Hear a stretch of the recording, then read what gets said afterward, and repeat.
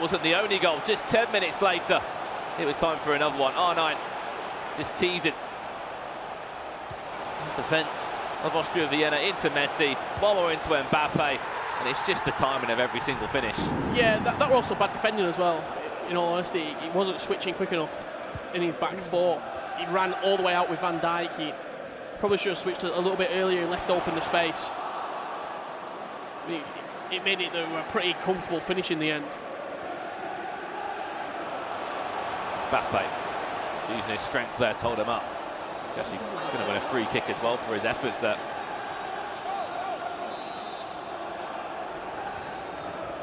Had some interesting results from AS Roma today. Volley. He's looking for it. Sadio Mane tops it up.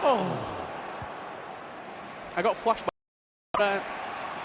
Bayern Munich versus Man United when they dink it to Ian Robin on the edge of the box. He hits the first time volley. Yeah. Oh, that's all. Unbelievable. I'll get flashbacks.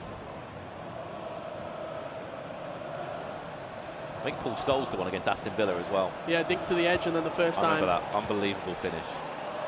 See, Sadio Mane couldn't have the same effect on that occasion. Just didn't hit it first time.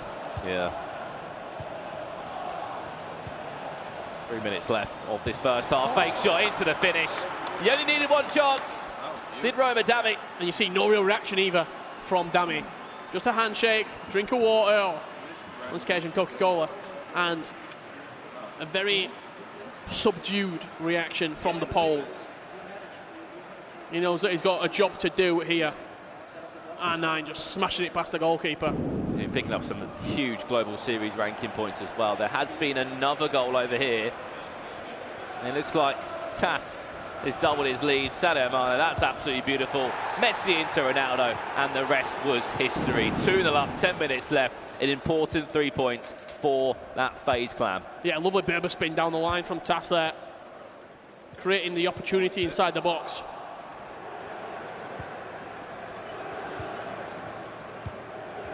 The fourth official has indicated there will be Added time of just 2 minutes. Dami striking back in the perfect time, and as I was alluding to, obviously that PlayStation 4 country tournament, he picked up the 200 Global Series points there, plus multiple appearances for Champions Cup. That's happened a few times today. Certain finishes that 9 times out of 10 you'd put your money on. Just blazing wide. How has that gone wide right there? Rami Saeed is lucky to not be 2-1 down after being 1-0 up in this game. Unless I missed it, but no, I don't think so. Right? No. It's so great. You get your pass accuracy. All about the pass accuracy from Zelonius. I don't trust the first touch. And of course, there's a handful of players that are waiting to get things going this afternoon. Group B and Group D, you can see him in the Players' Lounge. You can see on your screen Gravison there, virtual Liga champion from last year. He's practicing, he's ready to go. Of course, Team Footwears as well be taking part today. The question I'm asking is, what is Dan researching there on his laptop? I'd love to know. Questions that remain a mystery to this day. You see Tass there. 3-0 up right now versus Sib Wolf. A massive 3 points needed for FaZe Clan to try and claw their way out of Group A. And that's going to give Mino some confidence as well, knowing that he needs to get that win as well. They can get 9 points out of a possible 9 in round 3. They're going to be going home from this venue today. They will be smiling. Of course, the first 2 rounds might not have lived up to what they wanted to, but if they can max out that last round, got time to go back, you know, say what worked, what didn't work, 2v2s, what weren't we so good at. The beauty of it here at the eClub World Cup is you've got day 2 to come and you've still got 2 more chances, 2 more rounds of fixtures. If you rattle off 9 points each round tomorrow, that's 18 points. You got a chance. That is full time as well from Tass, so that is a 3 points in the bag right there. Speaking of 3 goals, there's been a 3rd goal for Redemption Esports as well, Christian Spiteri. 3-0 up, 3 goals to the good. We'll get an update and we'll jump over and have a look at that goal shortly. Free kick, dinked in towards the front post. It's still in possession for Dami. Got it with a shot, took a deflection. It'll fall into the hands of the Brazilian Valles. And there's the scoreline. You can see up the top, Richard. 3-0 to Redemption. Again, another team that need points, need a win. And it was Messi and R9 linking up. He might have even been off balance, but he was never missing the target. Yeah, really well worked goal there. And this was a 3rd from Tass. Short free kick into R9, near post finish. 3-0, 3 points. It's the fact he's able to have a little pause there as well for that tackle to come in and then still finesse it round his man. Last was minute everything. Winner in the hashtag versus Lyon game. We'll show you which way it's went. Drama. 90+2 it was, Richard, on the stream. We'll get a confirmation when that goal does come in. Chance from Dami, it's perfect. And he will lead by 2-1. Great finish. That's all he needed. Really cute football around the box there from Dami. I think that going 1-0 down probably woke him up a little bit. I need to really push on here. It's such a in and around the box of R9, it really can be deadly. Dami's a player as well that, in my honest opinion, he's undervalued. The man always gets out of groups. I don't think he's ever, this could be an incorrect fact, and I'm sure I'll get corrected, but I don't think he's ever been grouped. Well, you said there was a goal, Richard, 90+2. It was hashtag, and it was hashtag Harry with R9 that picked up a huge 3 points. 2-1 against Olympic Lyon, just snatching that point away from them. Big, big win for hashtag United. We joined the game back. Oh, Charles, that was glazed over the bar. I think for the Dami discussion, I want to go as far as saying he's a player you'd back to make E-World Cup final. Oh, 100%. Year after year. He, for me, is in the same sort of boat as Ajax Danny. Yeah. Probably there's a reason why he stayed at AS Roma. Yeah, Rafsu. These players that, no matter how topsy-turvy the season is, they will always be at the biggest tournaments of the year. And the fact that he's never ever been grouped in competing for, what, 3 years now? 2.5 years? Is a huge, huge statement. He really is big indeed, and of course that's nothing against likes of Zimmer or Ramos, but there was a reason why that was that contract on the table again. He made the World Cup final. He made the World Cup final, and you can't argue with facts and stats. And that's why he deserved himself a new contract. And not on top of that, the highest-ranked Polish player at the moment. Expect him to be involved in the E-Nations if Poland can go and qualify for that tournament. But he's got big points just outside the box. 20 minutes left. What has Dami got up his sleeve from 21 yards out? Messi's going to be over it. Hullit's there as well. It's going to be a direct shot. It will be a direct shot. Ooh. I think it went just over the top of the bar.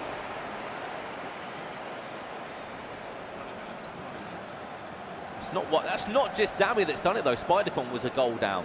Brought the game back 2-1. So then the question is it something that they're inspiring each other? Zelonius, the impact of the coach there. 1-0 down, turning games around. It's not fluke. You can see how each kind of booth is set out as well. Players and coaches all involved. And also one thing you take on that as well is that Spidercon's not sitting next to him. It's Zelonius that's sitting next to him. Spidercon taking more of that backseat role. Again, every player has their different kind of personal preference of how they like to be coached. Some players don't even want to coach in a match, but they did have experience in Bucharest. That Bucharest where it was a late goal. A semi-final as well. Let's not forget about that. He's made a top 4 of a major this year.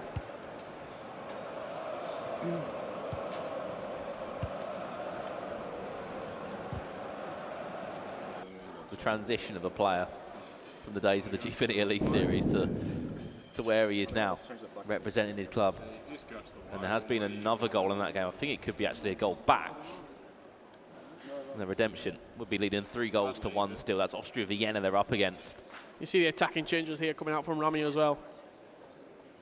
With 14 minutes left, has to do something going forward. And he's surrounding 3-1 right now to redemption.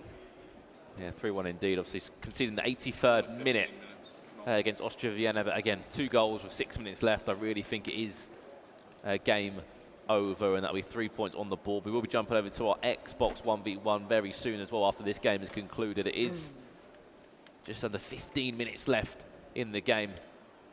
And that's up against AS Roma. There has been a goal. We'll go and have a look at it. I think it will be the Austria Vienna consolation, I'll say. I won't say much more than that. It was R9 into CR7. It was just a consolation goal, I think. Will there be any late drama in this game? Lovely Back ball. post. Chance. Oh, it's beautiful. A lovely lofted cross towards the back post, and Pele was there waiting for it. What a header that is from Pele.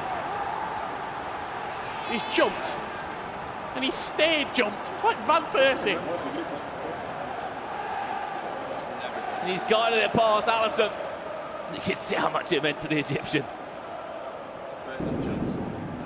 A team that need points on the board. That 1 point could be massive come tomorrow. 11 minutes left for Roma to make their claim, pick up 3 points and Really continue to push Fnatic. Yeah, just against each other, really pushing each other on results. Fnatic though, they were flawless in round 2 of their fixtures, winning every single game. 9 points out of a possible 9. Duo of Tom and Tex. 8 minutes left. There will be plenty of time left for at least one more decent chance. I want to say Austria Vienna have just scored again. I don't know what the minute is on the clock there. 90th minute. Oh, but there's been another goal as well. Redemption have scored one as well. It's 4 goals to 2, that. Will be 3 points on the board. Christian Spiteri doing enough to get that PlayStation 4 win. Been a breakthrough for Fnatic. It'll be the PlayStation leg there. 1-0 up. That's against Clash Crazy. Ooh, asking for a penalty there. Damn, shake of the head. He connects onto that finish though, Richard. It's either, if he doesn't make the tackle, it's a goal. If he mistimes the tackle, it's a penalty. It had to be perfect. That's exactly what it was. Took the sting out of the shot. Possession was able to fall back to Rami Saeed. Team Nasser. The last chance in this game. They've got additional time as well to get that ball forward. He seemed to enjoy playing out wide and looking for that cross. Is he going to look for it again now? It's going to fall to the Dutchman of Johan Cruyff. Done well to get past his man. Still in possession somehow. Sadio Mane, shot comes in. Looking for that near post smash. Can win that in the air. Going to get the ball back. There'll be a minute left. Has to get the ball into Dami's half and has to keep it there to avoid the referee blowing up for full time. What more chance? The throw-in's going to come in. There's his options though. Cruyff. Free kick. Tamane will get a free kick and it'll be a case of everyone in the box. I'm going to loft it in there and someone get on the end of it. Is it going short? You can't go short. He's controlling what looks to be like Cristiano Ronaldo. He's made the run. He make the run? Ronaldo's in the box. He's headed away by Virgil van Dijk. Referee, you played your 3 minutes. And there's the full-time whistle there. Point shared in the PlayStation 4 match between Sami and Dami. Point apiece right there. Let's have a look at some of the goals from around the rest of the games, because just looking, Nordovin currently 1-0 up. Is this a direct shot here? Trent Alexander-Arnold over the free kick. Oh, that's beautiful. That is beautiful. There was a reason why there was a bit of noise coming to the left of us in that Fnatic pod. There's also a goal over here, and it was Arkan going 1-0 up well, to get that ball forward against Gorilla. That's jumped into the Xbox game. Now, of course, games are at different points. We will keep you up to date on which leg they are in. Remember, it's a 1v1 on PlayStation, a 1v1 on Xbox, then the 2v2. There was a goal for redemption. That put them 4-1 up, and then there was a consolation again from Austria Vienna. That made it 4 goals to 2, but the 3 points were given to redemption. And to get into that top 4, it could be a case of goal difference as well. So a +2 goal difference there for redemption. As we do head on over to our featured match here. Leg 2 in round 3. Between Nordovin versus Neo. Of course, the 2017 E-World Cup champion in Gorilla. And that is Nordovin Arkan. Obviously, that's Hyper sitting behind him. Hyper was playing that PlayStation leg. These two have played together for quite a period now. They've been involved in the national team over in Norway. That you look at France as well, leading really by example when the friendlies they're playing, the facilities they've got as well. But more importantly, Richard, the 2v2 practice that's available. Yep, they were practicing quite a lot for the East Arena as well, playing with Valrega. Unfortunately, they did get knocked out in that tournament in the quarterfinals. But they came into that as favourites, didn't they? Lost 4-2, yeah. The tournament, everyone talked about them. And after winning season 1 of that E-Serie, and you expected them to go and do the business. Over in Bergen. In Norway, unfortunately, as you said, they couldn't go the full way, and there was a new champion crowned there. But that experience, still playing the 2v2, still being as part of the team, really could be vital for their eClub World Cup campaign. Did enough to qualify from home. Here's Gorilla, Frankie de Jong. Interchange with both Neymar. Tried to get into R9, unfortunately, it wasn't good enough. Ball falls to Arkin here. See team of the year, Sadio Mane, starting for him actually. On that right cam position.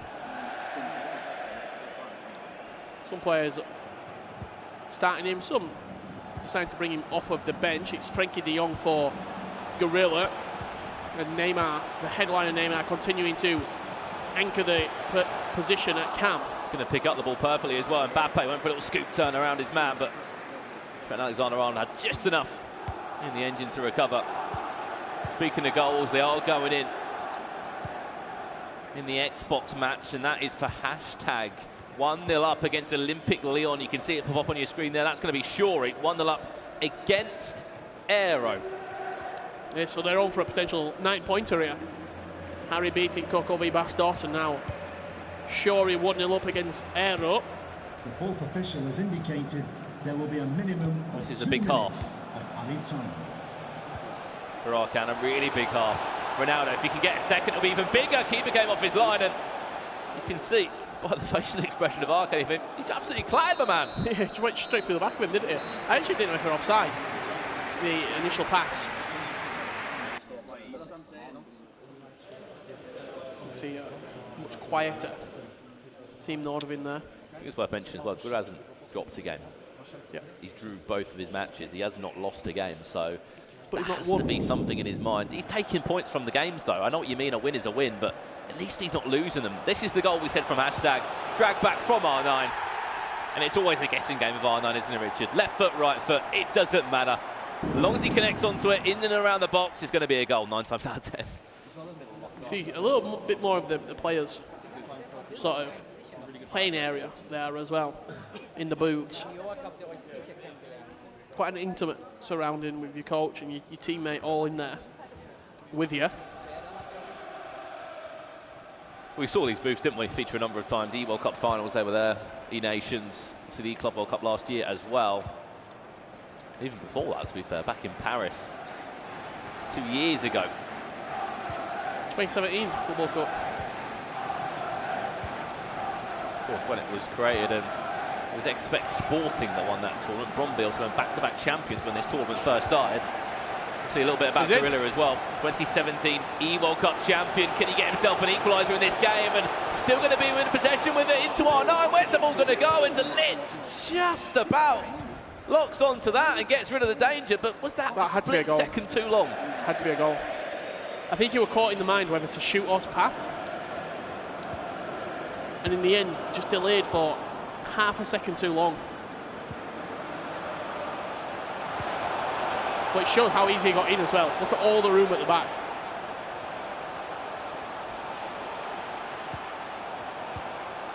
Zidane. R9. It's a CR7. It's interesting as well, you can see Gorilla, 23 years of age, already got a World Championship under his belt compared to someone that's so young from Norway, 18 years of age. But again, he still has a title on his shoulders. Yeah, the a lot of people go and say the number one ranked Norwegian player that we have been able to see. Of course, Hyper, this is Arkan playing. We must repeat that. His teammate, who is also an E-Serie champion. And Hyper has a little bit of momentum about him right now. If you sort of talk to any of the PlayStation players or any of the sort of the people who's played him before, they'll all go, oh yeah, he's decent. He's really decent, actually. He can play, can Hyper. So see if he can drag this Nordvin team to maximum points here. Zidane. First time we've really seen him used today. into Mbappe. This is Hullet, chance. CR7 just offside. Well, it's his teammate right now who is playing in our camp. A lot of people were saying maybe the weaker link, but if anything, he's probably played better in this tournament. Maybe that's been his motivation as well, to really prove himself. I'm not getting carried here. I'm not here on my teammate's skill. I'm here because I can play as well, and I can put up a fight. It was a vital part of qualification, wasn't he? Well, that's been an equaliser in the hashtag game, and that is from Aero. 60 minutes on the clock. It is 1-1 the scoreline there. We'll do our best to keep updated with all the other goals that are going in other matches, but everything else is currently 0-0.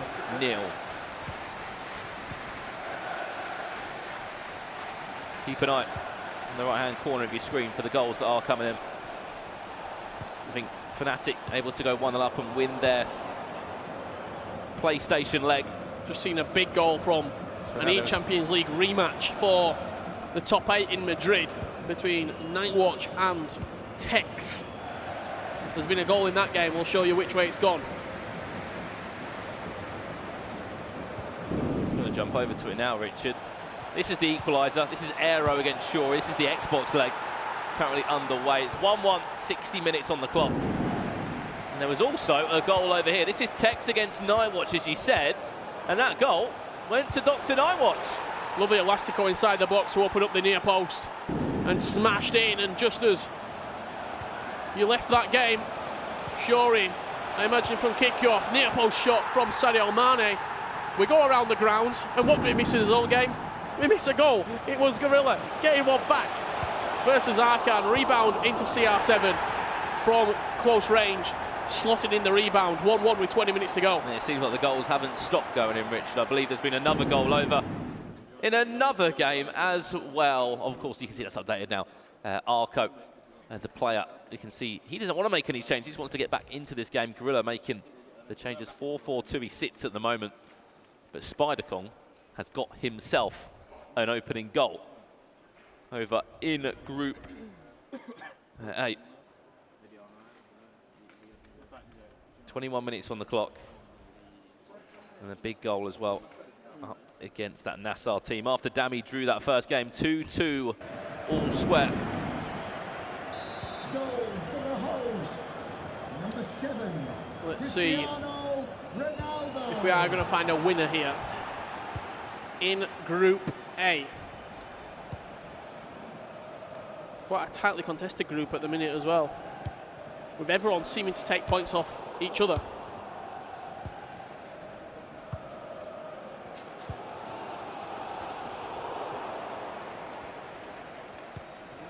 Here he comes now, Arco. Messi, can he find R9? Can he find that killer ball into R9? You can see he's looking for it. Yeah, just a little bit forced, if anything, trying to find the gap there that wasn't opening up.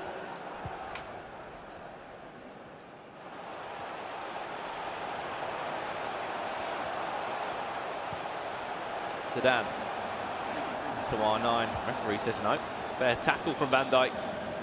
Still got the 2v2 match to come as well. Should be even more exciting.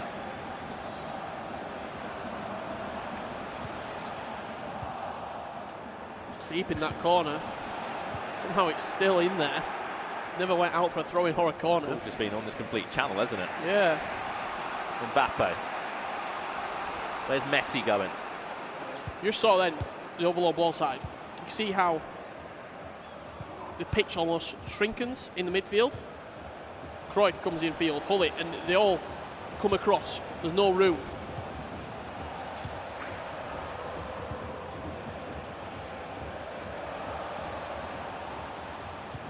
Five minutes left. Messi now. And there has been a goal for Fnatic. You can see they've got a goal by that. Tex with the goal. Shot comes in. Van der Sar parries that one away. The pressure is really on for Gorilla here. Just 4 minutes left in that game. Hashtag United 3-1 up. Yeah, hashtag cruising too. Another 3 points there with Shori against Aero. Just having a little look across the rest of the games. couple of draws in Group A also. Gonna fall to R9. This is Frankie de Jong. Where's he gonna go? For a fake shot, but fake shot into danger. The last attack will be falling to Gorilla here.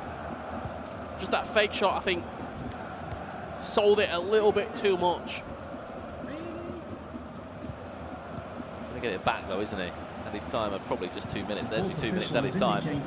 There will be a minimum of 2 minutes. Will it be a point shared, or is there one last twist to this match? I don't think there will be. I think it will be all square. Doesn't have enough time to play that ball forward. We've had our 2 minutes played already. It's a long ball headed away by Trent Alexander-Arnold. Referee will conclude it. Another day, another draw for Gorilla. A piece, that 3 games played for with a 3 draw. Still has not lost a game. Still picked up 3 points. A point on the board for Nordervind. And as I said, got a 2v2 game still to come up between these two, which should be really, really exciting.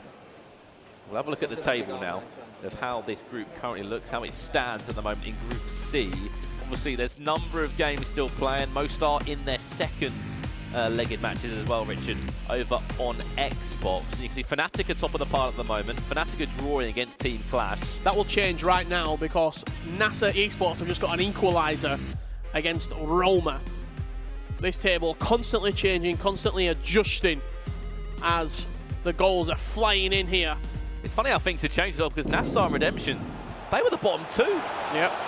If you look after round 1, we're going to have a look at the goals from Shore. He just ran away with the game in the end and is able just to pick up that win now as that match is just finished. It's all done and dusted.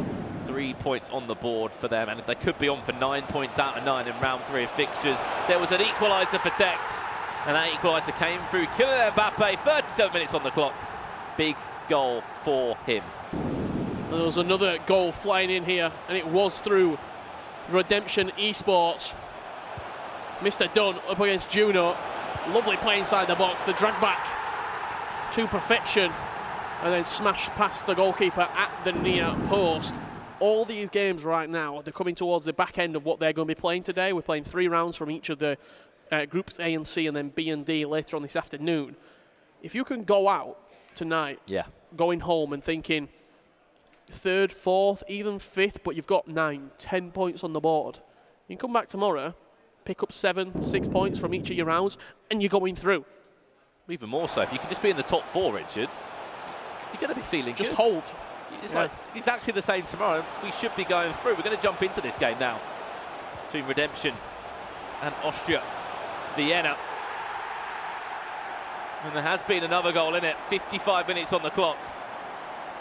As you said, Richard, Mr. Dunn looking very impressive in this game as well, after such a strong performance from Christian Spiteri in the first leg. That's up against Juno as well. That's the Bundesliga champion. There's 2 goals to 0 down.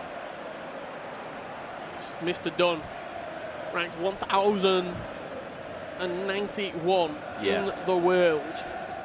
Probably about 20 points. He's probably played a couple of weekend leagues. Yeah. Qualified for this event, and he'll be up probably 1,000 spots, I'm saying, probably 1,050 spots. He'll probably be in the top 50 after this event's finished. Well, I joked to him, I went, is it about time you got some points? He just laughed at me because as you said, Rich, he's over 1,000th in the world, needed to get to some events. Lucky enough for him, he's going to be in Paris, and Paris seems to be the event that's bringing out all the legendary names in the scene. Principe as well, we'll see him in action a little bit later today. He's qualified for that event, but this is looking good from Redemption. They needed this. On the other side for Juno, we need to see better from him. Yeah, it's a poor display, isn't it, from Juno right now. We expecting bigger things as he goes through here. Mr. Dunn to make it 3, keepers off his line, near post. Finesse, and Yashin just does enough to keep this still at a contest. And another goalkeeper we've seen today as well, Richard, Lev Yashin. The hat. Being back for Juno in this game. An interesting fact as well, that E-Bundesliga last weekend was played on Ultimate Team with just Austrian Bundesliga players. Can you remember a few of the names? Skobesberger, I think they're still there. I think I could rattle a few off still. Minamino in at camp, Palmer Brown in centre half. We need to see a little bit better from him. Currently Bundesliga champions, 2-0 down in this game. You thought last weekend would have given him some confidence, especially that he has qualified as well for Paris. He's part of that pack of players that have done enough to qualify for the next major. Could it be three? It's off the post, on the rebound. It will be three for Mr. Dunn. Huge 3 points for Redemption Esports right now. They had to turn this around at some point today. And right now, they're finding their 4 3 points in the bag, going into the 2v2s. This is Fnatic up against Nightwatch. R9, lovely drag back, half the drag back. Moved it onto his left foot and slotted past the goalkeeper. And then I heard a little roar coming from the left-hand side of the studio, and it was a Brazilian roar from Spider-Con. Messi with the goal. To be honest, again, just turning around games, it's something he's been able to do. He did pick up a 3-0 win against Tex as well. Let's not forget that. Yeah, it seems like that's what Roma's done all day, isn't it? Go 1-0 down and then win 2-1, 3-1. If anything, Richard, you know, we looked at that group that looked very much interested in that Group C. Clash right now, they're sitting in 5th. They're outside of the top 4. So Mr. Dunn were playing then. They were just spamming the offside trap. They're like 4 offside traps in a row. Just see, look, the facial expressions from Juno just was quite exhausted. They don't know what to do. R9 looking for a fourth. It's so good to see as well. You know, players that are previous World Cup champions still in the fold of competitive FIFA. No overload ball side for Mr. Dunn. It's almost like when you ever watch like a karate film. Juno, the young rookie, playing against the sensei right now in Mr. Dunn. He's being taught a few lessons. The scoreline certainly proving that. Maybe 4. Hullet saved on the rebound. He's always winning in the air. Lev Yashin This can't is catch a huge cold at the moment. for goal difference. They won the first one 4-2. I believe that the 4-0 up now, that's +6 goal difference. They could pick up 9 points from Austria Vienna right now. They're back in it. They're probably top 3 in Group C. 4-0, probably one of the highest scoring games we've honestly seen so far. It might have took them a little while to get going, but Redemption Esports, I bet they'll be wishing they could play round 4 and 5 right now. Yeah, they're in great form as it stands. I haven't really seen too much of them in the 2v2 aspect, so I look forward to keeping an eye on that game closely. Just 10 minutes left. Juno just want to prove to himself that he can try and break down this team, but everyone is back behind the ball for Mr. Dunn. Even Delit's in the way. Bullet into Cruyff. What a save, Allison. Mr. Dunn's laughing because everything, honestly, has been perfect from him. Keeper's been great. Every chance he's had, he's put it in the back of the net. Defensively, there's another tackle on his side. And that goal difference, as you said, Richard, will be crucial come tomorrow. Yeah, it's just getting stacked, isn't it, the goal difference right now? This will be a +4. Maybe even get another one as well. Just looking at the other games. 82nd minute between Fnatic and Team Clash. It's Tex leading 2-1, and AS Roma 2-1 up. Spider-Con in the last couple of minutes. Then we're into our 2v2s for round 3. Lovely ball. Chance for goal number 5, just pushed off the ball. Last chance of the game. We know the 3 points are on the board for Mr. Dunn. That's 6 points out of 9 so far in this last round of fixtures from Redemption. And he continues to make this Group C even more interesting today. Can't explain, Rich, how important those 3 points are for Austria Vienna in this 2v2. They've not picked up a point in round 3. They have to get something, even if it's just 1 point. They have to do something. You're also stopping teams around you. If you can just take a point. Yeah. Everyone's in the right area. Carlos Alberto that time. Full time. Mr. Dunn gets the job done. 4-0 in the Xbox. And you can see what a week can do. My famous quote, the 7 days in FIFA esports, what a difference it can make from being on literally on top of Austria, winning that tournament there, and right now. Last week he's on the stage, he's picking up the trophy, getting the prize money, and right now He needs a hug. They're not looking too good at the moment in that group. See, at the moment it's so tight. They need to pick it up, and they need to get it going for this 2v2. AS Roma's about to conclude against Team Nassau. That's 2-1 up at the moment to Spider-Kong. I think that should be done and dusted. Added time of 2 minutes. That's being played. That's full time. That's another 3 points on the board for Spider-Kong. Tex gets the job done as well. 3 points more on the board for Fnatic.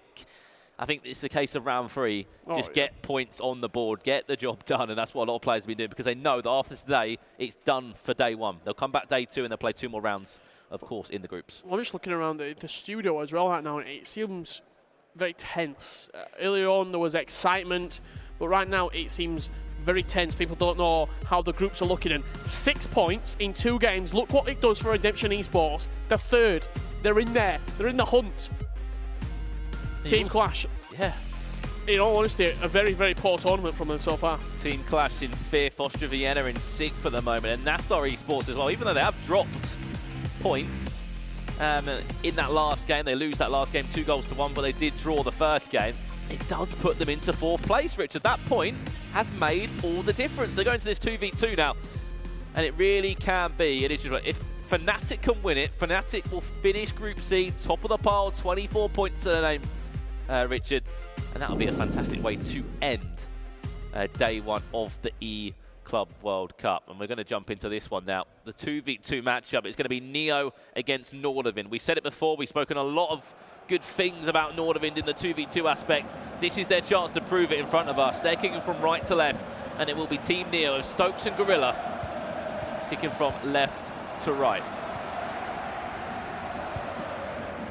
Of course, we are not focusing fully on this game. We'll be checking over Infinity Esports against FaZe Clan.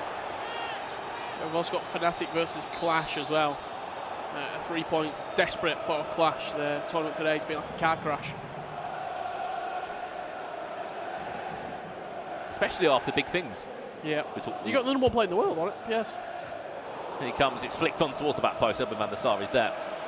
I mean, the interesting thing about 2v2 is we're trying to work out which curse is who. So when the goal goes in, or maybe a penalty's given away, then I'm sure we'll see who is controlling who.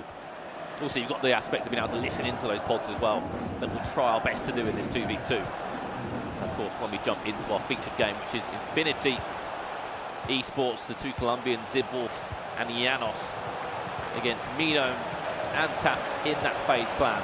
Back to goal for R9. We'll just have a half chance of the goal, was defended well. In 2v2 as well, it's all about the manual runs. It's all about there's less AI on the pitch because you've got 2 players controlling. So it's all about how you can affect the game yourself.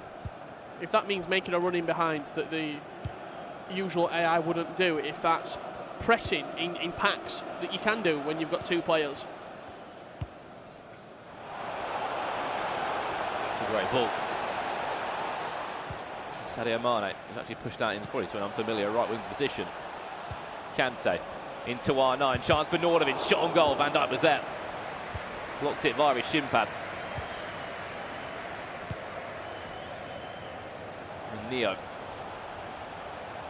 come forward again. This is the face cams for both of these 2 as well. You can see how close you have to sit to these monitors as well. Trying to fit 2 big gaming chairs in a pod, or even 3 of the coaches, it's quite difficult, let alone round a monitor. Yeah, Zach just on the box at the back. Trent over it. That was going to be a shot though. It's one of them. Neymar played it short. Alexander-Arnold. Pull it. To Mbappe. This is Neo.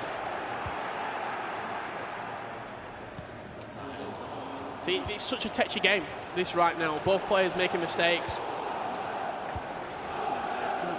The nerves, the tension, last game of the day as well. All that will be playing on your mind.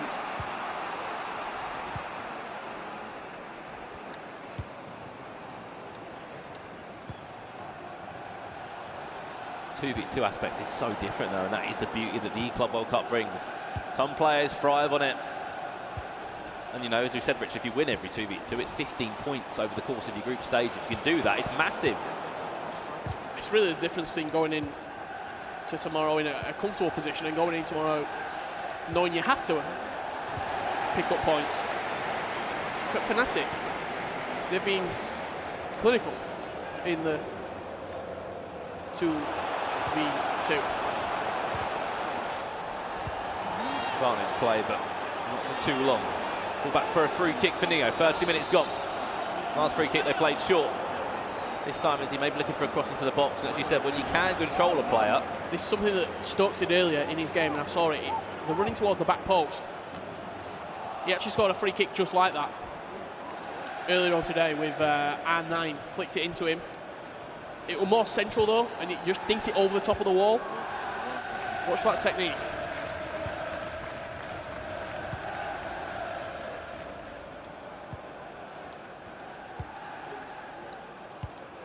That is the beauty, though, isn't it? The 2v2. You can move players from corners, from free kicks. Throw-ins. Simple things like that that really can make a huge difference. I'm sure Nordavind don't know that too well. Pull it. Ronaldo to Ronaldo, the R9. That picks it up. Can he find that killer pass inside? I think he actually wanted to try and find Sadio Mane.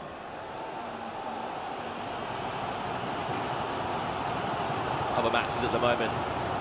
Infinity Sports against FaZe Clan 0-0. No goals to talk about really in any of the games. Hashtag it's Leon 0-0. Of course, the game that we're looking at right now, 0-0.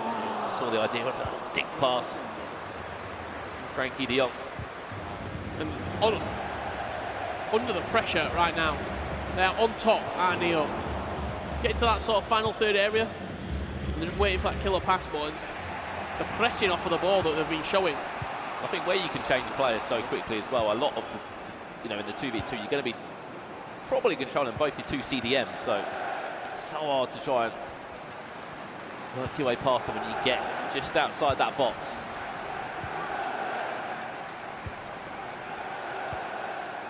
And we normally see players obviously strive from in a 1v1. Here they don't have as much time. Every decision has to be quicker. Nearly into a goalless half-time.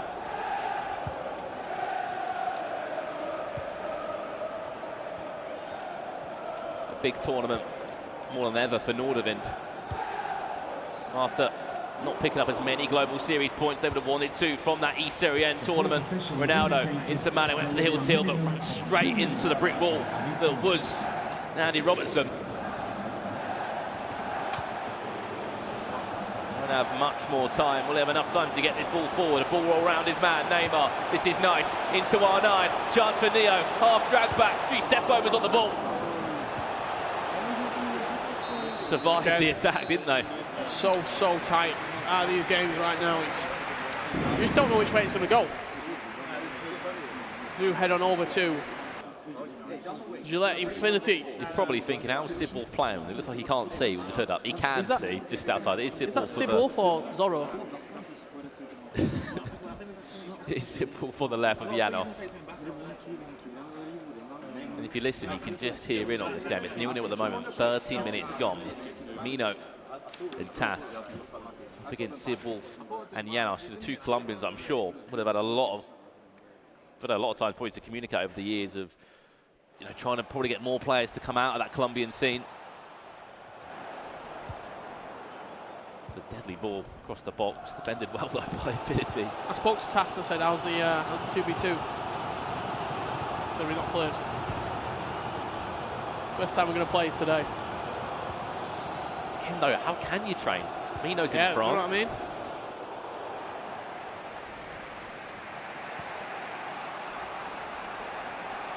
Does ask the question. They made it here, that's all that matters. And also in qualification there wasn't obviously a 2v2. Yeah, they're all 1v1. It was all 1v1. For the part of 15 points though, would it be worth just getting a flight over? Meet up, play a bit. Neutral country. Go to Belgium. But then again, last year, did text the winners. Nicholas. No. Practice. They turned up to the event and they won it. This ball ping-ponging around here. Gillette Infinity getting hold of it. Elastico with R9, looking for the space out wide for Sadio Mane. Fake shot down the line, cuts inside to R9, rebound! Surely. It was soft goal to concede. But just before half-time, Gillette Infinity go 1-0 up here. And the discussions continuing between Mino and Taz.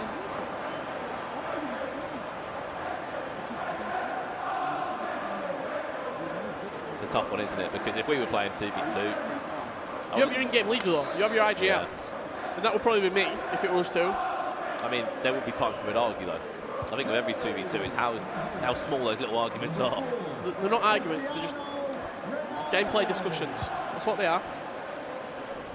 Whatever they are, you have to move on quick past them because before you know it, you could be 2 or 3-0 down. Infinity though, they will be leading by a goal to 0 just before that half-time interval. You can see how the table is looking. There will be a minimum of 2 minutes. Hashtag 16 points as it stands. Then 0-0 against Olympic Lyon. Obviously Neo currently 0-0 as well. Infinity, big win this could really be for them. On the other side of that, if FaZe can win this, they would probably overleap Olympic Lyon if Hashtag can pull out a result. Then you've also got Nordvind. 3 points for them, puts them up into 4th. If they can beat Neo in this 2v2, 3v3, is that looking into the future? We can have 3v3 in the future. In this 2v2 third game. It's so tight though, isn't it? 4th, 5th and 6th. 1 point separating them, many of them. And there goes half-time whistle. Slight advantage to the Colombian team. We jump over to the game we were talking about, Nordvind. The Nordvind win will do them wonders. For Neo, it would just mean they'll continue to chase Hashtag or even overleap them. When we did leave this game, it was Neo who seemed to be in the ascendancy. They were probably creating a couple more chances, but nothing has been clear-cut yet. Free kick on the edge. 19 minutes left.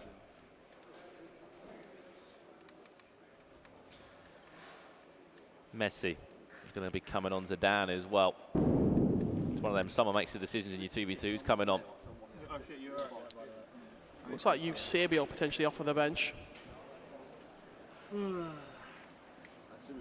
As a super sub, Eusebio coming on at right cam. Looking on the rest of the bench, he's got Frankie de Jong potentially to liven up the midfield. There's going to be Frankie for Nordvind here. It's one of them in your 2v2. Would you discuss who do you want to bring on? Or does someone just, as you said about the IGL, someone just say, right, he's coming on, he's coming on? I think you'd have a discussion, but usually one voice is louder than the other. Has to be. Speaking of which, there is drama in one of the games. There's been a penalty in the Hashtag Lyon game. We'll find out which way that went. Shorey taking it. Saved. And that will be a penalty missed from Hashtag. There's a chance that would have been to go 1-0 up in their game. 0-0, that game will stay. We'll have a look at the penalty as well, Rich. You said Shorey stepped up to take it.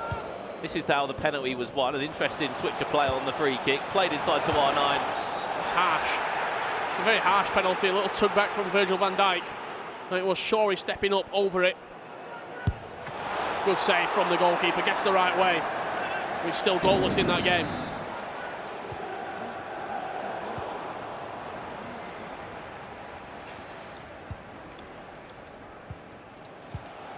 How many 0-0s are we going to see in the 2v2? You haven't seen too many of them today, to be honest. Yeah, I mean, how many have we got at the minute? We've got 3 of the 6 games currently 0-0. I feel like there might be a late winner in this. 10 minutes left. Neo already in quite a comfortable position in the table. Nordvind can pick up this. Should finish them on 10 points for today. With a draw, will make them on 8. And there would be sitting in 6th. Bottom of the pile in Group 8. As we said, if there's one place they're going to find, it's 2v2. We're just waiting for them to back that up.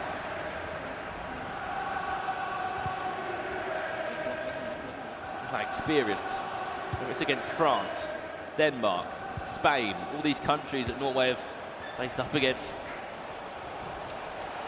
in international FIFA friendlies. This is the one time to use that experience. There's been a second goal, Brandon, which could affect this group even further in the FaZe Clan Gillette Infinity. And you see it at the top of your screen. It was a second goal, a doubling of the lead for Gillette Infinity, which I believe will leave FaZe Clan marooned at the bottom of the table. Yeah, not good at all, but you said it perfectly. Apparently not really any 2v2 experience coming into this tournament. Neo, the last chance of the game. Time for a huge clutch moment from Stokes and Gorilla. And in time of just 2 minutes, is R9 going to be on side? He's not going to keep the ball though. Now Nordavind to counter. Can Nordavind get this ball forward? Will they get that last chance? He could be through. This could be a huge chance. Just bait the keeper off a little bit. That was the chance. The ball had to be played into Ronaldo, and they know it. Just feel like the goalkeeper coming off just threw him off a bit as well. See there the discussions between Hyper and Arco. I'm not sure who it was who were actually through, but if he'd played it earlier, maybe we were in. He took an extra touch. The keeper came off his line really good. Goalkeeper sort of baitness and the positioning from him to bring him out and then pull him back into his goal. But a point apiece, and I think that's Nordavind bottom, FaZe Clan 5th at the minute, and then the top 4, Gillette moving up into that top 4. Who'd have thought Gillette would have been top 4 as it stands? Well, it's the Colombian duo, isn't it? Infinity, you can never write and Janos Sib off. Wolf. I mean, they do pop up at tournaments as well. Janos was telling me that, you know, he was a penalty away from being in the top 4 of his console in Atlanta. He went out on penalty shootout in that game. So he's a player. He's been everywhere in competitive FIFA. 2011 grand finalist, made it to the grand final as well. Great to see him still involved in the competitive FIFA scene. Neo, though, quite a good day from them. Obviously, they didn't really drop points. Maybe they could have got themselves a few more wins, but they drew a few games, which has allowed them to be in the top 4, to be in the top 2, in fact. There's been a goal in the 2v2, Richard. Which way's it gone? It's gone to Fnatic, currently 1-0 up against Team Clash. Clash need points right now. This is live, 35 on the clock here. Team Clash really struggling in Group A as it stands. Just looking around the ground at the minute. Gillette still 2-0 up, and Roma have just scored as well to go 1-0 up in their 2v2 matchup. What can they do from here? This is Team Clash. About 4 people over it from 39 yards away. Number of dummies. Played short anyway into Ronaldo. Carlos Alberto picks up on the edge of the box and then outside the boot pass to try and get something going. Nothing came of it though. Possession changed hands. Van Dijk's completely out of position. He'll have a little bit of time to try and get back. A lofted ball all the way out. Keeper's off his line. Allison's out to head out for a throw-in as well. Yeah, Allison just doing enough. Coming out, sweeping up any danger. It's the last game of the day for a number of these players. Group A is near enough finished. We're just waiting for that Infinity FaZe game to conclude. Olympic Leon are done for the day. Neo are done for the day. Of course, Nordavind in the hashtag. They are all done regarding their 3 group games for today. They will be coming back tomorrow to play round 4 and 5. Group C, though, still so much to conclude. It's the only halfway point as well. We've got an entire afternoon and evening of FIFA esports action. We've got like some Manchester City, Team Footways Australia, 11 Esports, Barisha Esports, Team Makers, the Italian home nation. There will be a minimum of 3 Last chance of the half. It's going to fall to Team Clash. What can they do from here? Sabia wanted to try and turn his man, but well defended. It's a risky play out actually from the back, the lob ball. Get rid of the ball, it's fallen too kindly. Has to be a goal. There were 2 mistakes back to back then. They tried chipping it out twice. You see the discussion there. Well, I thought it was 2 minutes, I won the 3, so I thought if I could hear it, it's down there. They survived the chance. That's the main thing. You can hear some discussions there as well from that Fnatic booth. Oh, beautiful. What a finish that is. AS Roma 1-0 up.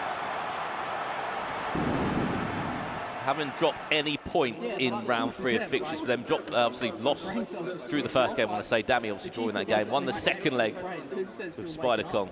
And now at the moment in control. I'll tell you what, Richard, that's been a goal back for FaZe Clan. It's the 88th minute though. Ronaldo scoring that goal. I'm not sure if they'll get a chance to win the ball back, but if they do and manage to salvage a point out of that game, we will definitely hear about it with Mino and Tass. And it could be a massive point as well back into this game. 45 minutes left. Fnatic in front of that bright orange strip. Ronaldo with a few heavy touches. Carlos Alberto doing enough to recover possession. The team clash. Group A is near enough finish. We're just waiting, as I said, a few more minutes. They're in team management at the moment. Is FaZe making a few changes that could really try and just throw everything they can forward in the last few seconds. It's like one chance if they're lucky. Yeah, they have to hope that they actually turn the ball over. A lot of players in this situation will just go around the back. 2v2 though, you get more time on the ball as Hullet breaks free here. There's so much time as well. Tries to finesse it in. And it's Allison. Man to break up that attack. Tips it round the right-hand post. Hullet though looking very dangerous. Corner. Van Dijk's being controlled towards that front post. It's been headed away by Ronaldo. And headed only as far away as Trent Alexander-Arnold. Little dink into the box. R9 back to goal. Find that tackle perfectly from Ruud Hullet. Yeah, I really like that as well. Didn't rush the shot. He actually just brought it under control. Didn't press a button. Wait for the ball to fall into him and then decided to take the shot goalwards.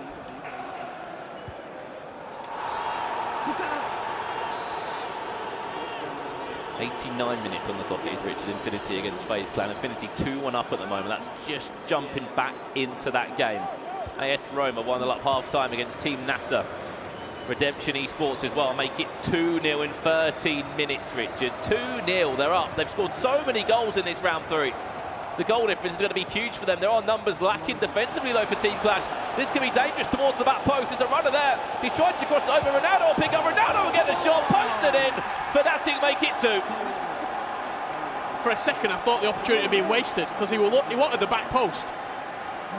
Ronaldo took control of the situation, took the ball off of him, and just smashed it into the near post. It's full time, Richard. FaZe Clan lose 2-1. Infinity Esports did enough. This was the goal they did score to try and claw their way back into the game, but it just simply came too late, Richard. That was the 88th minute they did that. Yeah, we were wondering if there was time for him to get back into the game. This is Redemption Esports, so we're on for a clean sweep in round 3. This will be 9 points out of 9. Didn't only score 1 though, Richard. They scored 2. 2 in 13 minutes over there. They're not even in the 20th minute of that game. R9, clearly, there's been some sort of 2v2 gelling going on. The duo of Christian Spiteri and Mr. Dunn. 2-0 up over there. Back to our featured game. 2-0 to Fnatic, who will top the group with 24 points with this win. It's not bad out of 27. That's 1 game they've dropped. Look at Team Clash there as well. Tied bottom at the foot of the table with Austria Vienna, and then AS Roma 17, Redemption on 13, and NASA on 10.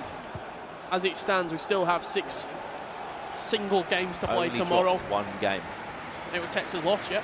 So every 2v2 they've won. Every PlayStation 4 game for Tom they've won. They've only dropped that 1 game, as you said, against Spider-Con. Still fantastic. 24 points if they can see this game out. Could have been a mistake at the back there, just getting rid of that. But is it a communication breakdown for Team Clash? Spoke tonight what yesterday was like, because I know Clash's English isn't Crazy's Clash isn't his English isn't amazing. Maybe so he just about understands me. A little bit of English breakdown, but I also think as well, you ask, is he motivated? Clash. He's top of the global stage rankings on PlayStation. Is he even bothered with tournaments like this? Is he pushing himself? They're questions that you've got to arise, because to have a fall off of a semi-final and then a cross-console final, and then getting back grouped. to that topic in a minute, Richard. AS Roma were actually 2-0 up. It was a little bounce off Delit's right boot. Messi's not missing from there. It was a gift of a goal. And the Argentine will find the back of the net for the second time in this game. 2-0. They will lead.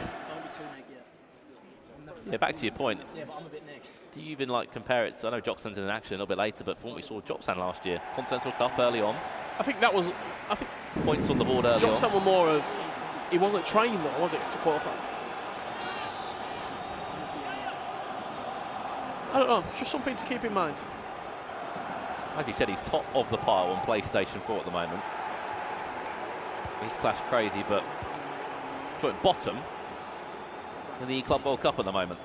That is Group A. That's all finished. matches played for today. Hashtag 16, Neo 15, Gillette Infinity 12, Olympic Lyon 9th, Abbey should say 4th on 9 points, and then Faithclan and Nordavind tied bottom on 8. A big day 2 needed for both of those two sides. I mean, look at Olympic Lyon. That's 7 points from round 1 of fixtures, and then 2 out of the last 18.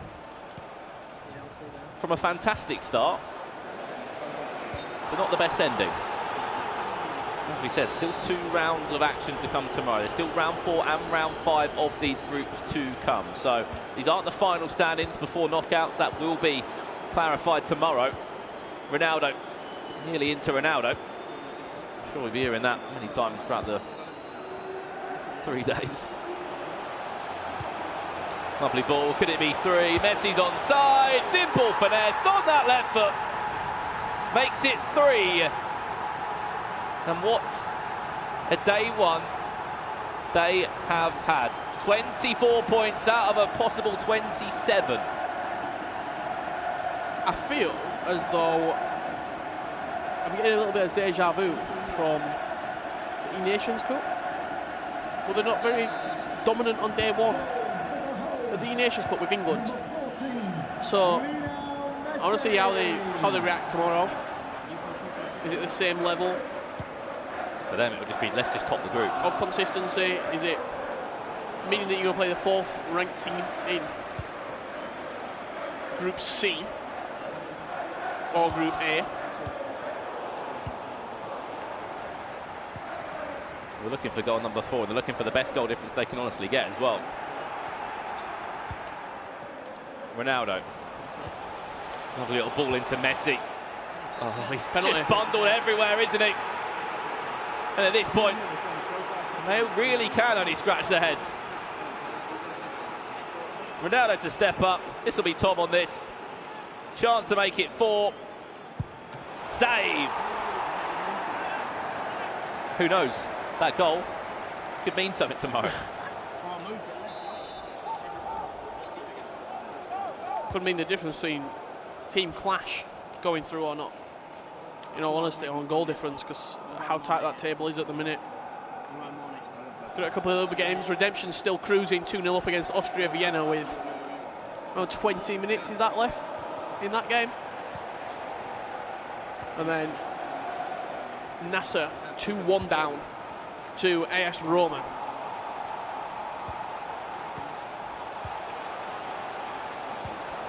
This is how this Group C is looking currently as it stands, with the goals that have gone in and the goal difference behind them. 24 points out of a possible 27 today for Fnatic. They're the best team that we've seen so far in the tournament. Yes, we've still got Group B and D in action later, but positive signs and lots of goals scored. You can see what it's done though for Redemption though, Richard, scoring those goals that they have. Well, not only that, before this round started, they were cast away at the bottom of the table. 9 points later, they're in 3rd. You see this goal right here from Nasser Esports, potentially sparking a revival against Roma. with 15 minutes left, and the revival has been completed. You saw the goal that left it at 2-1. We heard a huge roar from our left-hand side. And now 2 apiece. Goal has just got in. Nasser Esports back square with AS Roma to make that group even more tightly contested. And in time in this one, looking for goal number 4. He's just offside, and that should be all from both of these teams in day 1 of the eClub World Cup. Referee, conclude this game, please. It is 3-0. And there goes the full-time whistle. Superb stuff, 24 points, top of the table. Fnatic are looking on fire. 24 points out of 27. Remarkable. This is the equaliser here for Nasser. Dinked into Pele. Touch, finished. Past the goalkeeper. That's the reaction.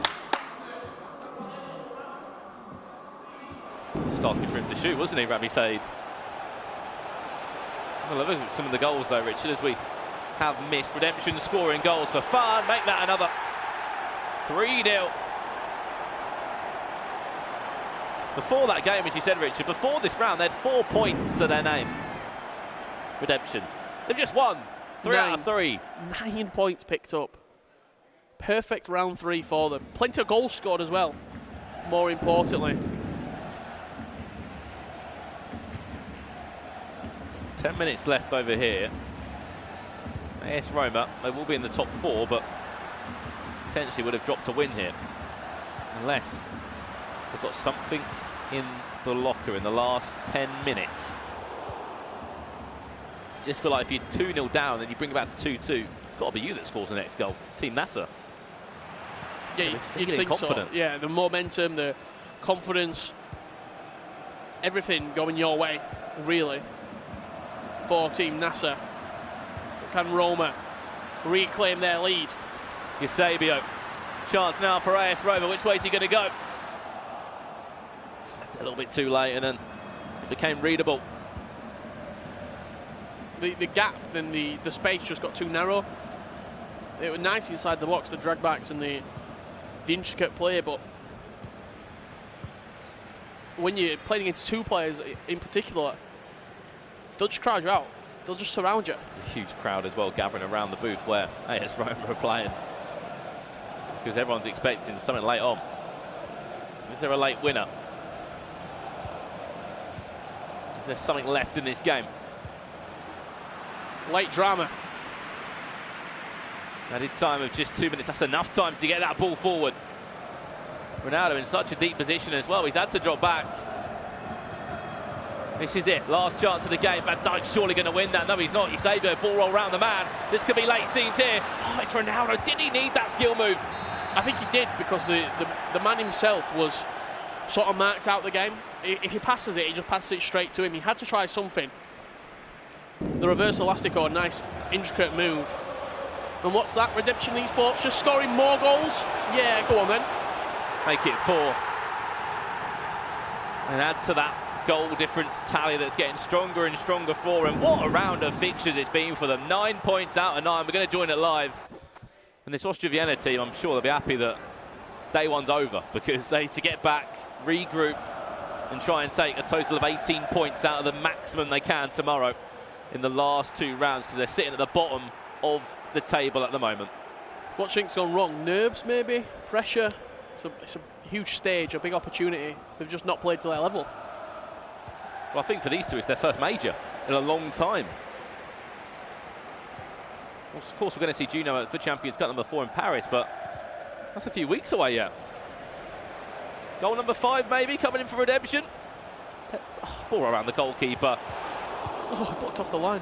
I said, damn. Fully honest, it was going to be 5. Send the goalkeeper packing. This is the last game of this morning's session. We're in groups A and C. Groups B and D will be getting underway very shortly indeed. 10 minutes left. Lucky enough for a lot of these teams, they will have 2 rounds of fixtures tomorrow to try and pull back something special. We can see what 9 points can even do. What a good round of fixtures can do. Look at, as we said, look at Redemption. Yep. From 4 points to 13.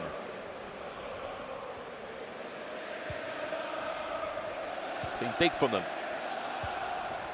Pull it.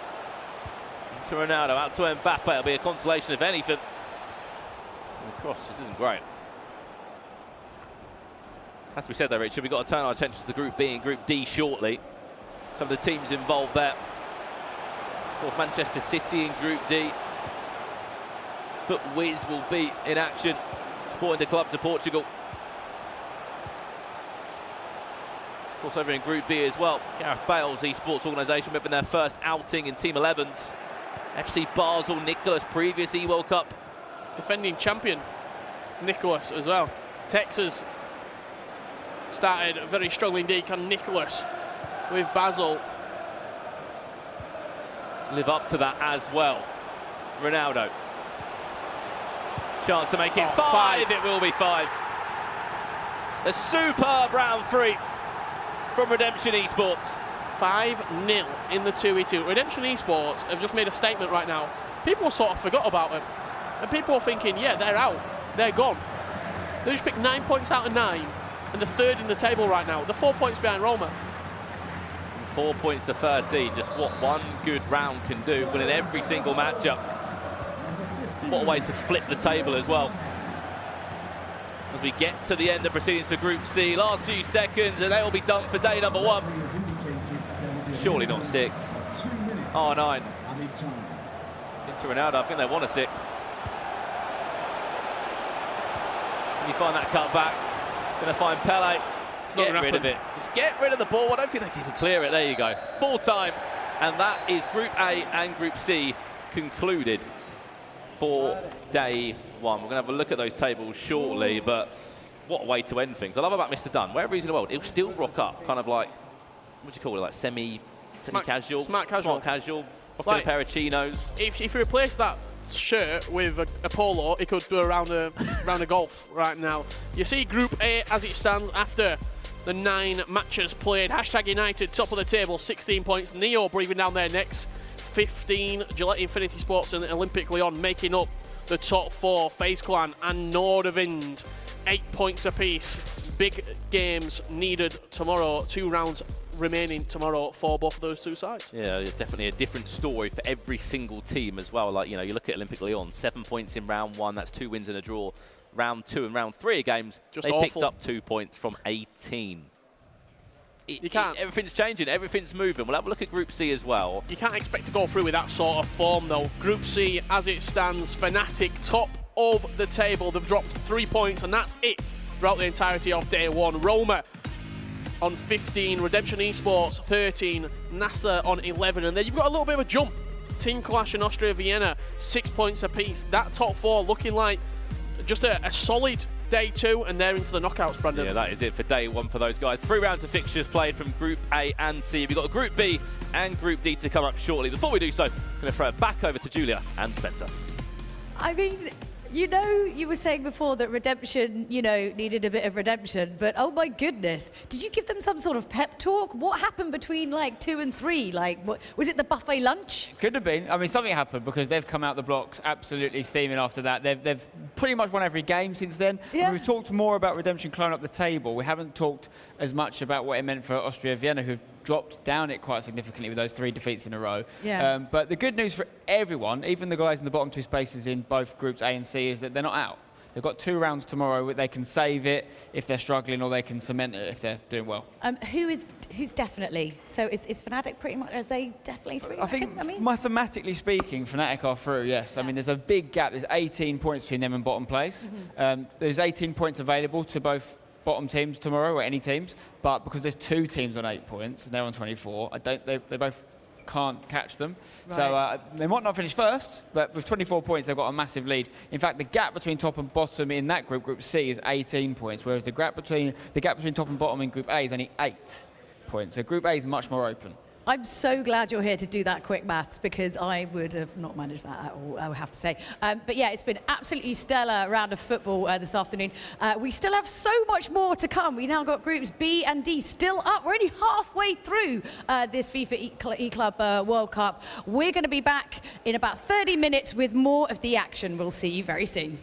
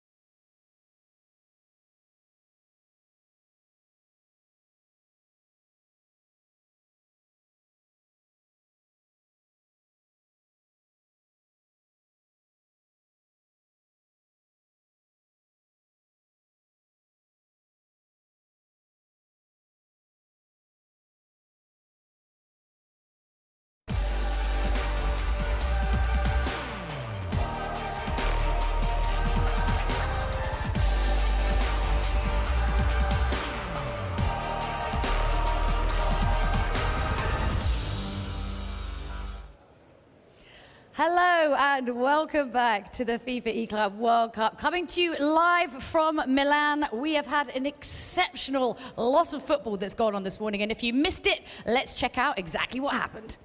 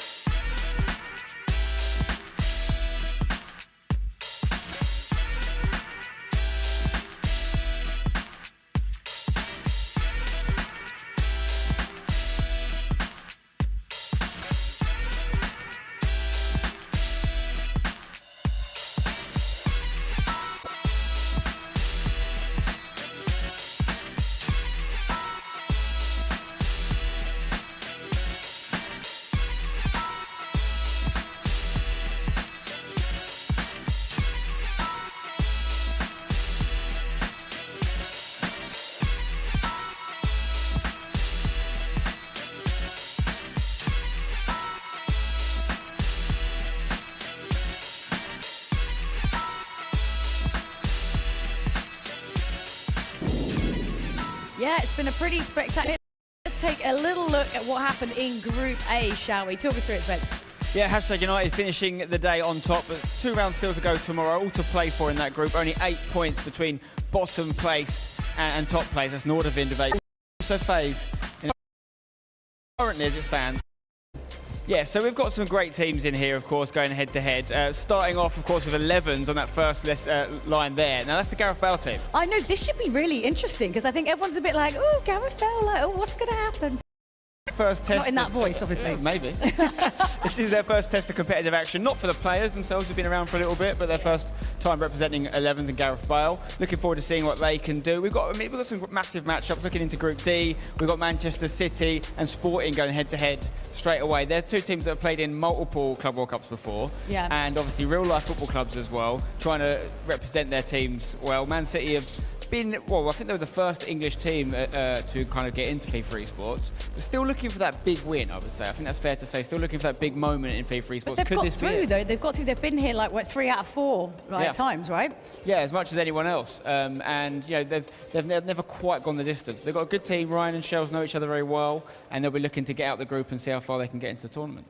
I mean, there is an awful lot going on this afternoon. It's very, very exciting. I think, you know, everyone's really, really keen to see how it's going to be playing out. And I think we should just get it underway because we have got an awful lot of matches to be getting through today. So why don't we chuck it over to our casters and get this afternoon on the go. Thank you, guys, and it is time to get this afternoon underway. I know a lot of the players and a lot of the teams have been sitting around sort of filled with anticipation about finally getting their opportunity to play today. Dan, we've seen Groups A and C already today. Now it's time for Groups B and D to kick off their action. Yeah, some would argue that you'd rather be in this situation because you can sit upstairs, you can practice, you can get some 2v2s on the go, but at the same time, that anticipation, you get a little bit nervous maybe, and then how are you going to play? Are you going to be feeling cold? Are you going to be warmed up? Some players prefer to just throw themselves into it, so it'll be interesting to see how they react to that situation. We're going to be starting off though with Movistar versus MCUS, and it is going to be Andoni versus Principe in the opening game. Yeah, we are indeed going to be starting off with this game. Andoni, obviously Spanish player himself and representing an all-Spanish lineup here on the Movistar Riders, so very excited to see those guys get it underway. But Principe, a player which I'm always excited about watching because he's one of those players who always seems to be in and about those conversations of, you know, being able to take down one of these bigger names, but hasn't quite broken through to that level that we see from some of these top players. But I really want to see him put in a big performance here in our first game of this afternoon. We did see a lot of success from Andoni throughout FIFA 19, and I'm sure that he is going to be able to do similar things in FIFA 20 as well. A very defensive style though from what I remember, so I'm sure that's going to suit him in FIFA 20, but I wonder whether it's going to be a similar situation to what I said about Nicholas. Like, do you lose a little bit of that flair if one of your main traits was a defensive ability? Or are you going to be able to find something a little bit different to be able to kind of set you apart from everyone else in the field? And speaking of Nicholas, of course, he is one half of the reigning champions of the FIFA eClub World Cup. Obviously pairing alongside Tex last year as part of King Esports. Separated this year, Dan. And Nicholas not quite reached the height so far this season that he had last year, but never count that man out when it comes down to putting big performances in on the big stage. Still qualifying for events and still here at the eClub World Cup. I think that's what's important. Just try and secure those Global Series ranking points, try and get yourself closer to those playoffs, and then potentially you can get to that E-World Cup. And then once you are there, you never know what could happen. I don't think many would have predicted Mo Alba as the World Cup winner in FIFA 19. Some would have, some believers. There's an opportunity here for Andoni to have the first real striking anger of this game and of this afternoon session. It was R9 Ronaldo, got it onto that left foot, looking for that finesse shot towards the near post. It looks like, unfortunately, we have a little bit of a technical issue. You can see the Makers coach there having a little bit of a giggle to himself about it. Obviously not ideal in these kind of situations, but an opportunity for a reset here. Luckily no goals to speak of, meaning that it's not going to have too much of an impact on the game. Yeah, when you've been waiting that long and finally get into it and then there is disconnect, it's always going to be a bit of a struggle for you, but we'll get now and restart it as soon as possible. But I guess it gives us a little bit of time to go through this group and who else maybe are threats within these lot. Movistar Riders and Makers are both big teams in this, but you've also got Blue United, who I think is a team we need to be talking about, the Japanese side. I'm excited to see what they can offer. However, on the other side, we've also got Man City Esports and Sporting, the late addition to this competition, and we can see how they're going to get up against each other. Huge opportunity here for Sporting, obviously replacing Fierce Esports, who have made it through, had a little bit of issues with visas, etc. This event is a huge opportunity, as I say, though, for Sporting to step up to the plate here. And one of those players, of course, Diego, what a season he's had already so far. Definitely a name to watch out for as this competition goes forward and as the Global Series moves forward as well. And here's a chance for Ronaldo, and it's just the post that stands between Sporting taking a 1-0 lead and this game still being tied up at 0-0. Shells representing Man City on the PlayStation.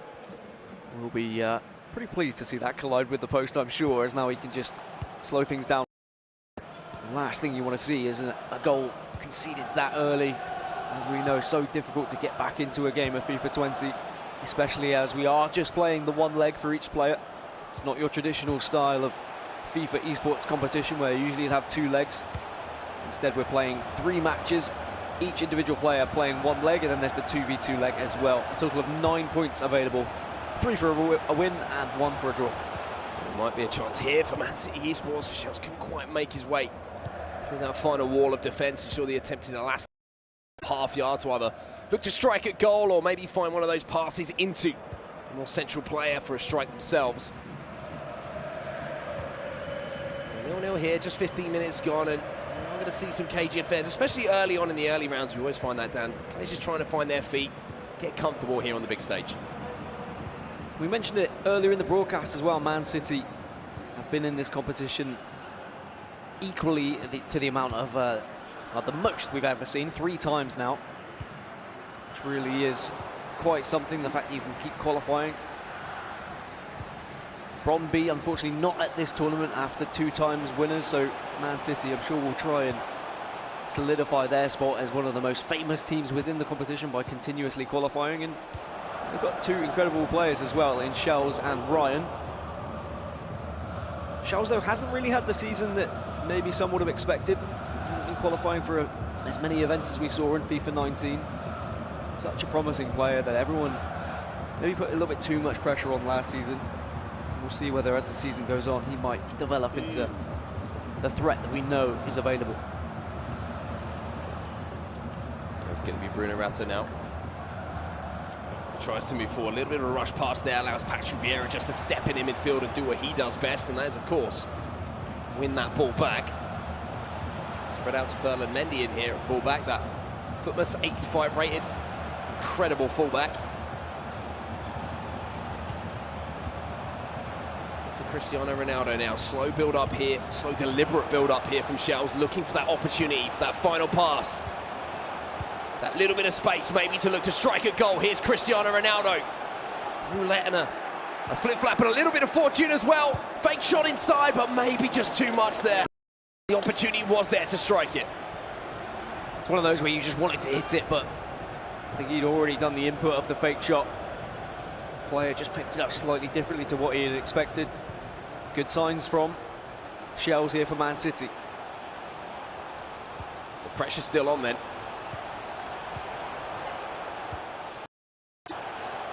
He's just counting the edge of his box at the moment. He really can't get out, and the pressure is just almost relentless here from Shells. Maybe another chance to strike it here. Fancy footwork here from R9. Gets the ball back, a little bit of fortune! But fortune favours the brave, and Shells takes the lead for Man City. You can see what he's trying to do. Both times just trying to utilise the 2 skill move chain. Any more than that and you risk the ball getting given away, but you can go for 2. You can get a roulette and flip-flap or any sort of McGeady spin. If you chain them together, you really can turn defenders inside out. We saw Nightwatch doing it earlier on in the tournament. But yeah, it didn't come of anything then, but it was enough just to make the defence start scrambling, and then the ball gets given away. And it was enough to get a little bit of luck on your side. And now Sporting going to have to try and come back into this one. And we have seen teams come back from a goal down in this tournament already. And with it just being the one leg it's off FIFA, certainly going to see Sporting come out of this one, and Bruno really try and get up in the face of Shells. Yeah, it's just been playing a game where he was absorbing pressure, and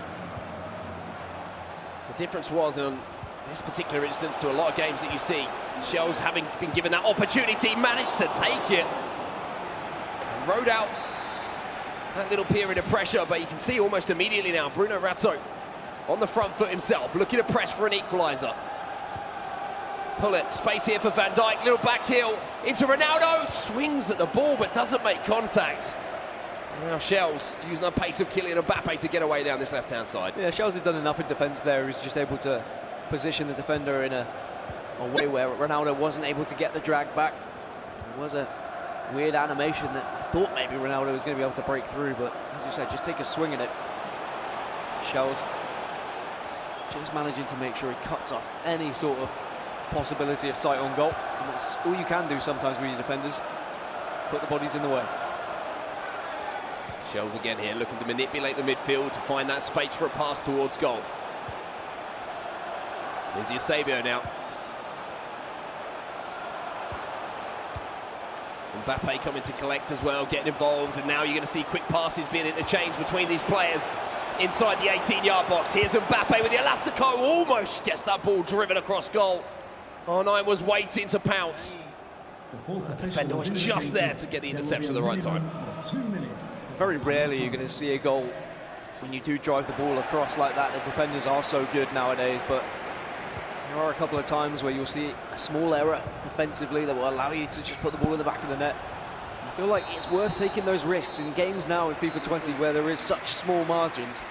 I don't mind a risk being taken. Right, there's goals elsewhere, of course. We will bring you all the action as it comes. It's Blue United versus FC Basel, and it's an early lead for Blue United. The 2 Japanese players really considered underdogs, in my opinion, in this event. But they've taken an early lead. Yeah, fantastic start for them, and we're going to rejoin the game that we initially started with here, Movistar Riders versus Makers. And it is tied up at 0-0, so even after the little technical hitch that they had, no goals to report so far. And just a few moments away from the half-time whistle here, and it will be Andoni with the last attack of the game. Yeah, just building, switching the play, trying to generate a little bit of space on the wing. Maybe taking a little bit too much time there, though, so the fullbacks were able to press, and it's going to give a chance for Makers here, Principe, to get the final attack in this first half. Eusebio into Cruyff, and almost managed to shrug off the attentions of the centre-back there, but couldn't quite do it. The ball will be sent long. And with that, you would expect the referee's whistle to go to signal half-time, and there it is. So no goals to report there between the 2 players, which of course means if it stays like that, it's going to stay all tied up as we have another goal here, Dan, from another game. R288 versus Ducks Gaming. It's going to be an early lead for R288 as well. It seems to be always Ronaldo on that score sheet.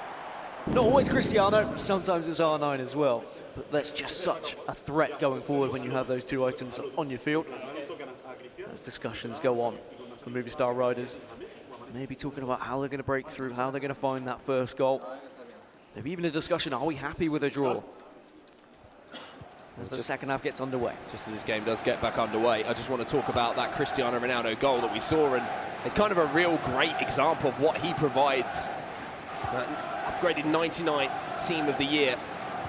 He just has that pace and that power, and if you get shoulder to shoulder with someone and you hit that fake shot inside, there's literally nothing you can do about it. Even if you've got Van Dijk there, pretty much Ronaldo's going to push him off the ball as well and get that yard of space to find a pass or a strike, and he's become a real invaluable asset once again this year here on FIFA 20 after obviously being such an impactful player. More with his head last year than anything, but it's good to see Cristiano Ronaldo back featured in some of these players' squads. I think one of the benefits of being able to use him in a team like this as well, where he's surrounded by other amazing and the best foot items you can find in FIFA 20. A little mistake here as Ronaldo's picked the ball up, and he might actually receive the ball back here. Ronaldo stops up, a couple of step overs, but the defenders managed to get back in here. Ronaldo back around the corner, here's Lionel Messi. Unfortunately, it's going to be David Luiz there. Flashback David Luiz, I presume, in at centre-back. He does the dirty work and wins the ball back. And I said it in Atlanta that I thought David Luiz should have featured. I think he is one of the best centre-backs that is available in game.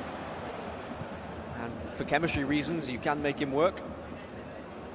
What I was saying about Ronaldo is the fact you can play him out on the wing. And because of that power, because of that presence, you can play an over-the-top through ball, and he will win it against the likes of Robertson, against the likes of Roberto Carlos. Well, here's Hullet into Eusebio, and he almost managed to turn away from the attentions of Frankie de Jong there in this, playing an essentially defensive position at that particular point, but the Dutchman managed to just get enough on the ball. As Eusebio was looking to turn away, and there's another Dutchman doing what he does best, and that's Ruud Hullet. Again, just being in the right place at the right time.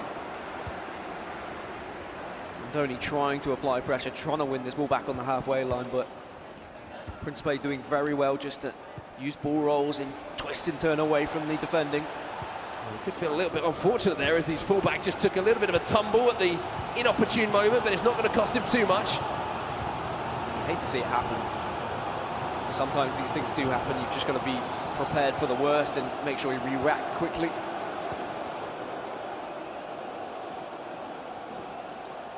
So 30 minutes left then in this first game. Frankie de Jong is driving forward here, the Barcelona man. There's a beautiful ball into Lionel Messi, his teammate at Barcelona, but couldn't find Cristiano Ronaldo, who was again making one of those penetrating runs inside the 18-yard box. It hasn't really been a game of too many chances, but maybe a little mistake like that might present one. Looks like Andoni might even be playing Cristiano Ronaldo at central attacking midfield as well, with R9 up top. Does mean that Ronaldo will be tracking back ever so slightly, but because of the work rates on him, he does sometimes just leave himself at the top of the field, and maybe that's what he wants. Maybe he does need that extra player just at the top, and if you have R9 and Cristiano Ronaldo both waiting there to try and press a counter-attack, you might be able to find a goal. Well, here comes Makers then. Principe really hasn't had anything to talk about so far in this game, and once again a little bit of a disappointing end to his attack in that final third. Goals elsewhere though. Blue United versus FC Basel, and it is going to be an equaliser for Basel. And that's going to be Nicholas grabbing that one. And then between Man City and Sporting, Man City took the early lead as we were watching earlier, but it's going to be an equaliser as well with Messi on the inside. Another goal to speak of here, and Team Footwiz Australia off to the best possible start here, and who else but Cristiano Ronaldo as they take the lead there over complexity. 1-0 to the Aussie lineup. A huge tournament for Footwiz Australia. I mean, the boys were saying how much it meant for them to be competing here at the eClub World Cup. What a run this is from Frankie. On the ball back, he sets up Messi! And the two Barcelona players there linking together. Unfortunately, Lionel Messi just couldn't find the finish. Into the tactics screen just to make a couple of changes now, get some fresh legs on the pitch. Usually R9 is sacrificed at this point because he is usually pretty fatigued when you get into the latter stages of the game, and looks like Eusebio might be coming on for Andoni instead of R9. And I mean, it's not a bad substitution to make. Prime Eusebio. Well, we've had a little bit of an incident in this game. We're hearing a little hill-to-hill here from Lionel Messi. Blue United versus FC Basel Esports, and that's the incident we're talking about. Virgil van Dijk falling Lionel Messi inside the box. The penalty was initially saved, but Lady Luck is shining there on the FC Basel player, and that will be a 2-1 lead. The rebound from the save for the penalty. It's a heartbreaker. especially as Blue United had taken the lead in that game. It was something that I'm sure they're going to be pretty frustrated with. Went the right way with the goalkeeper. We go back to our feature game, Movistar versus Makers. And really, I'd say Movistar Riders, Andoni has looked the better player. But again, nothing really to scream about from both. It's been a fairly cagey game, and I guess you can come to expect that from the first of the tournament. Well, here's Ronaldo there, maybe a chance to strike it himself, but that touch just got away from him, allowing Van Dijk to get in and recover. And here's N'Golo Kante driving forward now, fresh on the pitch. The run outside the fullback, well tracked, but there's space here for Eusebio. He can go either way, but he cannot go through David Luiz. I really just would prefer hitting it there. Okay, the likelihood of scoring isn't that high, but the likelihood of the keeper just palming that one for a corner, I'd say is pretty much up there, percentage-wise. And sometimes you will bury it with Eusebio. Just smash it top left-hand corner. Instead, try to be a little bit too clever. And as you say, David Luiz being maybe man of the match for Principe. So just a few minutes to go here, and it will be Andoni who has the ball to try and conjure up an attack of his own, and one that has to be more successful than anything he's put forward so far in this game. But a goal here, and that's 3 points on the board. You have to feel for either of these teams. Into stoppage time now as Carlos Alberto makes his way forward. Big tackle from Ruud Gullit, but doesn't get the ball back. Cristiano Ronaldo will fight for it. A lofted ball here into Eusebio, gets away from the attention to Kante. And Ronaldo strikes, he gets it back here. Strong tackle at the last moment there. Means there won't be an opportunity for a winner in this game, and it will be 0-0. The points will be shared. Smiles for Principe, but I'm sure both players would have wanted to start their tournament with a victory, but at least a point means that they're not going to be feeling the pressure too much. We spoke already how much pressure there is in these tournaments where you're relying on your teammate, where you've got the expectations from your teammate as well. But I guess setting up with a draw.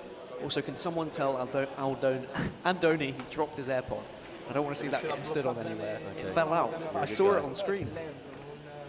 Good guy, Dan Gaskin, just making sure that everyone's been looked after. But we'll bring you some of the other games that we've got at the moment. That was a kind of a typical game that we would expect, like you were mentioning, and like you can see here, just one goal separating the two teams early on in these early rounds of games. As we mentioned, players are just going to be taking their time to find their feet a little bit, but 288, two players that we haven't heard too much from in the FIFA Global Series so far. We've got Don Ollie here, who's representing them on the PlayStation.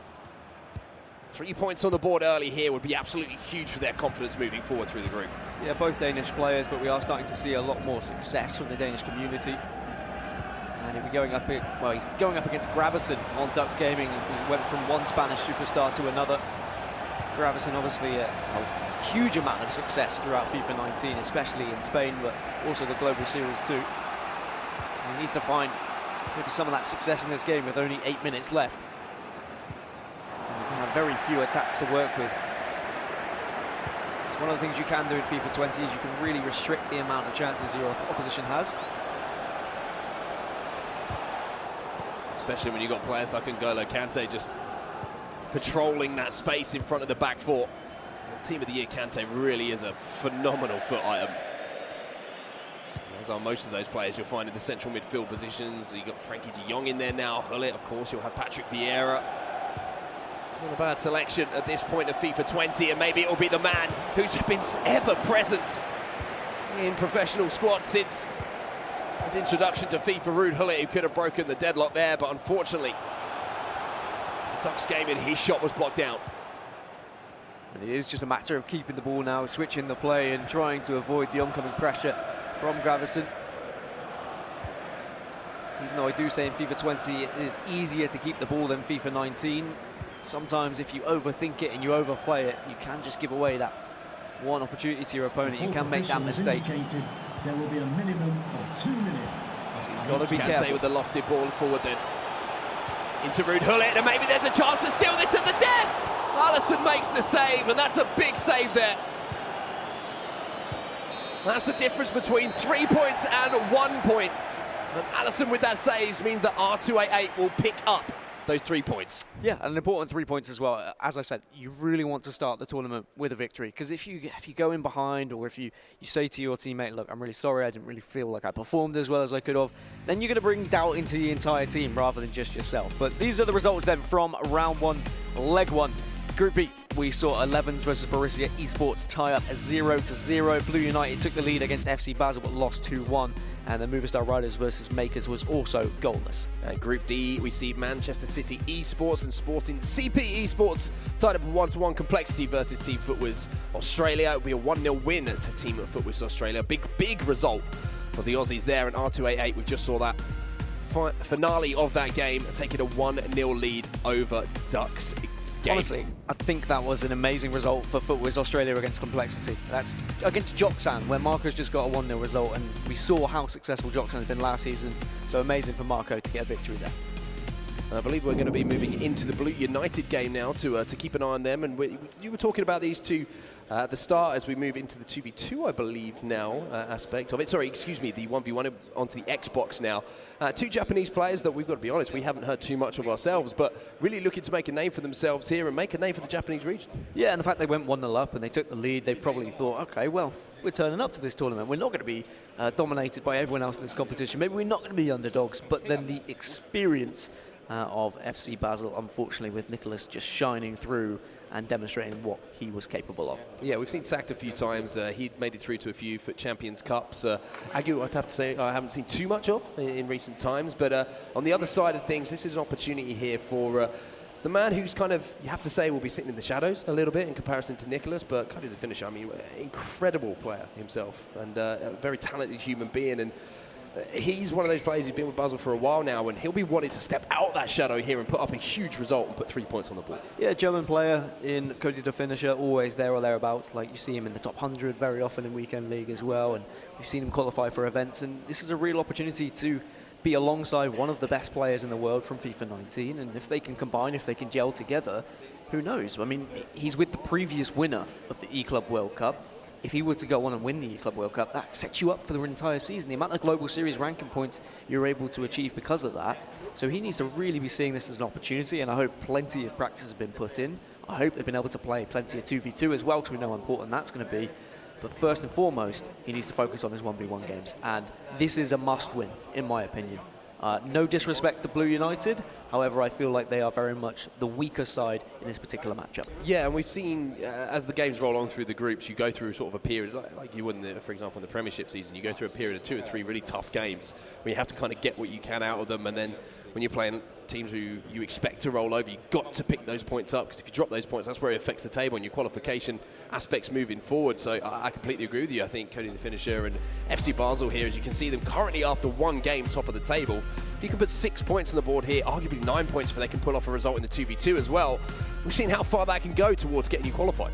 Yeah, we saw earlier Fnatic, they were able to secure a 9-point round, and they find themselves 18 points ahead of 5th place. So you can set yourself up for potentially already qualifying, even going into tomorrow when there's 2 rounds left. But still plenty of action for these playing in Group B and D. You can see Blue United are currently bottom, but Movistar Riders, Makers, 11s and Borussia, they are all tied on 1 point.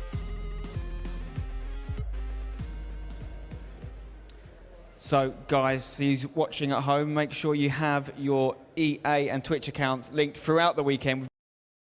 There's some Prime Electrum Players packs being dropped to a lucky few of you, so make sure if you're going to keep watching throughout the weekend, you've got those accounts getting some special items. We've already dropped Team of the Year Allison and Prime Icon Kaka earlier in today, so more to come over the weekend. Back to the casters.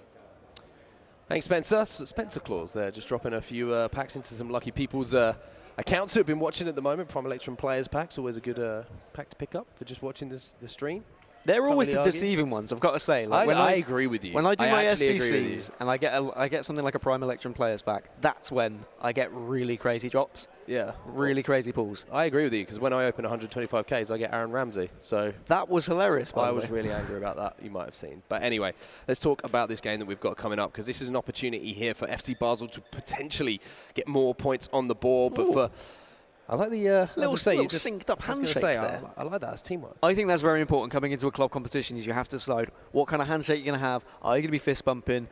Is there anything you can do that's a little bit special when you win? Maybe now Blue United are going to have a little bit extra pizzazz. We'll have to see. We've got Sachs versus Cody to finish up. As we kick off the Xbox side of this tie now between these two clubs. Trent Alexander-Arnold immediately looking for that ball down the line. It's Cristiano Ronaldo, and it's going to be Blue Hill coming forward here, Blue United. As Kante now gets the ball across here to Ruud Gullit. Beautiful start this, Eusebio. Working again with Cristiano Ronaldo, and we can hear in the background there already celebrations starting to ring out across the studio here. That noise is only going to get amplified as these games increase in importance as the day rolls on. This is what I'm talking about Cristiano Ronaldo being on the right-hand side. Okay, the ball went out of play there, but he just bullies fullbacks off the ball. And if you can really utilise that, if you can play those through balls, play those over the top through balls, you can find so much space. And where some wingers might not be able to break through into the box, Ronaldo has that power, has that strength to be able to force his way in.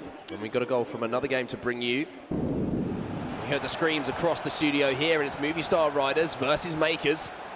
Movie Star Riders, it's going to be Zidane here with the first chance of the game, and what a finish that is from R9 Ronaldo, the Brazilian doing what he does best. That's finding the back of the net. Yeah, Zidane getting that goal. I mean, Zidane, the actual player, not the in-game player, not the icon. Of course, we saw his success from him at the E-Champions League last season, so good to see him showing up again in FIFA 20. Well, going back to the point that you were making just before we broke away to watch that goal going in. And that ball over the top down the line, I think we're going to see more and more of it, not only because of the pace and the power, as we have a look at all of the games that we have going on at the moment from Group B. Even when the defender, actually the fullback, gets that touch to the ball first, the likes of Ronaldo and Mbappe can actually fight and win that ball almost immediately. The player gets knocked off balance. So it's kind of one of those, you don't actually win the first ball, but it's the second ball where the strength and the power kind of does work in your favour a little bit. Yeah, especially when it is like Robertson or sometimes Carlos Alberto, sometimes Roberto Carlos. The only player I'd say who really challenges it is Trent Alexander-Arnold. I think he is the best fullback that we've seen in FIFA 20. And having him go up against any striker is always a good position to be in. We saw a goal there flying in that top left-hand side as well. And here is that goal, 11s versus Borussia Esports, and it's going to be Borussia Esports who take the lead there. Cristiano Ronaldo on that right foot is not going to miss from there. We will update you with every single goal that comes in from every single game as well. However, we have had a couple of 0-0 draws already in Group B and Group D. It seems to be very closely contested at the moment as we return to Blue United versus FC Basel. Can we see Blue United take the lead again, but maybe this time hold on to that lead? The free kick here. 29 yards out from goal. Taken short this time. We've already seen a couple of direct free kicks flying in this morning. Notable one from Fanatic Tom. Trent Alexander-Arnold, you mentioned him earlier. He's got a fantastic free kick statistics on that Team of the Year fullback. Look on Blue United now, 20 minutes into this first half of the Xbox leg of this match-up between the two clubs. Gullit now finding Cristiano Ronaldo, a little fake shot away. And you have to say Sachs looked very composed on the ball. Linking up skill moves beautifully here, and he gets the ball back. Cristiano Ronaldo drives it across the box, and Carlos Alberto, I thought for a second he made a mess of that. But the Brazilian did a good enough job to keep the ball out. That's all you need. You just need the good enough job. You just need to be able to stay in the game. As FC Basel can now press forward and build. There's that space on the left-hand side. It's Mbappe, though, this time. It's what you do with it. I want to see creativity from the wings. R9 dropping deep. Here's Neymar. Little drag back from him. Looks for that finesse towards the top corner of that near post, but Virgil van Dijk. I swear he's as wide as he is tall on this game when you strike towards goal. And once again, he makes the block, and there is that ball over the top, and Robertson, you can see the danger that can cause. Certainly a more open game at the moment, very back and forth. Neither player really being able to create any clear-cut chances that you think are guaranteed goals. Sometimes when it gets into a situation like that, you just have to start hitting them, even if it's from distance. We've seen a couple of first-time shots, we've seen finesses from outside the box being more successful now since the latest patch. Let's see if a chance does come here, but again, he just saw a momentary opportunity there, Cody, the finisher, to get that ball into central striker position and then work from there, but the interception was made. More screams ringing out across the studio as well. As goals will be going in other games, of course, we'll keep you up to date with everything that's going on here in Group B. A good tackle again means that the ball will be back at the feet of Neymar, and the Brazilian might be in behind the fullback here if Carlos Alberto can find him, which he does. Neymar on the right-hand side is interesting, but that headliner's item really is incredible. I mean, to be fair, Neymar's standard gold item is good enough. Ball in here to R9, well read though. Andrew Vieira with the tackle, but momentarily out of position now, having won that ball. Frankie de Jong. Vieira has managed to find his way back in. A little bit of fortune here. Neymar, Cristiano Ronaldo, and 99 rated Virgil van Dijk makes a tackle that represents those statistics perfectly. However, the trouble is, because the drag back now is so successful and one of the better ways to try and beat the man, it almost becomes a little bit predictable. So you're almost better not going for the drag back in that situation because your opponent is almost expecting it. Maybe one last attack for FC Basel, though. Great interception from Mbappe. It's the speed from which he can turn defence into attack, of course. There will be a minimum of 2 One of the quickest, if not the quickest items that are available. Well, Dama Traore might have something to say about that. If you played against him in game, he seems to just be quicker. I swear he's 100 pace instead of 99, but here comes Cody to finish a ball across into Mbappe. Beautiful turn! Like the composure in front of goal. In those kind of situations is what separates the best from the rest. And just doing something a little bit different as well. Not just stopping up, shielding and going for a drag back, but instead he's able to get enough space to drill it home with Mbappe. And the team of the year Mbappe is just such an improvement from his standard item as well. I mean, I know he got a couple of informs, he was getting better and better, but still the finishing was always a little bit lackluster for me, and only the 4-star weak foot. It was always difficult to try and rely on him, but team of the year Mbappe just has enough finishing statistics that it makes it good enough. Well, that goal wasn't the only one that's gone in. We've got more goals going in, and Team FUTWIZ Australia again, 8 minutes into the game, taking the lead in that tie against Complexity. We go over to Ducks Gaming versus R288. There's Cristiano Ronaldo now, a little flip-flap, creating the space inside for Neymar, and the Brazilian makes no mistake. Movistar Riders versus Makers was a goal lead for Movistar Riders, but Makers have been able to equalise with R9 just turning and going back onto his left. Again, the benefit of the 5-star weak foot. I cannot stress enough just how important the 5-star weak foot is in FIFA 20. As we go back to a different game now, we're going to focus on FUTWIZ versus Complexity. Max VIP going up against FUTWIZ Jamie. Of course, we saw the interview package from him earlier and how much he's done for the Australian community and with all the fires out in Australia, and he raised money for charity, using his platform for good reason. Yeah, fantastic stuff from FUTWIZ Jamie, and you can see here, this could well be the E-Nations team as well. Marco and Jamie teaming up here under the FUTWIZ banner. And there's a little bit of pride on the line for these two as Jamie's coming under pressure now and has to rely on his goalkeeper, Allison, to make a save. Great move there from Maxi VIP. This will still have a corner here. R9 into Cristiano Ronaldo. Mane makes the tackle. And Jamie can just take a second now just to get his breath back after that pressure.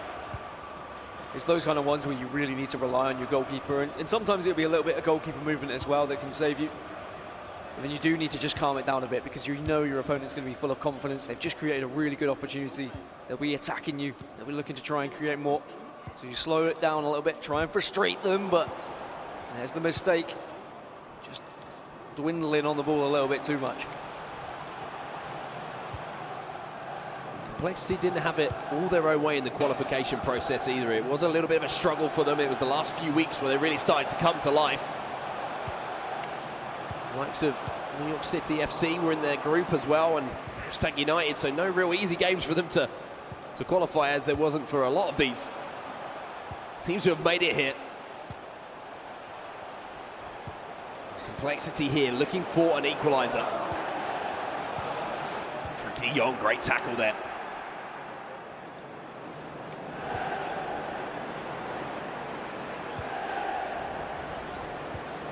Sabio now picks up the pieces. 25 yards from goal.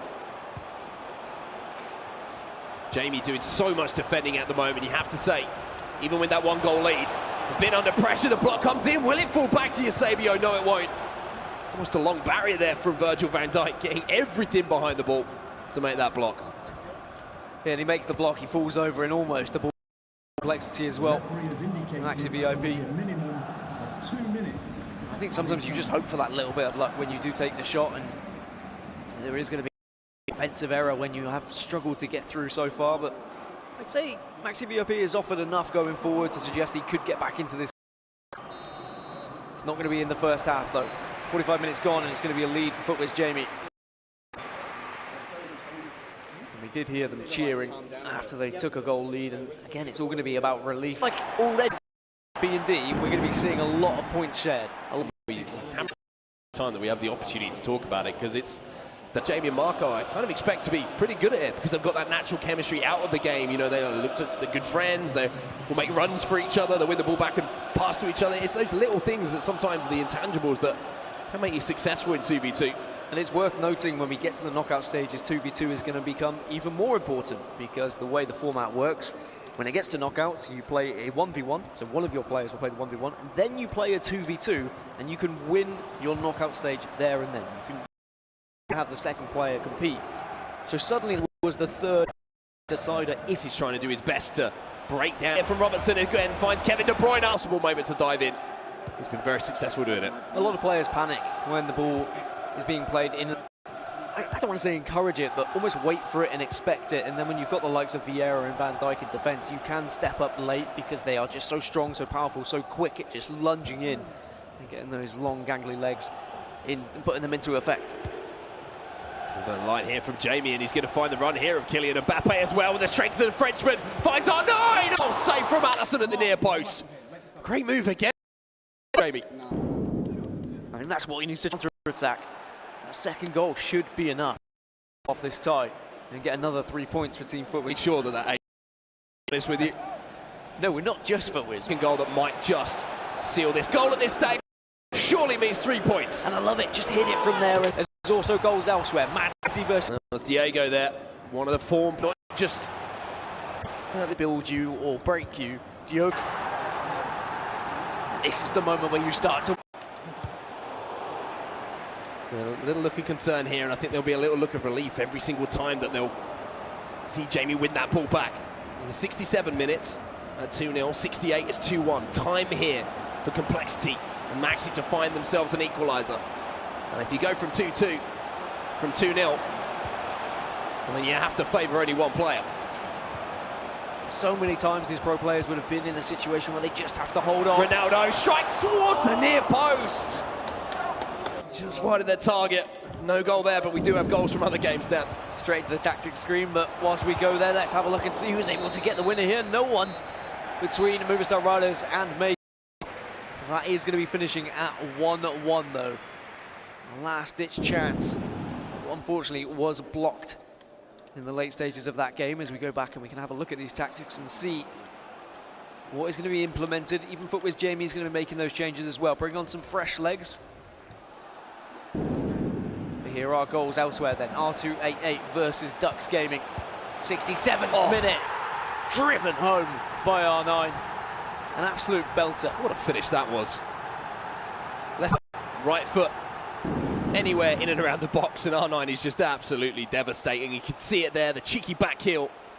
A little bit of elevation on it as well, allowing the volley to come in. It does seem that hitting the ball first time a little bit more effective than it has been at the start of FIFA 20. You're seeing more and more goals. I saw Tech scoring a couple of them earlier.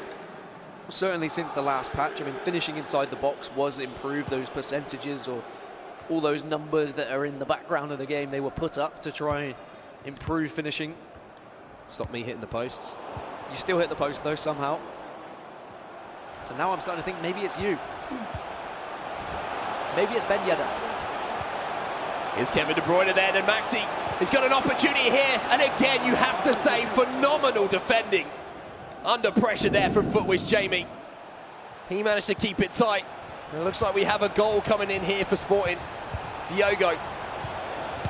That's the goal I think that we saw from earlier as well. Just a little replay of that one. The 2-1 lead now for them.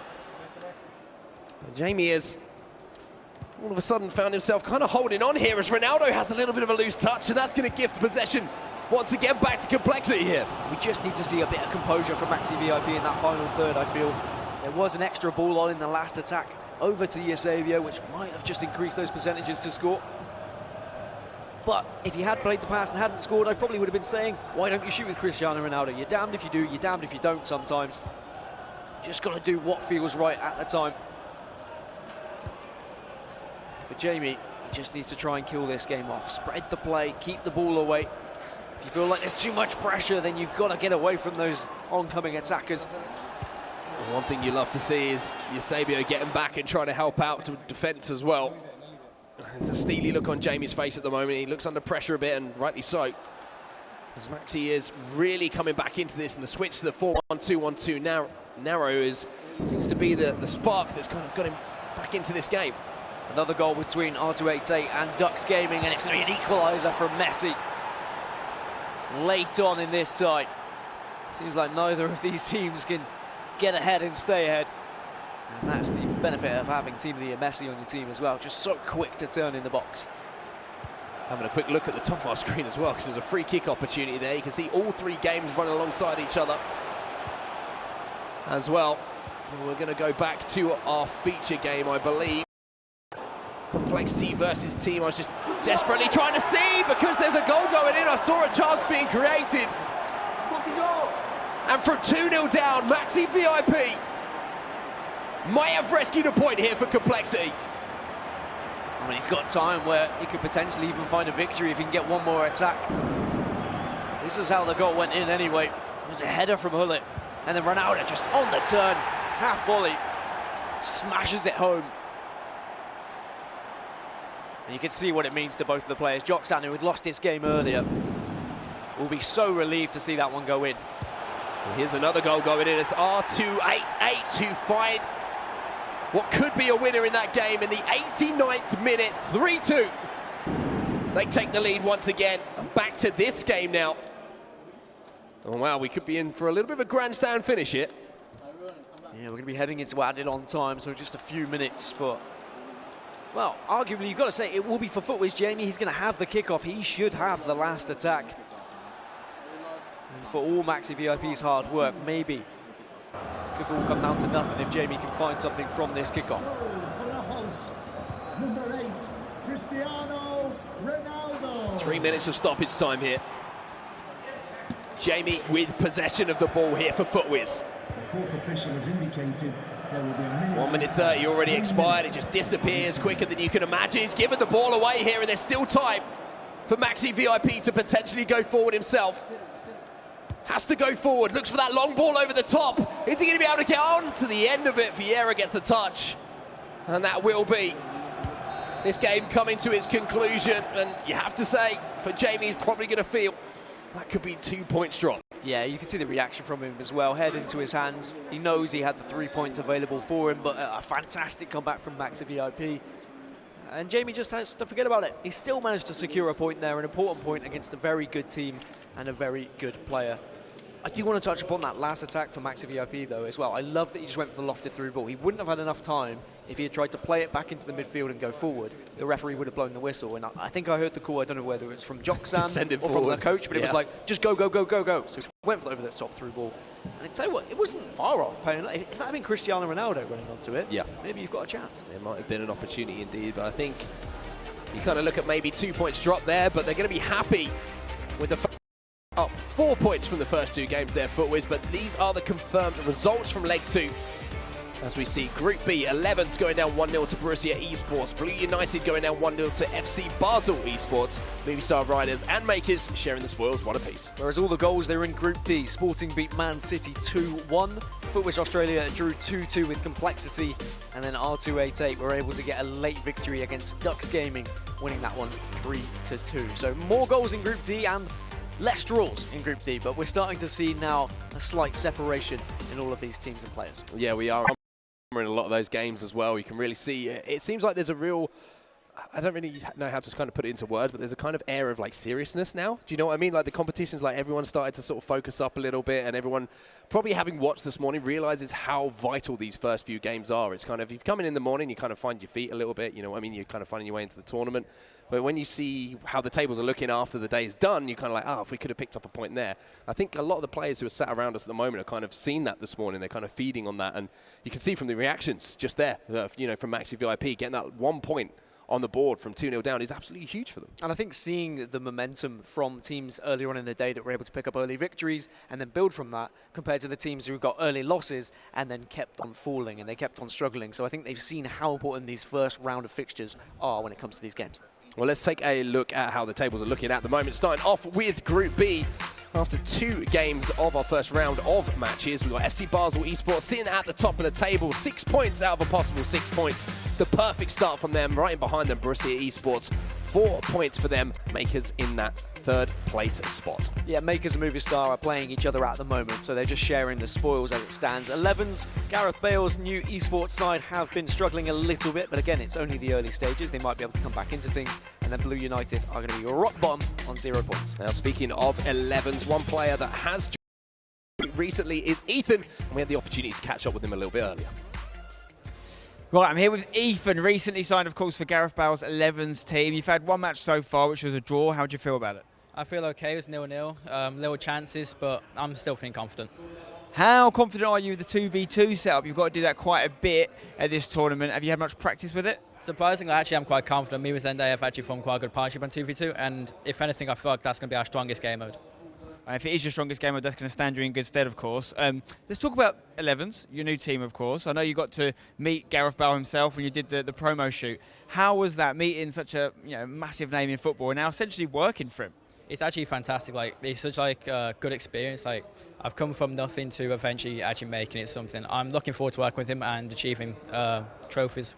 Have they set out any goals, for you individually and for the team in general? Are you looking to, obviously, first event as an official new team? What are you hoping to achieve? We always aim for the top. We want to win this event. There's no point aiming for anything less. And obviously, for the year in general, getting some points here would be massive in getting closer to a World Cup spot. Yeah, it'd be huge. We really want to achieve something because it'll put me and Vicente in really good positions for the World Cup playoffs. If anything, the last 16. All right, great stuff, Ethan. Best of luck in the next game. Great to hear from Ethan there, and I love that mentality, and you hear it from all the pros, don't you? It's kind of that, what's the point if I don't think I'm going to win? And you need that mentality, otherwise what is the point in competing? I don't think anyone's ever picked up a pad, played a sport, done whatever, competed, played Monopoly, whatever it would be. This is me I'm talking about now, who doesn't want to win, right? It's awesome to see him playing for Gareth Bale's team as well. Like the fact that Gareth Bale's made that decision to come into esports, and then for Ethan to get that opportunity. I remember seeing him last year competing at, I think it was the Leicester playoffs, and he wasn't able to actually get through to the finals. And he was also at Hashtag for a little bit as well. So he's had like a few opportunities here or there, but now in FIFA 20, he's been able to qualify for a few events. He's qualified for this one and been picked up by 11's. This is a really good platform for him to build off now. And I think not just for him, but for all players, they need to start making their own profile. They need to become their own, they need to get their own following as well. And now he's got that platform. Build on it. Get your own Twitch channel. Make your own YouTube and just become a superstar because they have the opportunity to do so. Well, first things first, get those results on the board, and I'm sure that Gareth Bale and 11's are looking for him to do that here. They expect a lot from everyone that they've signed, and now it's the 2v2 time, Dan, which is just fun for me, to be honest with you. I absolutely love the 2v2 aspect because we have no idea what's going to happen, which is makes it all the more exciting. It's been difficult for a lot of the players to practice. You can't practice 2v2 Ultimate Team online, so the only way you can practice it is if you're in the same room, and some clubs have benefited from that. Some clubs have had boot camps, etc. However, a lot of the teams that are playing in this afternoon's games in B and D have been upstairs. They have been practicing. I've been looking over. I've been nosing about. But the general consensus is very difficult to break down the opposition team. Set pieces are key. Corners, you can kind of do creative things to try and just nod the ball into the box, and then maybe there's going to be someone there. Free kicks. We saw a free kick being scored earlier from Tom, as you say, as well. But also, those creative runs, you can do a lot there. Yeah. And in-game, we've seen in the 2v2s as well, making your own runs. Rather than relying on the AI making the runs behind the defense, you can do it yourself, and you can really open up the defense by doing so. Yeah, I think that was one thing that I definitely took away from what was effective earlier on, was making that direct run in behind one of the centre-backs and just having the knowledge and the vision to time that pass in behind as well, hitting that Y button at just the right time, and finding that player at just the right time to create that opportunity. Now we'll see whether the boys from 11s, Resende and Ethan, can show up in the 2v2. They haven't been able to secure any big points in their 1v1 games so far, but maybe the team aspect is what they need. They're going to be going up against Borussia, and we will be focusing on this game indeed, and I'm sure they'll be wanting to show off what they're made of after joining a new organisation. And I just want to quickly just mention there how cool it is that, you know, in FIFA eSports, we have two teammates there. One is from Brazil and one is from the UK. The other side of the world coming together to work together to put points on the board for Gareth Bale's team. It's so exciting. I love FIFA eSports for it. And they will be taking on Borussia eSports, like we just mentioned. They've got some very, very talented players on their roster as well, Dan. Yep, not from different sides of the country, from the world, though. They're from the same country of Germany, Jeffrey and Gaucho. And I wonder whether they will be secure themselves some points here in this 2v2. It is going to be 11s playing in the red. I believe I saw a blue line on Resende's controller, and I think that might mean he's the yellow cursor, and that would be Ethan as the red. That is my detective work done for the day. I was going to say, I'm not sure that is factually correct in any way whatsoever. However, 2v2, a real opportunity here to pick up vital points, and now we're going to see 11s inside the box. The attempted cutback there. And that's another thing you can do in 2v2. You can make that manual run across your defender when you see your teammate make that run down the line. There is opportunities to kind of negate what that AI does so strongly in the 1v1. And even though we talk about all the benefits of 2v2 and all these different things you can achieve by making certain runs, there's also the downside of 2v2 of getting in each other's way, trying to do different things, not reading what your teammate is actually trying to achieve, both going for the same ball when defending and then leaving a gap at the back. There's all of these things that go wrong, and they very much do go wrong as well. I'm sure when you've played 2v2 at home, you know that you're shouting at your mate, why are you bringing that player out? Why are you bringing the goalkeeper out? Who's going to be in charge of that? Why did you pass to me? All these different factors. Well, there's a chance here for a pass as Kylian Mbappe gets inside the box and finds R9. Early pressure here from 11s. They weren't able to convert, but good signs for them at the start of this game. Anything creative from the set piece then. Cristiano Ronaldo is usually the target. Stick him at the front, try and nod it home. Instead, they go towards the edge of the box. They'll pick up the scraps here as the ball falls to Frankie de Jong. Little back heel into R9. The roulette almost beat the man. But good creative stuff, you have to say, from Resende and Ethan here. 11's looking the more likely to score in the first 15 minutes or so. Certainly look more comfortable in this 2v2, despite the fact they've only been able to pick up a point from the first two individual matches.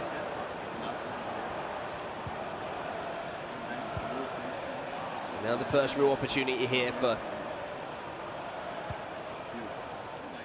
the German pair to come forward. Borussia eSports. Ferland Mendy just ball rolls it out on play. I've noticed the constant communication from 11s as well. Resende and Ethan just chatting to each other about who should be going where and who needs to be switching to what player. Seems to be Resende leading this conversation, and I think that's important to have. We saw it with a lot of the teams earlier today as well. Those who weren't communicating were struggling a little bit. So it's all important to build good chemistry with your teammate, should I say, because otherwise you're not going to be comfortable in telling them when they're doing something wrong. And also, positive reinforcement as well. You just heard it there from Jeffrey to Gaucho, just saying, good, good, strong tackle, nice. And little things like that just help your confidence a little bit. Although it is a 2v2 format, you do still have to have a little bit of individuality yourself as a player and on the ball. Do you speak German, or were they speaking in English? That's what I want to know. That was English, but I do speak a little bit German. Why are they speaking in English? That makes no sense. maybe it's just for our viewing pleasure. I appreciate that. All down the line then, over the top from 11s. Sadio Mane finds the ball inside to R9 Ronaldo. Looks for that little double A pass, that little lofted short pass into his teammate. Unfortunately, couldn't quite get past the knee of the defender, and now Eusebio goes up the other end, and there's a kind of open field to this 2v2 now. Yeah, and I love to see the link-up play between players on the pitch as well. Really seeing a lot of chemistry on that left-hand side with Mane passing it into Kante, and you kind of get an infusion, and it all becomes like a Mante. And they do just link up so well with the amount of speed on that left-hand side.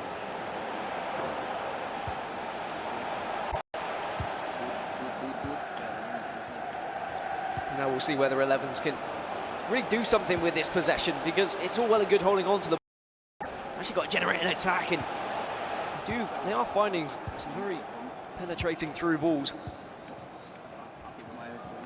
Is Patrick Vieira moving forward.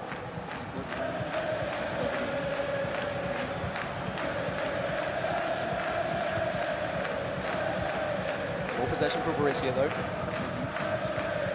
And I think we've seen a lot of like just 0-0s in general, 0-0s in these 2v2 games, because you can defend, because of how well you can just stop these attacks from coming through if you are on the same page. In the games where the 2v2s have gone really badly for teams, it's just been where there hasn't been chemistry. Vieira wins the tackle here, and the ball out wide with Eusebio, maybe looking to move this one back in. Hullet being controlled in the middle of the pitch as well, trying to close down any square ball. And that's the difficulty. You can see as soon as the player turns inside, you can just pull that midfielder out straight away to collapse onto that passing lane. And that's where the difficulty does come. That's where you need that little bit of brilliance, that little bit of something that you wouldn't expect maybe. The chemistry that you're talking about to find space, and Eusebio now has found a little bit of space into R9, and look at the space here for Neymar inside the box. Goes back to Ronaldo. Elastico inside, but who's that defending on the edge of his own 18-yard box? Cristiano Ronaldo. A lot of these players will just be set to come back on defence, and honestly it's so difficult to break through, and you can see how naturally both of these teams are trying to play it like a 1v1. They're switching the play, they're going out wide, they're hoping to be able to get a through ball because of overload ball side, but it's not really working. But these are all of the games that are going on within this particular group. No goals to be said for any of these three so far. Well, you say that, Daniel Gaskin, but it looks like we have had our first goal, and it is going to be up to 8-8 versus Ducks Gaming, and it's going to be Ducks Gaming who do take the lead. Neymar Jr. with the strike in at the near post. A well-worked move, you have to say, between the two players to find the Brazilian in space. And then just as we thought, we had a goal drought. We do have our first game. It's in Group D. You can see at the bottom of the screen there, 1-0 to Ducks Gaming.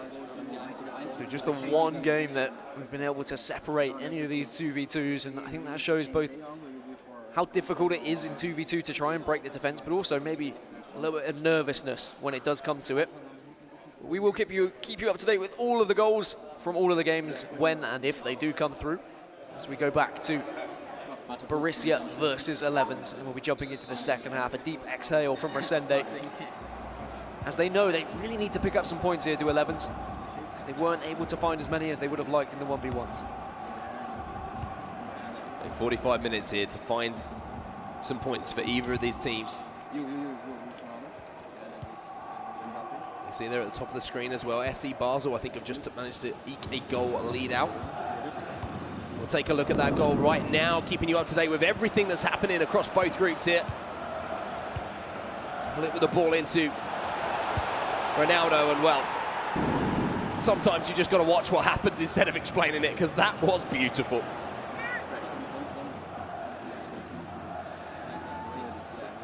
I wonder whether there's anything from throw-ins, because actually very difficult to keep possession from throw-ins as well. You can see how both players being man-marked, but there is Hullet found.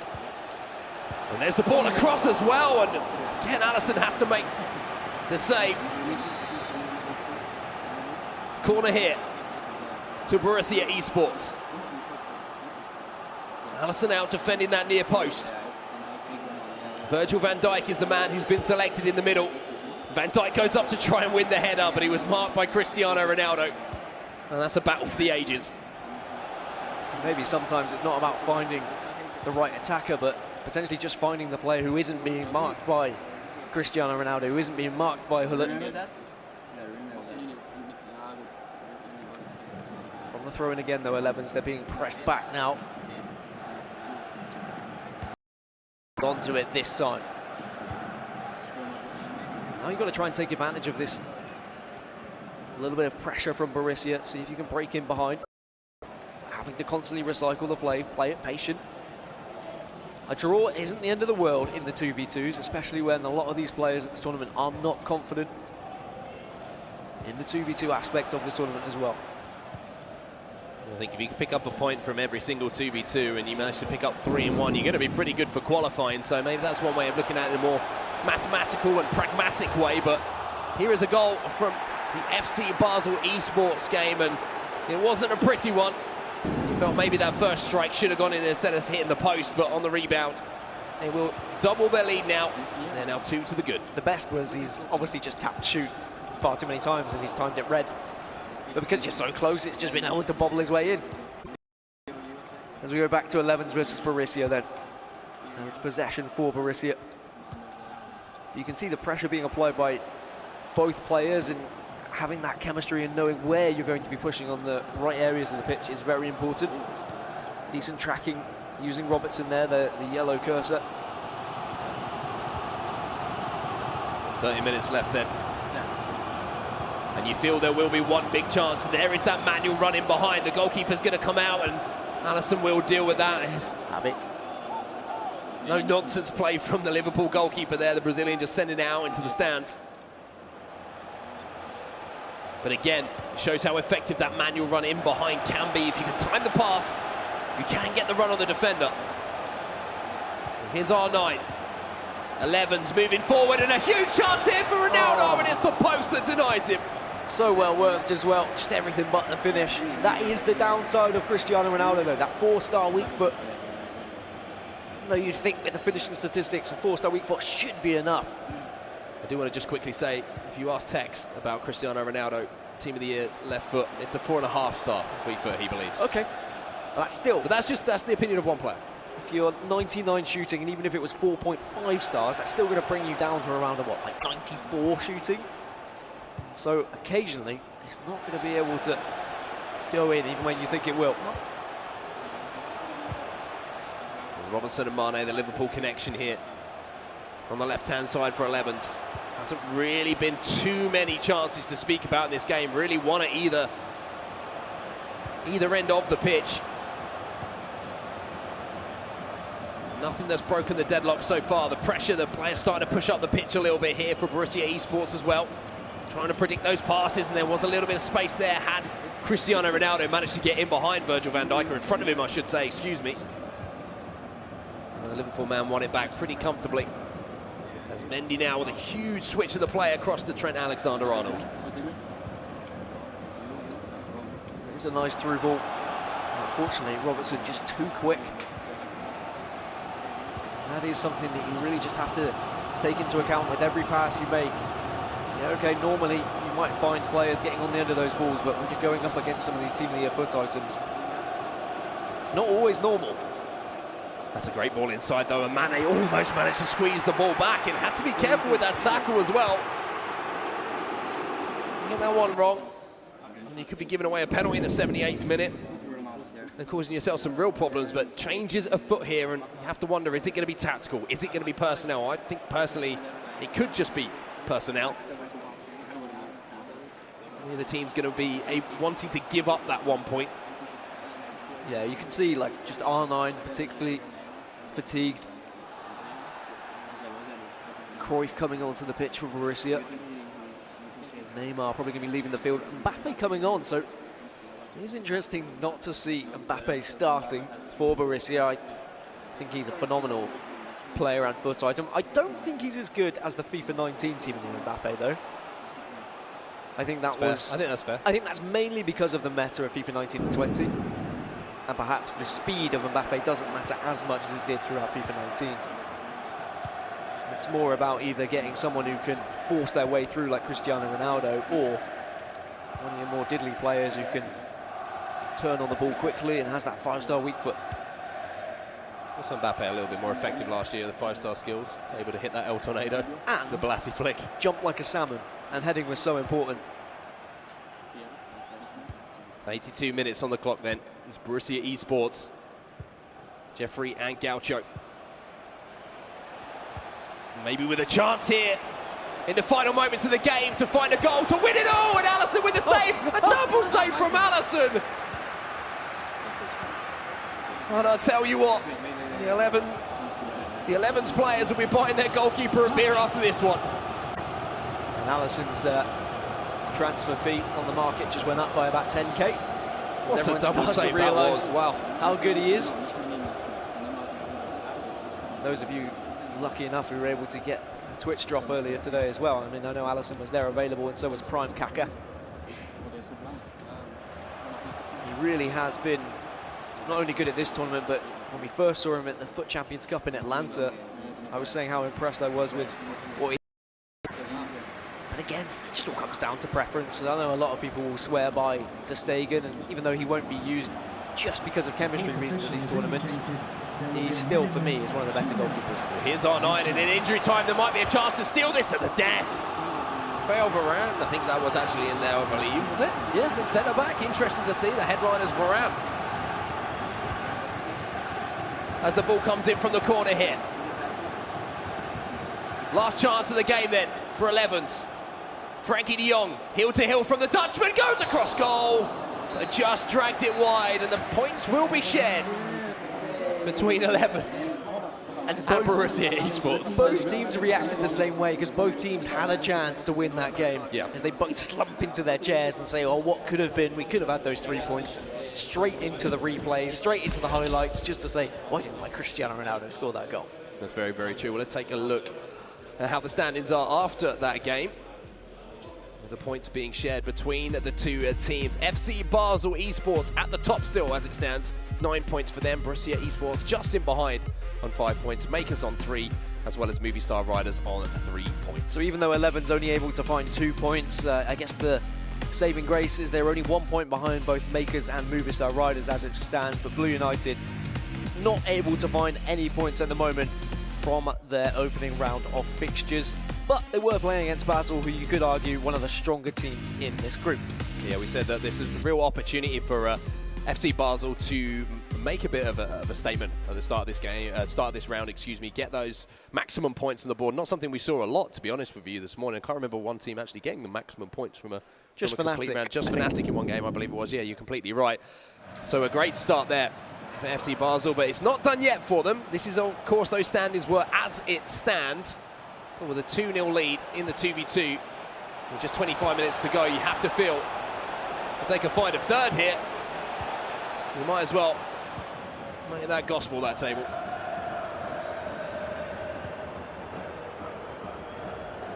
Here's Ronaldo. Cut back here to Messi. You can see there's so much space in and around the box here for FC Basel, because Blue United have got to put that pressure on to win the ball back. Eusebio with a heel-to-heel, it's beautiful work. The ball roll, just at the last second. Robertson gets down, Alisson with a piece of it. It's a mess in front of goal. And finally, someone came in to clean it up. An absolute scrap in front of goal, but the good thing for FC Basel, it was them. It was then in the Blue United box rather than the other way around, because a goal here for Blue United, and you never know what might happen as they try and push on and try and press forward, but the strength of De Ligt and Van Dijk too much. Now we're going to see FC Basel go forward again, trying to take advantage of space with Mane. And just to drop a shoulder on his man as well when he's got round. Trent Alexander-Arnold for just a moment. Great ball back inside as well, and Hullit's found the run here of Messi. Goes across goal, and you can't miss from there. FC Basel Esports make it 3. And that table was going to look exactly the same as we just saw a few moments ago. Yeah, they'll be securing those 9 points, as did Fnatic earlier, and it's going to be a header from Virgil van Dijk from that front post. I said in 2v2s, I think we need to see some creativity, we need to see some set pieces and how important they are going to be. And a correction from earlier as well. It wasn't just Fnatic. Redemption also had a 9-point round as well, Mark. So 3 teams been able to secure the maximum points in one round. Well, unless we see a miracle from Blue United, of course.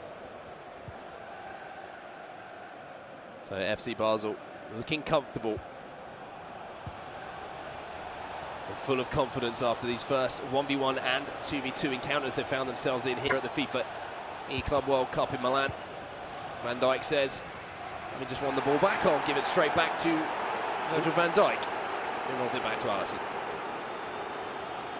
And I think for Basel here now, they just need to be pressing on and really looking to take advantage of this domination, try and get a couple more goals, or at least try and get one more, improve that goal difference just in case. As Alisson almost touches it out of play, but somehow, some way, doesn't get punished for it. You know, managers love goalkeepers who are good with their feet now, Dan, don't they?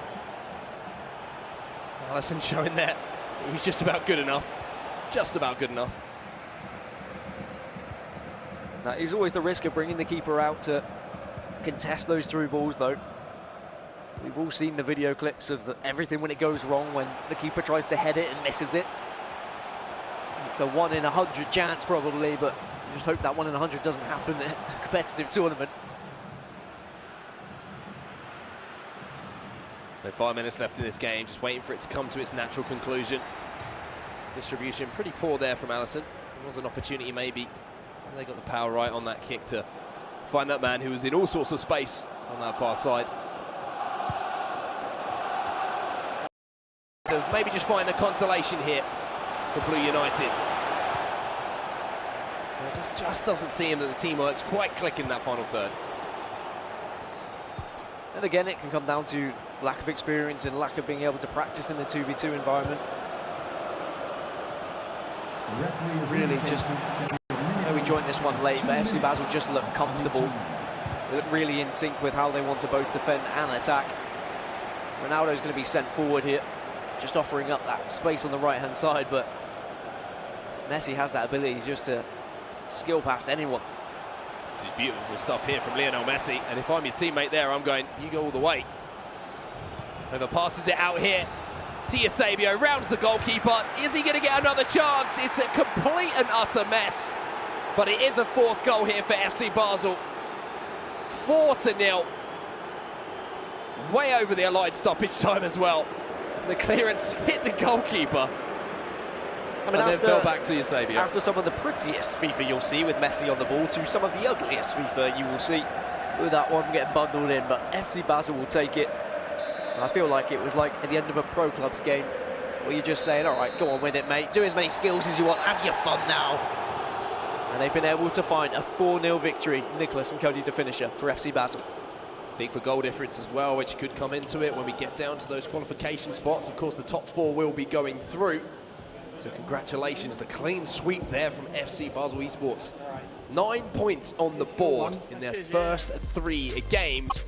And these are the results here. Starting off with Group B, 11s versus Borussia Esport. Blue United going down like we've just seen, 4-0 to FC Basel, and Movistar Riders and Makers sharing the spoils, and 0-0 in that game. All draws in Group D, Man City versus Sporting 0-0, Complexity versus Team Footwiz 0-0 as well. A couple of goals in R288 versus Ducks, but that one ended 1-1. Well, we did have a fair few goals in one particular game, the one that we were just seeing the conclusion of. We'll take a look at those goals now from FC Basel and just see how they created those opportunities in the 2v2, which is always exciting to see, just how they're going forward, how they're linking up. And that's the first one there, Lionel Messi receiving the pass, and that's the first one there. They actually won down in this game. Yeah, so these are all goals from every single leg. They came back from 1-0 down, they were able to win the penalty. And even though didn't score the penalty initially, the rebound came back to Cristiano Ronaldo, and he's never missing that one. Very important for Nicholas, I think, to get that 1v1 victory. Yeah, get beaten up as well by his teammate there, Cody the finisher. With strong shots coming in from his teammate, and then we moved into, of course, the second game as well. This is the 2v2, I believe we're watching here. Beautiful stuff there, a little flare roulette in front of the man, sending him completely the wrong way. And you have to say, in the 2v2 here, just watching these two players play together, They really did seem to have that chemistry. Yeah, and a lot of confidence on the ball as well, like not being scared to use skill moves, not being scared to chuck a roulette in here or there, or a McGee spin to try and beat the man.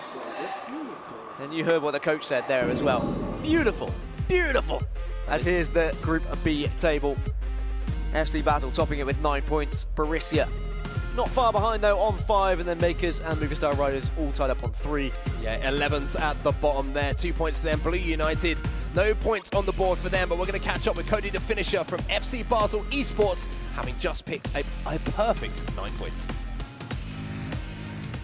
Cheers, chaps. Joined by Cody here. Cody, 9 points from 9. Perfect start. What are your instant thoughts after that initial game? Of course, we're very happy about the 9 points. We wanted 7 points for the game, and of course, with 9 points, we are now first in the table, and I hope we continue like this. And you play with Nicholas as a teammate. Nicholas, he's one of the best in the world. How's it playing with him as a duo? Yeah, he's for me the best player in the world, and he teaches me a lot about the 2v2 format. So I never played the 2v2 format before. So yeah, he says a lot of things like tactics and everything. So he's very good. And the Club World Cup, a tournament that you've played in before, what's your expectations? Are you thinking you can win this? I think we should look game for game. We just played the first game. We have to look for the next game. So we take game for game and then we see. But of course, we are here to win it. Cheers, guys. Back over to you. Beautiful stuff. Always good to hear the sultry tones of not only Cody the Finisher, but Richard Buckley as well. And yeah, I think one thing we can take away from that is the experience of Nicholas really showing through there. Cody learning a lot from him, especially in the 2v2 format. Yeah, even though, I mean, I said how Nicholas has lost a lot of his game this year because he was so good last year at defending, and a lot of people could do what he does now in FIFA 20. There's always going to be that experience that is going to just put you above everyone else. And if you can bring that in, if you can give that to your teammate as well, there's a real chance that FC Basel can be a threat to take this tournament. I know Cody the Finisher is saying, look, we should just focus on game by game, but you're with a previous eClub World Cup winner, and there's no reason why Nicholas can't make that a back-to-back. Yeah, especially if Nicholas is saying, we just took last time we were here, and look what happened. We won. So, yeah, good advice there from Nicholas. The experience really showing through. As we say, we'll take a quick look at the Group D table now, just to keep you up to date with how the standings are after our first round of games. R288 there at the top of the table. 7 points on the board for them. Sporting CP Esports, a late addition to the tournament, but definitely not disappointing. They're tied on 5 points with Team Footwiz AU just in behind them. Yeah, then Complexity and Man City are tied on 2 points, just battling out in that area of non-qualification. There's going to be Ducks Gaming down in 6th place, only able to pick up 1 point from their first 3 games. Not going to be good enough, but I'm sure they'll be able to pick up things a little bit later, Mark. We're actually going to now take a quick look at what we are considering. We haven't decided quite yet, but some of the goals of the day that we've seen so far, because we have seen some bangers so far today, and it looks like these are some of the options that we have. This might just be the only option we'll see in just a second. A little cut back here to Mbappe. I remember this one. Yeah. Oh, yeah. Inject it. One of the best goals that we are going to see. I need to confirm who it was, but that looks like a Night Watch type of goal. As a second comes out, it's from the free kick as well. I think that was Fnatic Tom who put that one in as well, and Dan Gaskin known to be saying, I love me a free kick. That's the next one there. Finesse from the edge of the box across the goalkeeper. This is a little bit of Neo here. You can see the green there, and I'm sorry, take that one out. I'm saying it right now. You've got that one wrong, production. I'm sorry, it looked cool, yes, but that's a rebound. I mean, it's the overhead kick that makes it. I mean, it was a Brighton player that was able to get the goal of the month, actually, with an overhead free kick. Overhead free kick? Overhead free kick. I want to see that clip, Dan. Imagine flicking up an overhead free kick.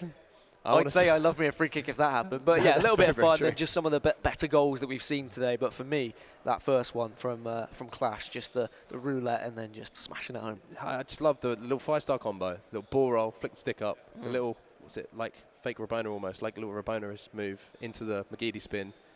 Beautiful stuff. Beautiful. It's like watching me. In your dreams? No, it's like watching me. Okay. In my first 2 games of Weekend League. Yes. Before it starts becoming an absolute nightmare. But who's impressed you most? I mean, it's a pretty obvious answer. I have to say FC Basel in that first round of games. From these round of games? Yeah, FC Basel. I mean, we didn't see much from Nicholas in that first 1v1. I'd like to see more of him as we get through these second round of games and third round of games. But honestly, as I'm talking about Nicholas, he's gone. He's left. Left his teammate to himself. Did I say something wrong? Did I offend him? I think he was offended by the idea of an overhead free kick. I did say he's lost a lot of his flair this year, but maybe he's just gone for a quick bathroom break, and I'm sure he will be back. But he'll be back very shortly. For me, I'd have to say FC Basel. Yeah. Although in the opening game, I thought Blue United were pretty good, considering they are very much the underdogs in this tournament.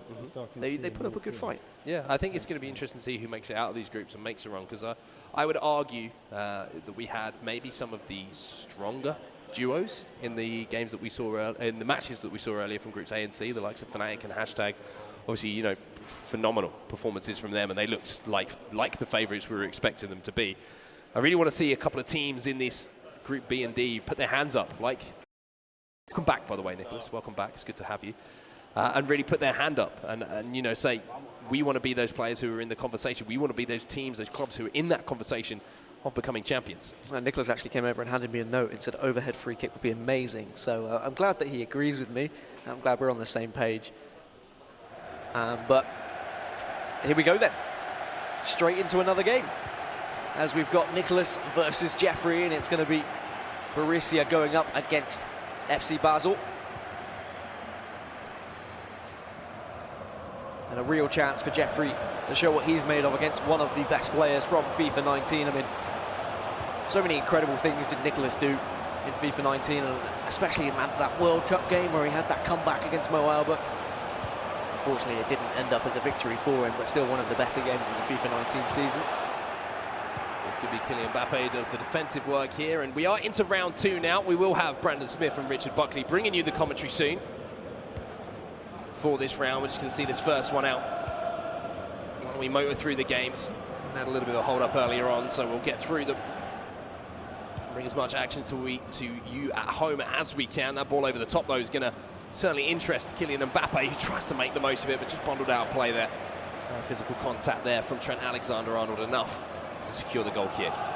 Well, I feel blessed. I mean, I said I wanted to see more of Nicholas, and I wanted to see how he'd perform in the 1v1, and I get to see exactly that now.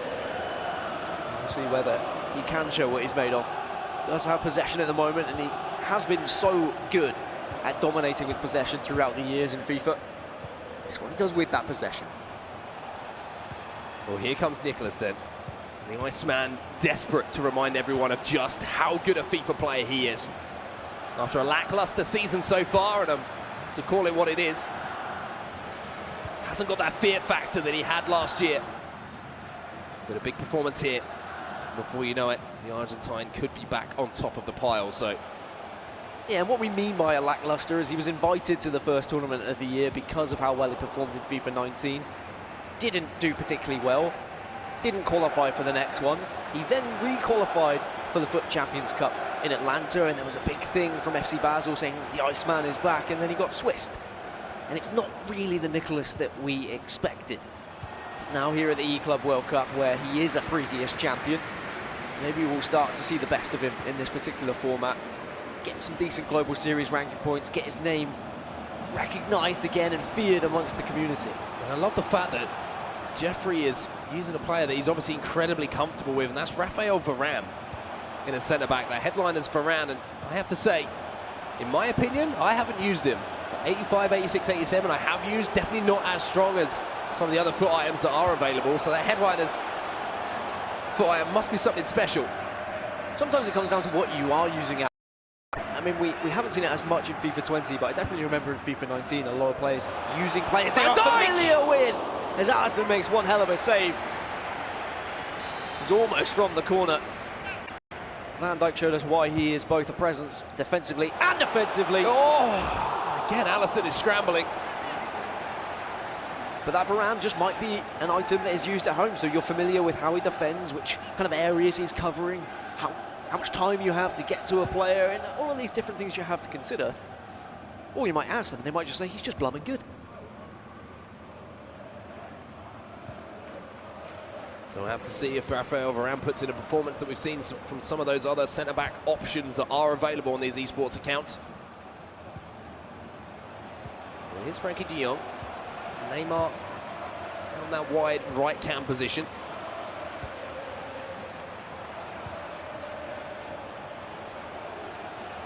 Robertson now forward from left back. Robertson does have those high work rates, so he does get forward, a little bit like Marcelo. I really think you have to utilise that. We've seen a lot of players get goals from that left-hand side when you do link up with the fullbacks. It's a great now. He gets a little bit lucky getting the ball back, and Varane with a quick pass out. There's possession back here for Jeffrey. You can see the run being made outside of him here by Ferland Mendy. A double tap at the bumper to send him on his way down the line.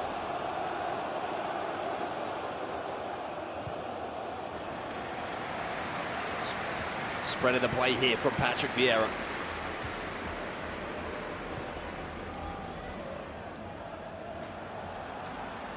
Here's Hullet. Alexander-Arnold gets the ball down the line now to Eusebio. Neymar with a couple of drag backs. That's a good work in a tight space here for Jeffrey. That compact defence, which is almost a staple of Nicholas throughout the years, is almost broken down. However, De Ligt will slow things down, win the ball back here. And now Nicholas can build from the back once more. Just a switch of the play, there is the driven through pass. You could play on that left-hand side now. Mbappe is always there waiting. One of the better players at making runs, in my opinion. I mean, even his Champions League item, the 91, was one of the best strikers I've used in-game for quite some time. Ridiculous. Yeah. The team of the group stage is ridiculous. So getting that item enhanced even more with the Team of the Year version. He really can make a difference.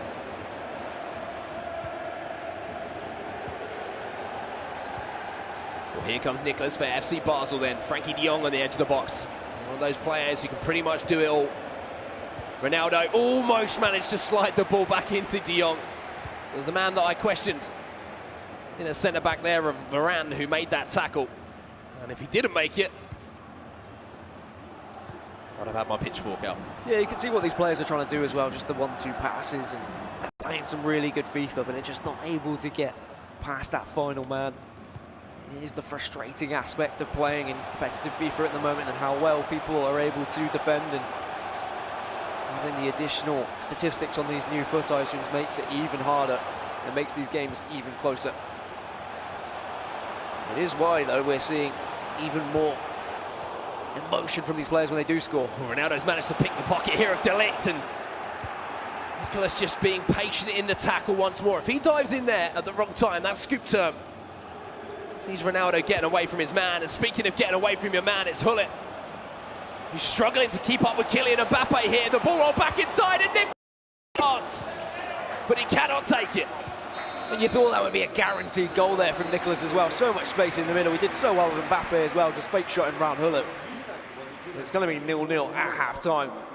It's the discussion what we had with the coach, just to double-check what's happening. Well, here is Group D then. R288 at the top of the table as it stands. Sporting in behind them on 6 points, tied up with Team Footwiz, Complexity, Manchester City Esports and Ducks Gaming, taking that position that they don't want to hold on to for too long now. Yeah, Ducks Gaming just really need to start picking up some points here.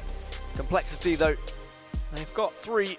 It's going to be Man City Complexity battling out at the moment, but it's R288 that we've got to be talking about in this group.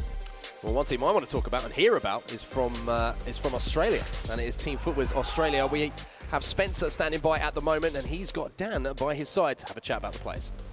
Yes, thanks, guys. I'm here with owner and coach of Footwiz Australia is for this event. How are the boys getting on? Yeah, it's a good start. We've got some points on the board, so the guys are unbeaten at the moment. Jamie was a little unlucky. He was 2-0 up against Max, but Max scored in the last minute to make it 2-2. But 5 points, we're happy, so it's a good start. Sporting up now, or up next, what are you looking forward to that game? Obviously, they were a late replacement, weren't they? So hopefully you can still take them on. Diogo, very strong player. Diego's obviously a very strong player, quite close to him, spoken to him a lot at previous events and helped sort his team. He messaged me this morning asking to help him with the team, and I was like, maybe not, we'll see you in round 2. So yeah, looking forward to playing them and seeing how we get on. Have you thought about a points total you're aiming for to get out of the group, and then what are your objectives from the tournament in general? I mean, not really. I mean, as it's been said earlier, 4 points are solid total to get from each round, and try and build on that and just try and work through consistency. We're just looking to try and get through the groups and then see how far we can go. Okay, best of luck going on, Dan, and we're going to go back to our newcasters now, Richard and Brandon. Thank you. Thank you very much, and it's always good to get an insight as well from a man behind.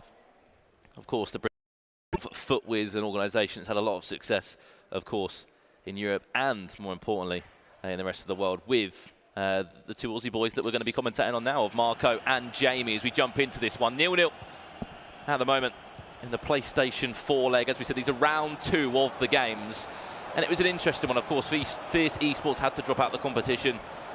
And it was kind of a case of, you got a call and could you come over to the eClub World Cup for Sporting? And they could come. Yeah, got a call yesterday, didn't he? Diogo and his teammate Bruno, and here they are taking Fierce Esports in the tournament. Team Footways, very, very vocal squad between them. Really passionate about their craft. Here comes Marco now. CR7 on the edge of the box. Goals are going in. Movie Star Riders, the two Spaniards, 1-0 up against the Japanese duo from Blue United. We're into our second half of the day. Day number 1 of the eClub World Cup here in Milan. You mentioned as well, Richard, BMG Esports. I'm sure we'll get an update from how their games are going. The 0-0 at the moment. You expected maybe big things about both of those two? I was, yeah. Jeffrey and the Gaucho, I think they will go through in their group. It's a Richard Booker prediction. I think they're a very solid unit together, and I'm predicting big things, to be honest, from Borussia Esports. Of course, team complexity here as well, fresh off a plane. The US of A, Joxan and Maxi VIP. So many big teams in and around, but this is Marco dominating his first half. Bruno Rattle, his teammate as well, Portuguese. Like you can just see to the right hand side of your screen as well there, Diogo. We've seen him at a few events this year. He's had standout tournaments for a player that probably say we got a taste of last year. We didn't really get to see too much of him. Yeah, him definitely coming in at FUT Champion. He's got 3 in Atlanta, where he lost in a console final against Olito 2-1 after beating MS Dasari in the semi-final. Former world champion. Looking across the board as well. Team Makers 1-0 up currently against 11's Esports. Basel and Borussia Esports 0-0. Also Ducks Gaming and Manchester City Esports goalless. And in time of just 2 minutes, 0-0. 2 minutes of added time. This moment in time. Looking around, as you said, Richard, really too much going on in the other games.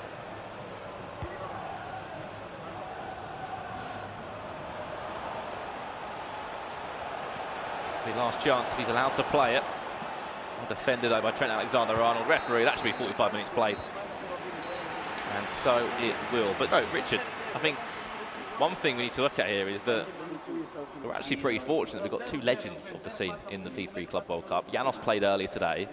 The guy that he lost to in that FIFA eWorld Cup Grand Final is sitting behind Bruno Rautor right now. Former eWorld Cup finalist. I say it all the time to give him the hype he deserves. Principe back on the FIFA scene as well, announcing himself back for a busy February. He's going to be in Paris as well. But Francisco Cruz, Richard Buckley, he's got a tattoo of the FIFA World Cup on his shin as well. Late goal there for Movie Star Raiders from Andoni. Yeah, we've had a few real legends, haven't we, at this event, with Mr. Dunn as well, former world champion. And you see there, Blue United getting a goal back, 1 apiece as it stands between those two. Back to our game in focus. Bruno Rautor up against FUTWiz Marco. Currently 0-0 at this moment in time.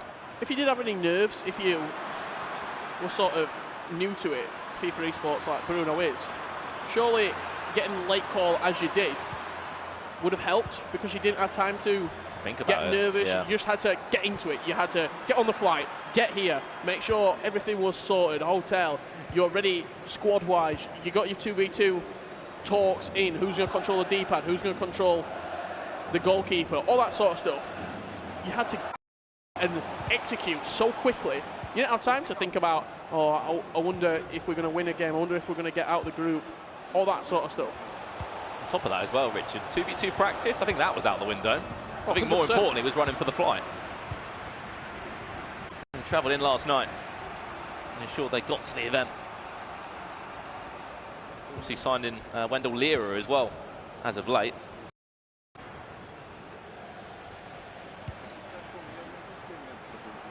Sporting eSport picks up former Puskás winner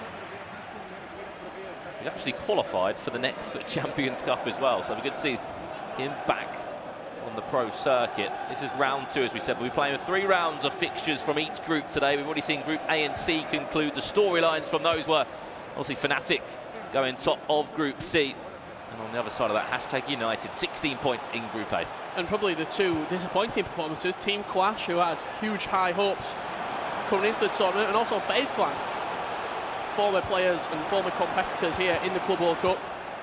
I think one of the biggest shocks for me, Richard, from that tournament was that Team Clash scored 6 goals.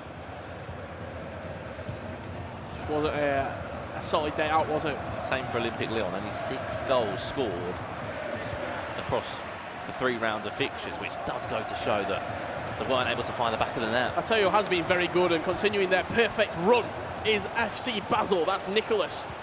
1-0 up currently against BMG Esports, aka the Gaucho. Yeah, Brewster Esports find themselves 1-0 down in that game, and good to see Nicholas is looking on form as well, because he was 1-0 down against Blue United, bounced back, won that game 2-1, and we're going to have a look at that goal now. He loves a late goal, doesn't he, Nicholas? Sometimes it's messy, and who else would it be than a fellow Argentine, just to produce a bit of magic. 85th minute winner. Did you hear a peep from him? Silent was Nicholas. Until we get to the knockout stage, or the games that really do have so much on the line for these players, that's when we're going to see that outpour of emotion. Lovely threaded through ball there to Kylian Mbappe, if he can get onto the end of it. Exactly what he can do. Into Ronaldo. On the edge of the box. Frankie de Jong. 20 minutes left. You can see all the games taking place now. Just keep an eye on that one on the bottom of the screen. That's the one that we are focused on. Shot comes in, it's saved away. Other games, Richard, we got Ducks Gaming against Man City, and a really interesting team of R288, the 2 Danes that are here. Mr. Illy's currently 1024th on the Global Series ranking, and Don Ali, who is 79th. This is the game in focus that we're going to jump back into for the final 20 minutes. Luis Marco up against Bruno Rattle. That's Diogo, actually, you can hear just in the background. Motivated. Like Jose Mourinho. I think the thing we need to talk about as well, Richard, is that in the nicest way, Bruno really hasn't had a sniff in this game. It really has been Marco just bearing down at his goal, but he's been out to hang in there, which is the important thing. He can get a point from this game. It's big. Oh, massive. You know, looking at the stories that we've seen from other teams, we have had a full-time result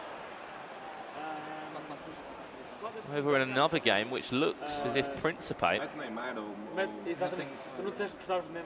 may have snatched an all-important win there for him. And Richard, it's good to see Principe back on the scene. It's been a while. Yeah, the last time we actually saw Principe was at an event in London at Shepherd's Bush shopping centre. It wasn't a FIFA event. Where he very much took it as a FIFA event. It was a sort of a collaboration with Armani and Team Makers and Fnatic, and he got some actual good practicing against Tex. He did. In the recent few weeks, he's qualified for FUT Champions Cup number 4. He just pulled out a 1-0 win as well against Ethan from 11's Esports. A big win on the board. It's just a case of getting that confidence back, Richard. Getting back to LAN events, getting those wins. Chance for Marco. Shot comes in. You thought it had found the back of the net for a second. Jimmy off his feet. Just wide of the target from Marco there. From what we've seen of this game, we joined probably, what, the 27th minute-ish. It's been all Marco. It's a big goal there going in for Team Complexity.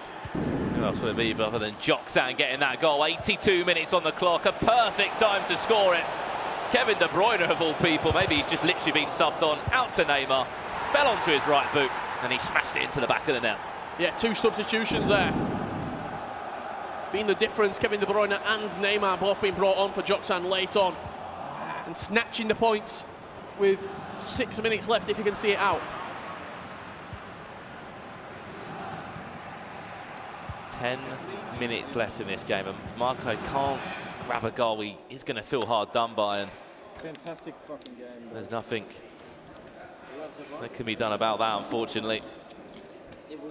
It's a case of waiting to see if we can get back into that game. There was 10 minutes left in it, Richard. We'll rejoin it from that exact moment. In the meantime, what else have we got that we can jump into? We got 15 minutes left. Movistar versus Blue United's got 15 minutes left. Tell you what.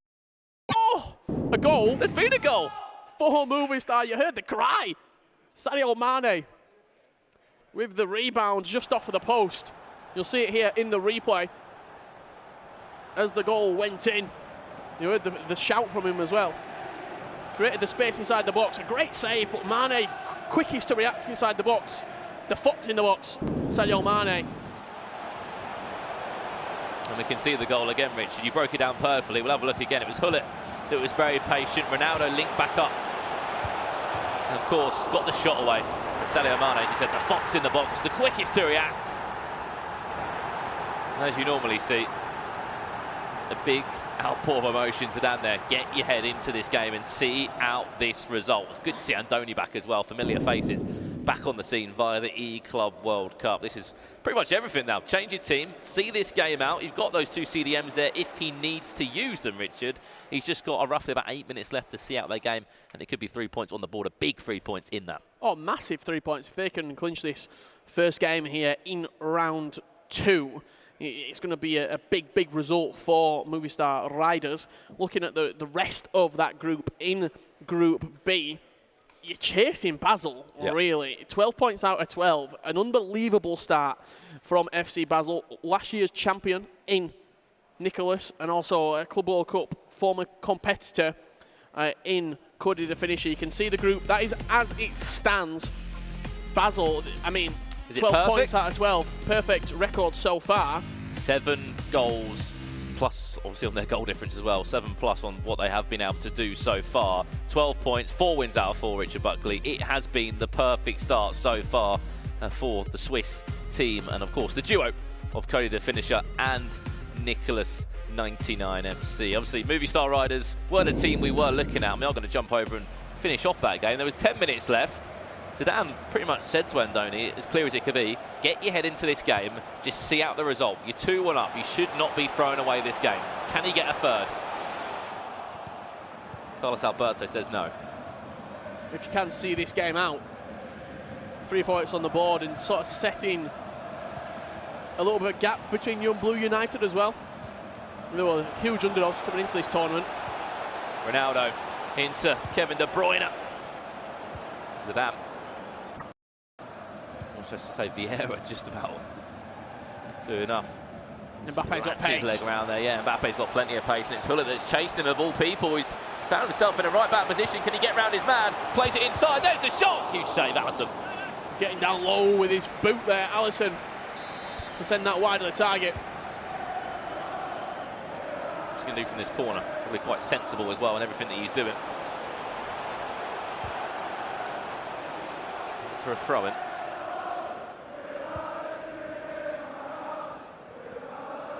Time to come any second now. Remember, this is only on the PlayStation leg. We will move over to the Xbox shortly after. Crossing to the box, headed away by Van Dijk, had to be met, and it was met with power. The fourth official has indicated there will be a minimum of they should be home and dry unless there's an absolute mistake somewhere. Yeah, Carlos Alberto. He's going to see this game out. He's waiting for probably 45, 50, and then he'll just boot the ball out of play. Oh, he's gone a little bit early, and he's given him a chance. Win the header. Squandered. There you go. And there you go, full-time Movistar Riders, 2-1 win and 3 on the board. They need it as well because FC Basel right now are running away with this group. And there was probably a few question marks over them coming. I don't think anyone even spoke about them. I'll hold my hands up as well. I didn't really talk too much about FC Basel, just because we haven't seen a first-class Nicholas yet. We've not seen anywhere near what Nicholas is capable of, but is this the tournament to recatapult his FIFA career into the stratosphere, shall we say? And do we need to go back to FIFA 17? Cody the Finisher made it to that Xbox final. Yeah, final versus against Gorilla. Lost to Gorilla. Gorilla went and won the whole thing. And we'll have a look at Group B now. As we said, FC Basel are running away with it. 12 points out of a possible 12. Fantastic goal difference Movistar Riders ensuring that win would put them on to 6 points, Richard. Team makers are Ethan for Principe, that 6 points on the board, and Borussia with a slow start so far. Blue United, they're searching for a point still. Yeah, cast away at the bottom of the table at the minute, Blue United. We've got plenty of FIFA left to play. You saw what happened this morning with Redemption Esports, 4 points going into the final round of fixtures. We've got 9 points out of 9 and now the third in the table. So plenty of room to manoeuvre in these groups. And also as well, you have got the fact of you have got 2 rounds tomorrow. Yes, you don't want to leave it to the last minute, but there's still plenty of FIFA left to play at the end of the day, Richard. So we're going to have a look at some goals now. I think we'll have a look at probably the team that is in form, FC Basel, and there we go. They're the team in form. Why not have a look at them? This is the goal he scored. 85th minute he left it to, Richard. A ball around the keeper. It might be his weak foot, but it's an open goal. Yeah, great finish from Leo Messi right there. You saw the intricate play, and he is flying right now. Let's hear what he has to say about his performances thus far. Right, I'm here with Nicholas. You've had a great start so far for Basel. You've won all your games. How are you feeling? Feeling so good now. This second game I play really better comparing with the first game. I play more confident. I score 85, I know, but I'm feeling so good at the moment.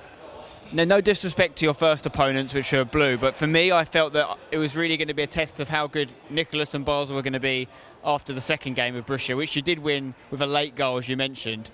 How much harder is it playing with these just one-leg matches instead of what you're used to, which is 2 matches? I think it's so hard and more this year because this year is more close. But I don't know what to say. It's only one leg. Maybe it's more close score and no more. It's only one leg. So last year, of course, we saw you win this event with Tex and that super team, which was Kings. Now you've got Cody to finish it as your partner. Different environment for you. How does it feel? I don't know if it's really different. Both are really good players. Always Tex is Tex.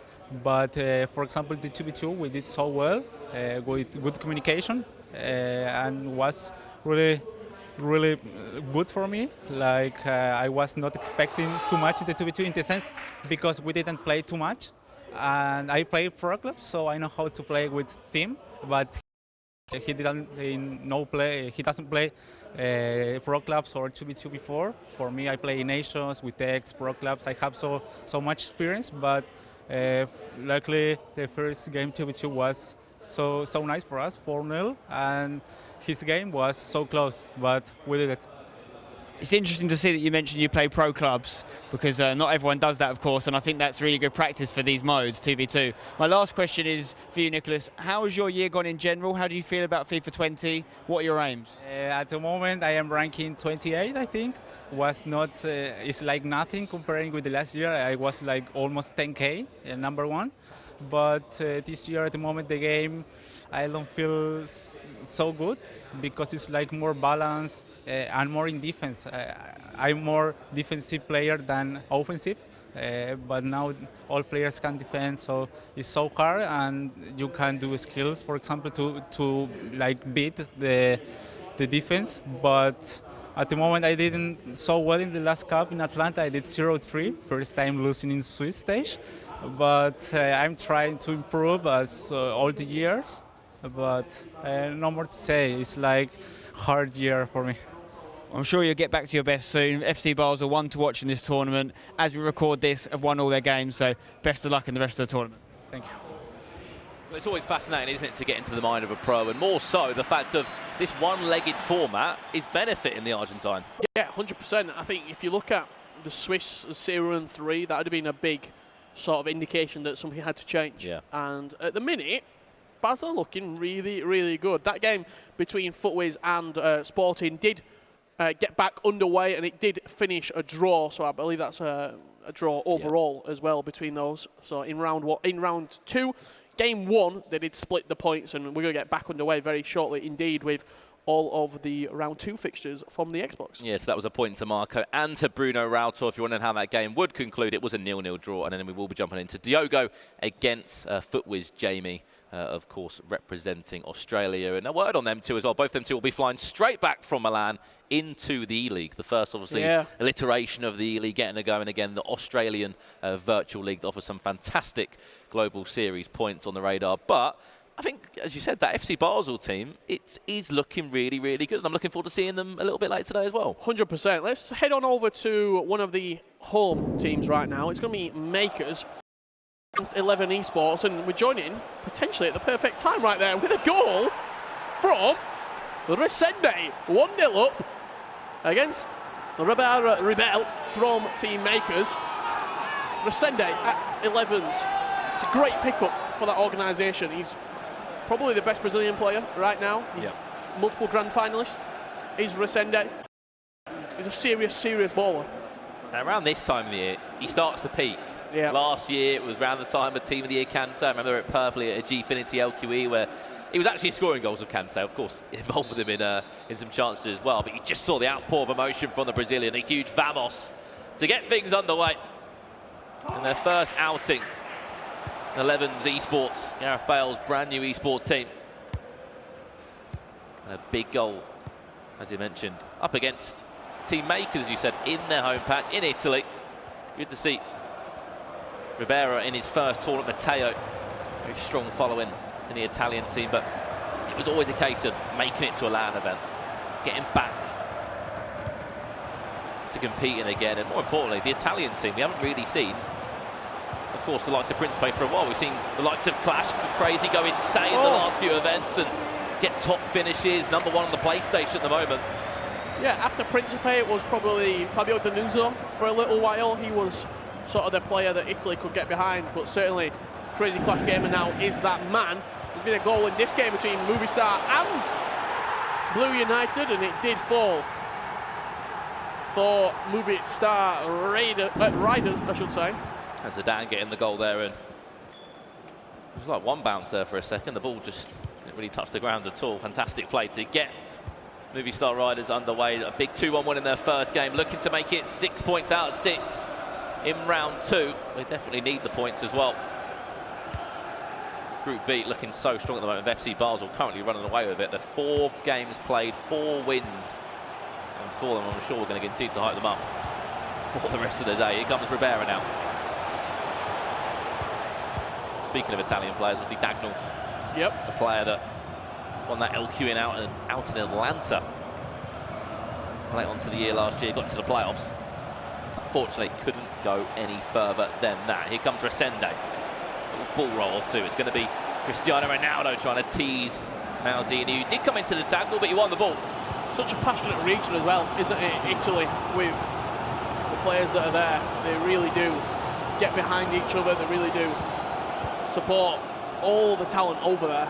And a step as well they've made in the right direction here. They will be hosting a FIFA E-Nations qualifier as well. So Italy, if they get through whatever the qualifying process will be, they could, we could be seeing Italy back involved in that E-Nations Cup. And there's a little bit of a profile breakdown on Matteo, as we said. Rebel, 23 years of age, 86th he sits in the Global Series rankings. And his first real LAN event.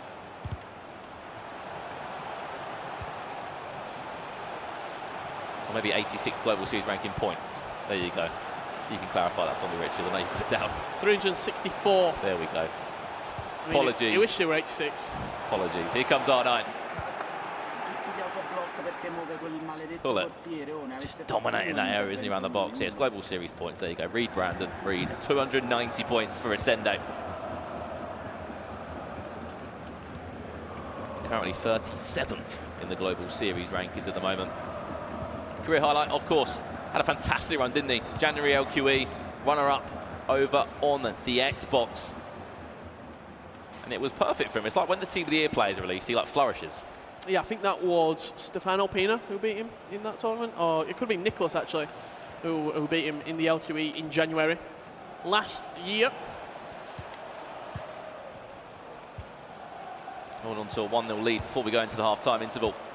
Only goal to talk about is that goal for Movistar Riders. Can he find R9? Well defended by Maldini. I also remember he used to play 3-5-2 as well last year for a little period. Did Resende. Put Champions Cup 5 in Singapore. He lost to Tex in the quarterfinals. There will be a minimum. It was certainly a minute as well, so probably not had time yet to pick up a coach either for this 11s esports team. And they're also talking to each other. I'm hearing behind the scenes that they've got a good chemistry with each other, and they've gelled very quickly. Have Resende and Ethan.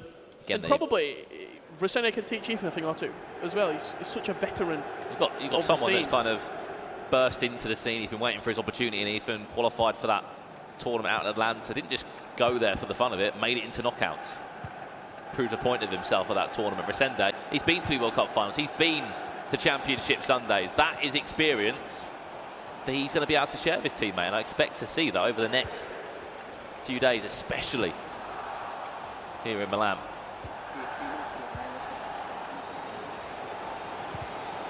Team makers do have their kit in the game as well. It's a great collection this year. It's like flicking through the Argos catalogue, you just don't know which one to get. Too many selections. So many kits as well, isn't there, this year? Messi, little dink ball into R9. It's going to fall kindly towards the back post. Luckily, it wasn't a goal. I was going to say, we just jumped to seal the games there. 0-0, Borussia Esports against FC Basel. FC Basel top of the group at the moment.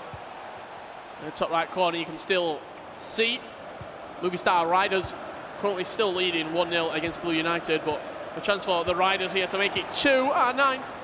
Shot into the hands of Ellison. Chance for FC Basel to make it 1-0 there. Just fluff their lines in front of goal. Back to our, of course, featured game. And there will be a chance for Rivera on this left-hand side. Can he play it across? Ooh. Goes for the direct shot. Quite smart, actually, because he was moving his goalkeeper as well. Towards Resende, towards the back post.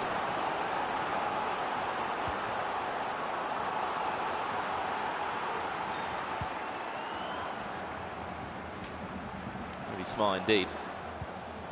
It's one of them as well. When you get into that angle, you never know what can happen. Yeah, 100%. You zip it across the box. You get a rebound, and there's the chance. There's the goal. He's just been waiting patiently to get in and around the box. And we've seen it time after time, goal after goal. Oh no, Ronaldo.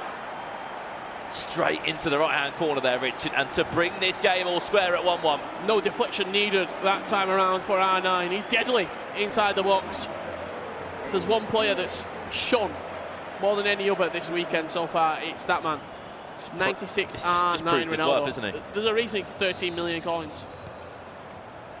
There's a reason why there's a handful of players that are qualifying for events after events that have got him. Such a crucial player. He's been proven even more so this weekend. And we're only in day one. Is he the most big match player in FIFA, do you think? I think he has to be. More team in the SCR7, probably. I think he's taken over that role of Cristiano Ronaldo. Still need Ronaldo in those big match situations. They've always been a fan of him, and it's just that. It's like the Hullet, isn't it? Just that build. It's the custom body type as well for likes of Ronaldo and R9, Hullet. Just the way they move, the way they just leap up. They feel different, because they are different compared to the rest of the players. Virgil van Dijk this year, he just feels different in game.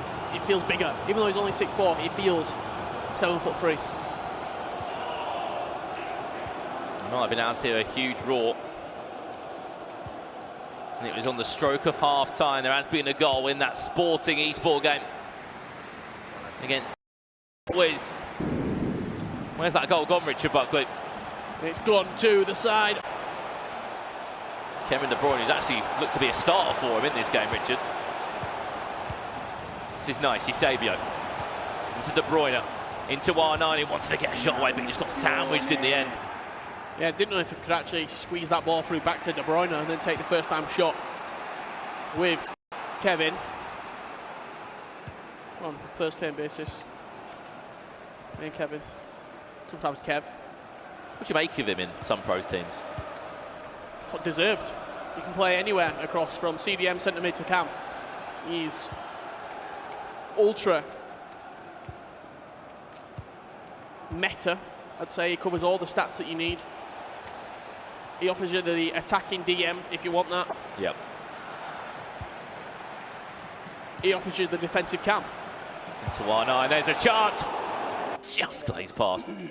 Off that right-hand post from Resende. He's not really had much of a look in the last 25 minutes or so. Chance to have a look at both players' perspectives as well. What changes are we going to see here? 4-4-2 in action at the moment for Rivera. 4-2-3-1 for Resende. And you can offer that with Kevin De Bruyne. You can play him, start him as a centre mid and then move him into a DM, push him out wide even. I've seen a few people on Foot Champions play him as a wide cam because he's quite physical and he can bully fullbacks. Also, 5-star weak foot. He's just, can you tell I'm a big fan? I mean, you're selling him to me. Just wish I had the coins. 3 million in the PlayStation market, probably. That's the beauty of at events. We get to see these magical teams all put together. It'll be Johan Cruyff that try and make an impact in this game for Rivera Rebel. Oh no, and there's Cruyff on the ball now. He's fresh as well. Remember, he's got that 5-star weak foot that can be deadly in and around the box. Tried to hold on to it, but the pressure from Resende is clearly too much. He's got another pause cued. Maybe the change he wanted to make didn't go through. I'm not sure if that sub's actually going to come in either. Will the ball go out of play before he can make the change? Like he's trying to go forward, but just can't break down that midfield wall. He's in pace from Rivera at the moment. Off the ball incident, referee's going to play on anyway. That could be a chance. He can find that pass through. It's Ronaldo that's trying to make it. Instead, wants to play into Hullet. De Bruyne, fresh off the bench. Chance. CR7 on the edge of the box. Can he find that one more killer pass? There it is into Hullet. Could that be the chance? And that will be the goal as well. Resende with the winning goal. He took it so calmly inside the box. He was waiting and waiting for the final opportunity of the match. It fell to Ruud Hullet, Mr. Reliable, who slots past the goalkeeper to give 11 a huge 3 points on the board here. You just saw what he was about as well, Richard. You just trying to build up into that attack. It's a case of getting your ball to the centre midfielders. He's playing that 4-2-3-1 as well. You know he's going to keep it between the two CDMs, and then it's about linking that Cam into the striker. Cam into the striker. It was about time. 90 plus 2, and 11s might have just picked up 3 more points. Another team that has certainly picked up 3 points as well, Richard, is Sporting. They are 2-0 up. 2 goals to the good against Footwiz in that second matchup. But that's not the only goal that's gone in. Yeah, also in Group D, you can see coming up on your screen, Complexity with a big goal against Ducks Gaming.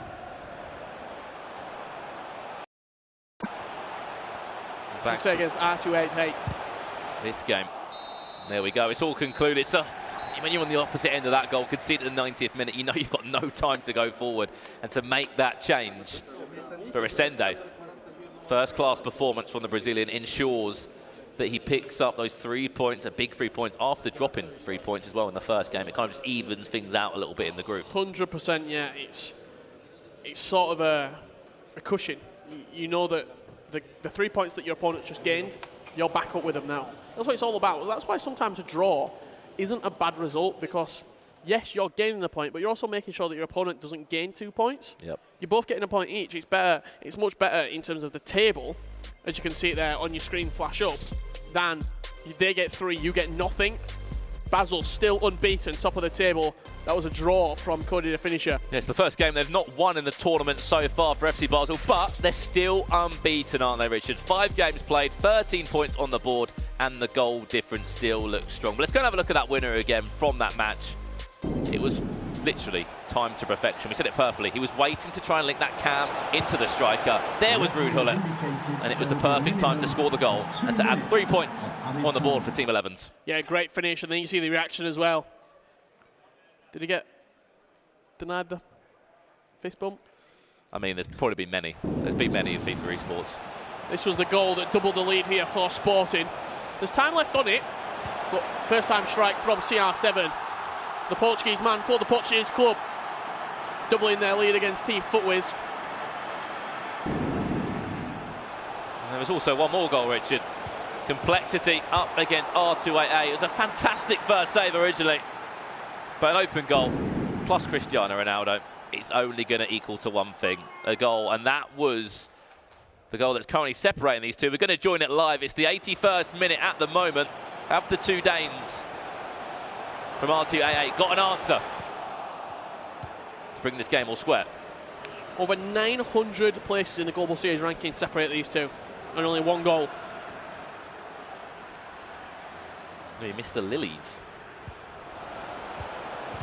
to try and pull something back here. They've got a chance on the edge of the box. It's going to fall to R9. It's a fantastic save from Allison. Goes out for a corner. The pressure's still on. Into the box. Front post flick on is there. No, it's just flicked out to Maldini of all people. He's not going to take the shot. De Bruyne will try instead. Chance to counter for Maxi. Interestingly, it's only those two in the booth as well. Usually you see Joxan partnered with Mikael Darjan. I think I saw him over by the FaZe booth. He was with Mino, Tass. I think it's a word as well on Maxi VIP. He's been to so many events. Sometimes he'll admit he struggles to get past the Swiss stages, but the qualifying, he gets there every time, doesn't he? Yep. If you want your teams to be represented, he's going to make events. Could there be an equaliser off the post? Thought it was bar, thought it was post. It would have to come off the post there. Riding his luck right there is Maxi VIP. There will be a minimum of is he going to secure the win and take the 3 points?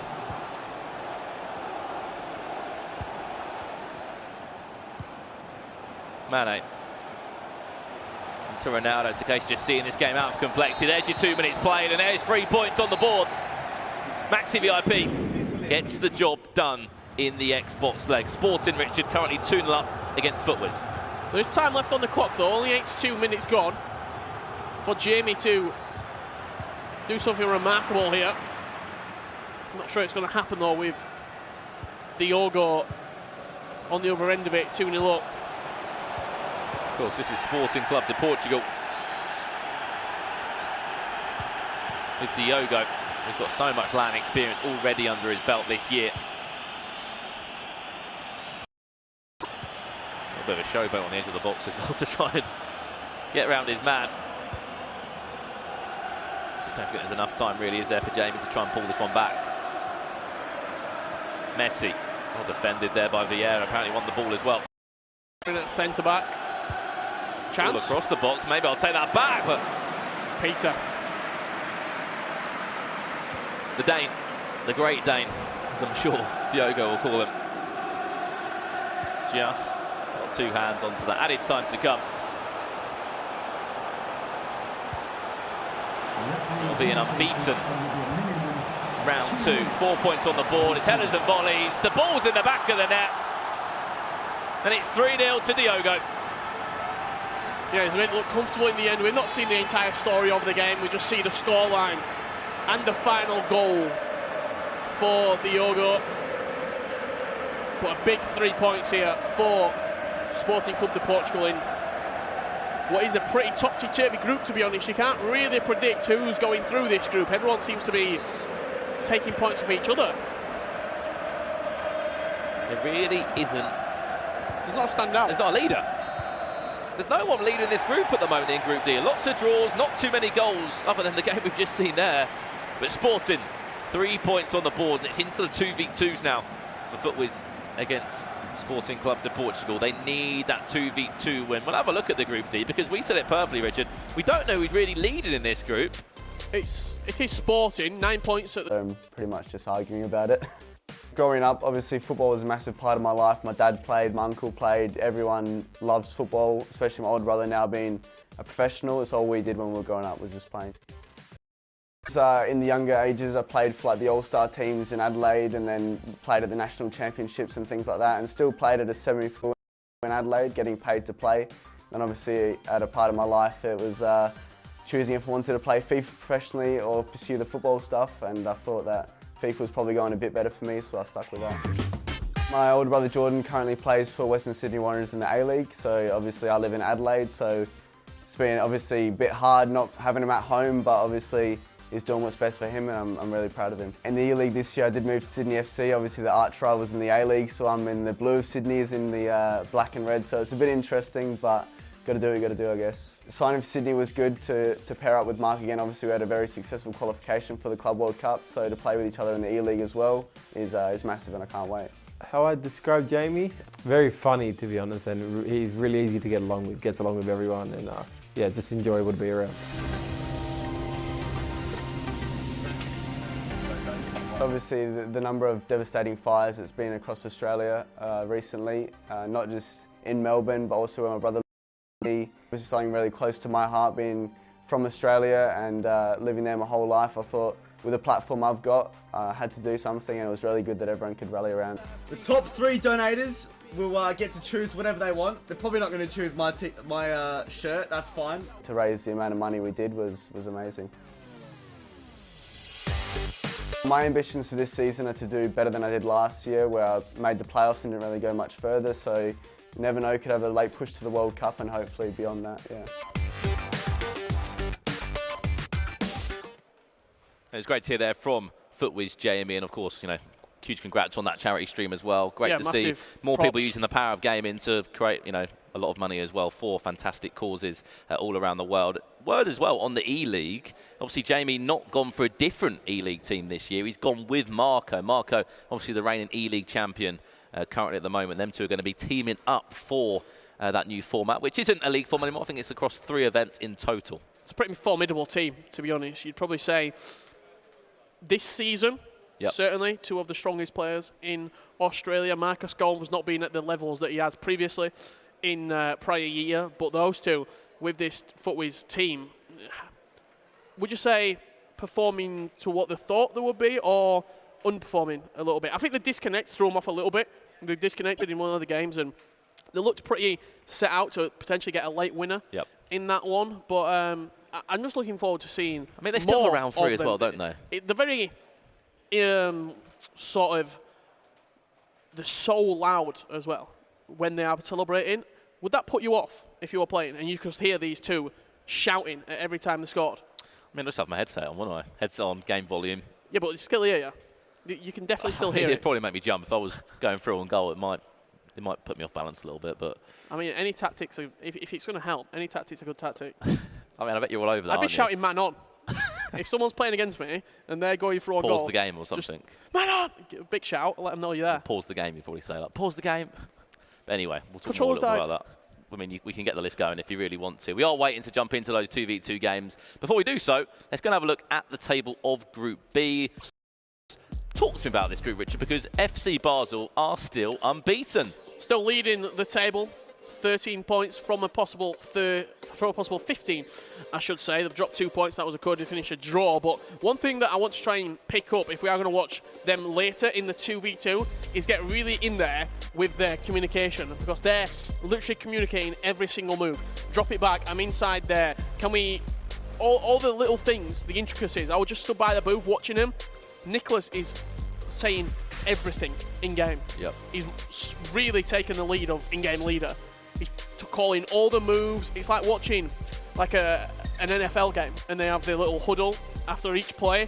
He's in there. We're going to do this. We're going to do this. We're going to do this. It's fascinating to watch. Well, someone has to take that lead in the team, and obviously someone else that's been taking the lead is Movie Star Riders. They have picked up some important points to put on the chase in second, and we'll have a look at the goals they've scored, because when they score goals, they let you know about it, don't they? Yeah, 100%. This is their round 2 goals right here at the near post, smashed past the goalkeeper. Another inspirational and just enigmatic team. Yeah. I'm looking for the right word for the right situation. Enigmatic is the word that I'm going for. Zidane there, keep your head in the game. He was able to pick up that 2-1 when it was Zidane's turn in the Xbox game. Beautiful FIFA and a beautiful goal as well.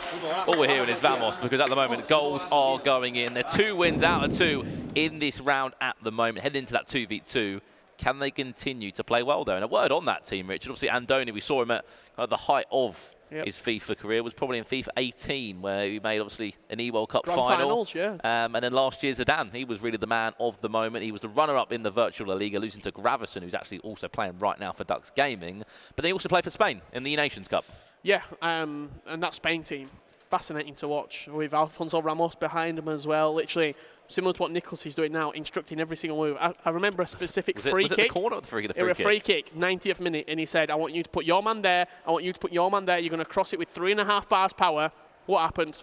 Scored the winning goal. Vamos. Literally, that is what happened. A huge Vamos. And they actually made it, obviously, into the knockouts and really far in the tournament, did Spain. Obviously, the E-Nations Cup was recently announced. It's going to be in Denmark this year, which should be very exciting, especially after the E-Superliga and everything that's happened there. It seems like FIFA esports is absolutely loved by the Nordic scene. Yeah, well, speaking a little bit about footways, let's have a look at the Group D table, how they're getting on, how the late edition of Sporting. They've relished the challenge of a late call-up, top of the table as it stands, Brandon. Yeah, they have. Obviously, 4 points currently in round 2. A really big performance so far. They've got 1 point, obviously, in that first game against Marco. Then Diogo not missing at all in there. We are going to catch up with that man shortly. We'll have a look at the goals firstly for that game. It was Diogo, as you said, who scored the goals, won 3-0. Everything was perfect. And as you said, they might have had a late call-up, but it's second nature to Diogo. He's been competing non-stop. We've only played 5 games, but does the table surprise you how it is at the minute? With Man City and Ducks gaming in the 2, you'd say, relegation spots, the tops not going through to the knockouts? I think they've drew too many games. They've drew too many games. Haven't seen too many goals as of yet. I think Bruno Rauter as well was a little bit nervous coming in today. So as long as your teammate's doing all right, you feel more confident. It was 3 goals. This was a little bit fancy at the end. R9, cheeky little touch, set up perfectly on the volley to Frenkie de Jong. And let's hear from that man who picks up a huge 3-0 win. So I'm here with Diogo from Sporting, a late addition to the tournament. I mean, I've got to ask you about that first and foremost. What did it mean to you getting contacted so late for this one? It was kind of weird, to be honest. We weren't expecting it. Obviously, we got an email at like 1 p.m. yesterday, which was crazy. So, I just got on a plane in London and came to Milan. Do you think that adds any extra pressure because there might not have been as much practice, especially 2v2? You would have had no idea you were coming into this tournament. I think it removes pressure because we didn't even qualify, and we were the second best fourth. So we still did well in qualifiers, but unfortunately we missed out by a point. And I think we have to come into this with no pressure because we didn't make it. We were fortunate to get the spot, and we just have to make the most of it. Obviously, you're good friends with Battlecat as well, and you take his place, you take Fierce's spot. Do you feel like maybe you're playing for those guys and trying to represent them as well? Yeah, I'm trying to make my boy Cat proud. Feel really bad for him. It wasn't his fault. It's unfortunate that his teammate couldn't come, and it would have been big for his season, but I hope he can bounce back and qualify for the next event. And last one, how have the games gone? Have you been playing well in 1v1 and 2v2s? Yes, I've won both my 1v1 games, 2-1 against Ryan, 3-0 against Jamie. Bruno drew both, which is good.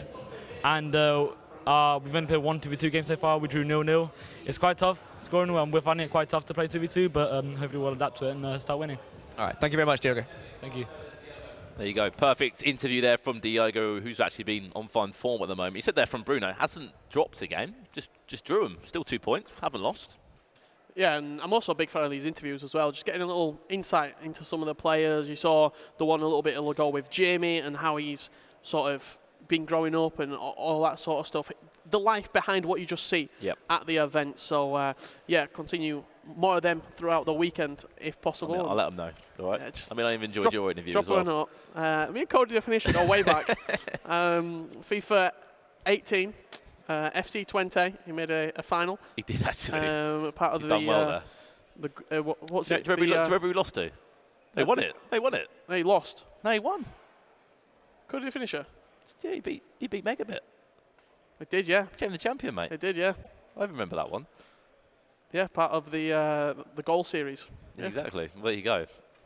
I have a bit of knowledge as well about me. And we are going to be jumping into those 2v2 games very shortly. Code the finisher, haven't really seen too much of him this year as well. We are going to jump into that game. It's like, I've called it perfectly. It's going to be Borussia up against FC Basel. FC Basel unbeaten at the moment. They did drew their last game, but Borussia at the moment, very good because of how the German scene is preparing them with the virtual Bundesliga.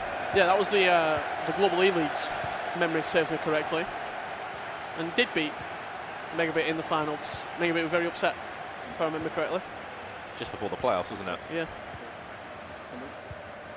But Dagacho in a fantastic place at the moment. Go on this global series ranking. Inside the top 16, he's looked really impressive. From what we've seen him at events as well. And I spoke to him earlier. I said, you know, you're playing well at the moment. All he just said was, I'm just doing my job. 16th and 17th, Jeffrey and De Gaucho right now. A big win here or a good run in the tournament, Richard, would really push them up. Yeah. Just push them on. And then you're looking at what, guaranteed playoffs. We could even start that debate. I mean, if they win the whole thing, it's probably guaranteed World Cup finals.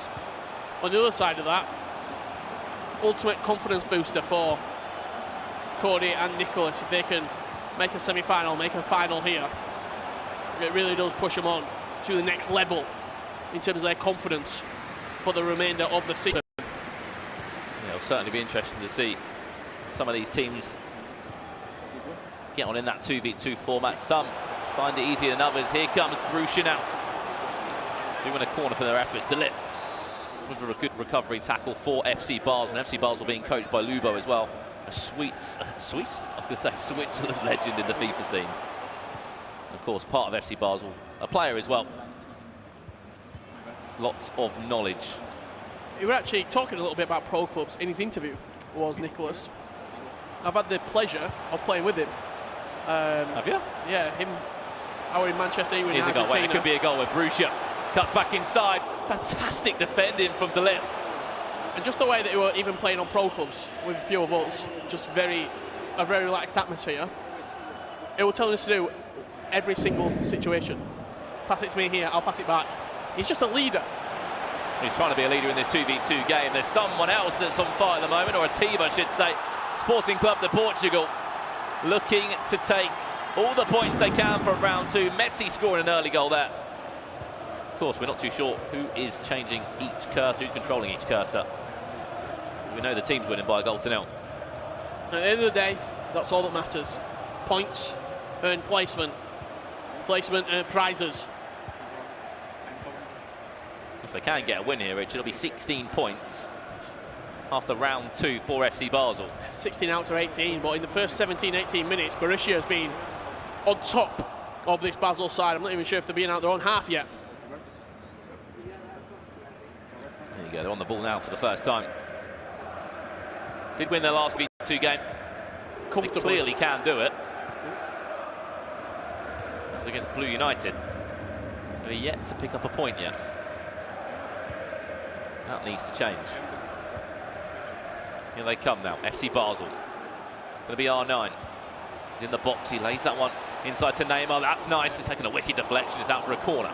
Could have gone anywhere, couldn't it, after the deflection? Spiral the ball up and out.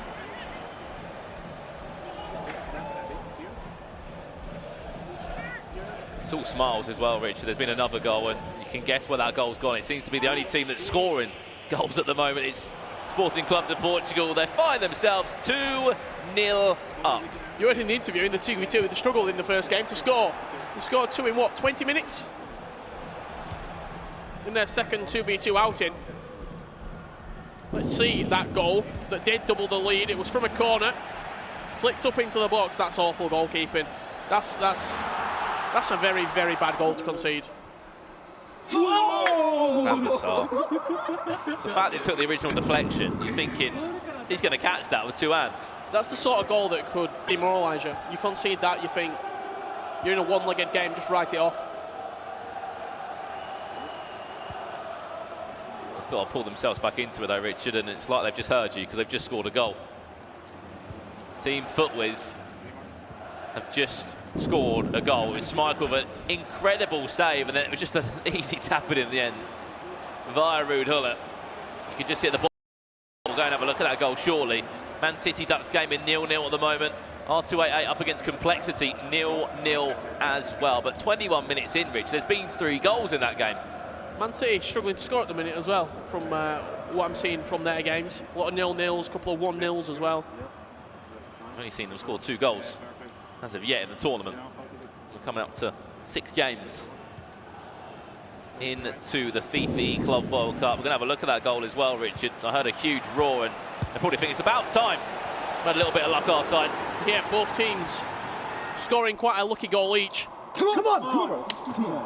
And that was more of a, this is it now, we can push on from this. That's what that 2v2 aspect's going to bring. Passion.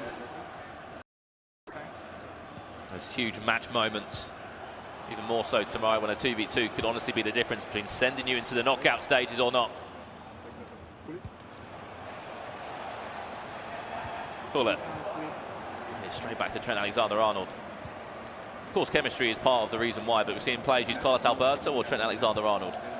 Yeah, I think we've seen more Trent, to be honest, than Carlos Alberto. I think Carlos Alberto is probably more reliable in the defensive aspect, but Trent offers you so much going forward. If a chance falls to him, you're happy to shoot. You're happy also to play him, if necessary, a 3-5-2 out wide, a 3-4-1-2 out wide, and what a turnaround in the first half. 31 minutes gone. We've seen 4 goals. And that goal, Richard, is an equaliser for Team Footwiz. 2-2. What a story that is. They were 2-0 down in about 15 minutes. Before the 30th minute, they're all square at 2-2 again. We'll have a look at that goal shortly. Here comes a chance now. This is Borussia eSports. With that ball across the box, it's going to fall to it, but the touch is going to be slightly too heavy. Allison's going to pick that up. You heard the roar from Team Footwiz on the edge of the block. CR7, scoop turn, first time shot. High into the top left corner. Let's see the reaction. Come on! Pure passion from the Aussie boys. And we've just joined this one. At the most perfect of timings. Corner comes in. It's that glancing header, Richard, that we've seen come so close for a number of players today. This time, it finally finds the back of the net. Whipped into the near post. Flicked on from quite a long way out as well. Just a glancing flick at the near post. Who else but teammate Cristiano Ronaldo? The only player who can score that type of header is Ronaldo. It gives them the perfect start to the second half, going in 1 goal to the good. See how much Jeffrey enjoyed that one as well, coming into half-time. Against the group leaders, FC Basel. This will shake things up even more so. If they're able to pick up 3 points here, what a game that is honestly turning out to be, that Footwiz Sporting Club de Portugal game. Honestly, what a turnaround. 4 goals in the first half as well. Another game that's still 0-0. R288 against Complexity, 0-0. Ducks Gaming against Man City Esports, 0-0 at the moment. And obviously, on top of that, over in the other group, Richard, not many goals. No, not at all. Makers versus 11s underway in the second half now, goalless, and also Movistar Riders versus Blue United, 0-0 as well. Just to say that, 11s on the stroke of the hour, 60 minutes gone, 1-0 up against Team Makers. And Cristiano Ronaldo getting that goal. To send the duo of Ethan and Resende 1-0 up in that game. Back to this game, we're in the second half. 1 goal separating the 2 teams at the moment. If they do lose this one, FC Basel will be the first loss that they have tasted so far in the eClub World Cup, because they're unbeaten coming into this game. I think Spencer raised a good point as well about the 2v2. It was an unbelievable 2v2 performance against Blue. Could they do it against Borussia Esports? No disrespect to Blue, but the bottom of the table. We haven't seen a point from them yet, but we have not seen a point from them yet. This was the goal you were describing earlier, Richard. 60 minutes on the clock. You can just see that power of just, Cristiano Ronaldo would like to say, controlling that run, arcing his run around the box. And we have another goal in another game. It's been a long time coming as well. Man City able to go 1-0 up against Ducks Gaming in the 2v2, Richard. Kylian Mbappe with that. Yeah, we'll see that goal as soon as the play goes quiet in this game that we are watching. Free kick on the edge of the box. It is a pause. Well. Let's head on over to Manchester City. See the goal that did break the deadlock here. Power play on the edge of the box from Ducks Gaming, and critical finishing from Kylian Mbappe inside the box. Great pressure to win the ball back. Okay, now we can have a look at the changes that are being made. Messi wasn't a starter in this team, but being brought on alongside Sadio Mane. Yeah, Timmy Messi introduced here for FC Basel Esports. Borussia wanting and ready to go with the remainder of the match. Only a couple of games still goalless, Brandon. We've got Movistar Riders versus Blue United, and also course. R288 against Complexity. 0-0 at the moment. Here's the free kick. We join it. This is Bruscia with it. We're going to see a direct shot. Ronaldo's over it. Well, it's going to probably be put on the line. It's a guessing game here, isn't it? Left top corner. Where's this going to go? It's going to be Huller over it. Good effort, to be fair, with the second man. Over the free kick. I like to see a direct shot. I think from that close range, you've got, if you're going to play it short fast, because your player can bring players out of the wall, crowd up the penalty area. Messi driving forward. Back to Mbappe. Still in possession for this FC Basel side, who win it in the air. Back to CR7, drag back not once but twice. It's still in the air. Who's going to win that? Allison jumps highest. Grabs that with both hands. To start an attack actually for Bruscia. Matthias de Ligt used for Basel there at centre half, alongside Virgil van Dijk.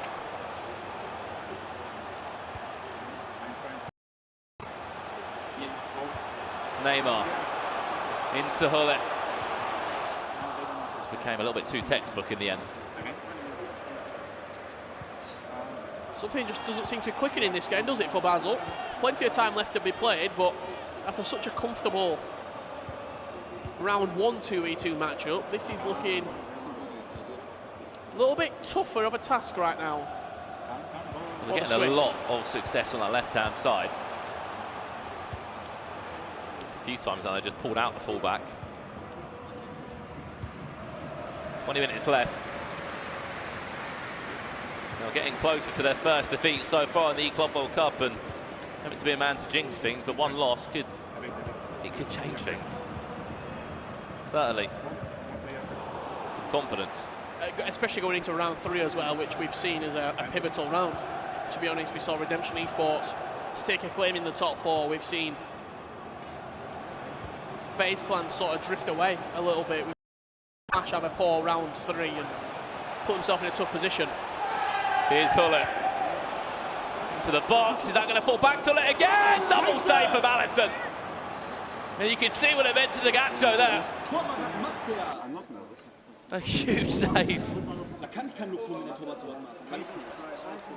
You heard a roar. Where'd that roar come from, Richard Buckley? Came from the home club in Team Makers. 1 apiece now versus 11 Esports. It's a long ball. Oh, don't tell me there's goalkeeper goal. Oh, no. Oh, no, Allison. Oh. I won't even celebrate that. If I score, I can't celebrate that. I can't. It's like that keeper that's got the sun in his eyes. He needs a cap. Gives that man a flat cap. 11's going to feel done by to concede that there. Ball into the box. FC Basel still hunting for a goal in this game. Allison with a huge double save to put that one out for a corner.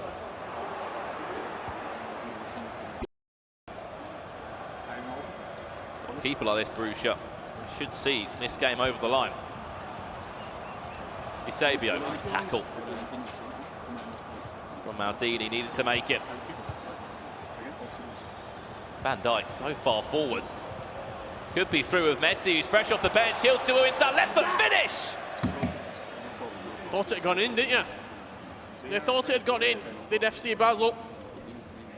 As it flash wide of the post from Leo Messi, a very un-Messi-esque miss from around the box. Chance goes begging, and Messi's fresh off the bench as well. On his left foot. Expect it to be on target at least. This is nice. Huller into Eusebio. It's going to fall back to Eusebio. Watch that pass. We can play it across. Well done, Ruud Huller. Win it back though. Not fully dealt with it though. The pressure is so fierce. And finally. Very fortunate how the ball was just breaking up on the edge of the box. With that celebration, I'm guessing it was Nicholas who scored it. It seems to be one of his celebrations that he does quite often. But the ball was just ping-ponging around the box. It was like a pinball machine in there. It's one of them, couldn't clear it. You're jamming it to get rid of the ball. You're just jamming that square isolation to get rid of the ball. And the press, though, from FC Basel, a lot of the time players don't actually clear the ball. I know I do it myself. I try and play it out. I press X. I try and clear it with X. And that was a perfect case of it right there. It just kept on coming back at him. And with 10 minutes left on the clock, will we find a winner for either of these two?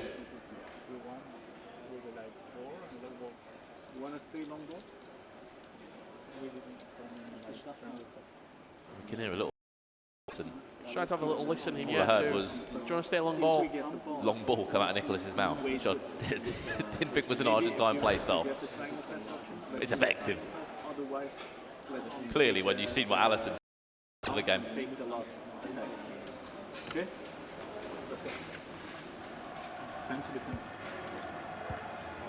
I think he said time to win this.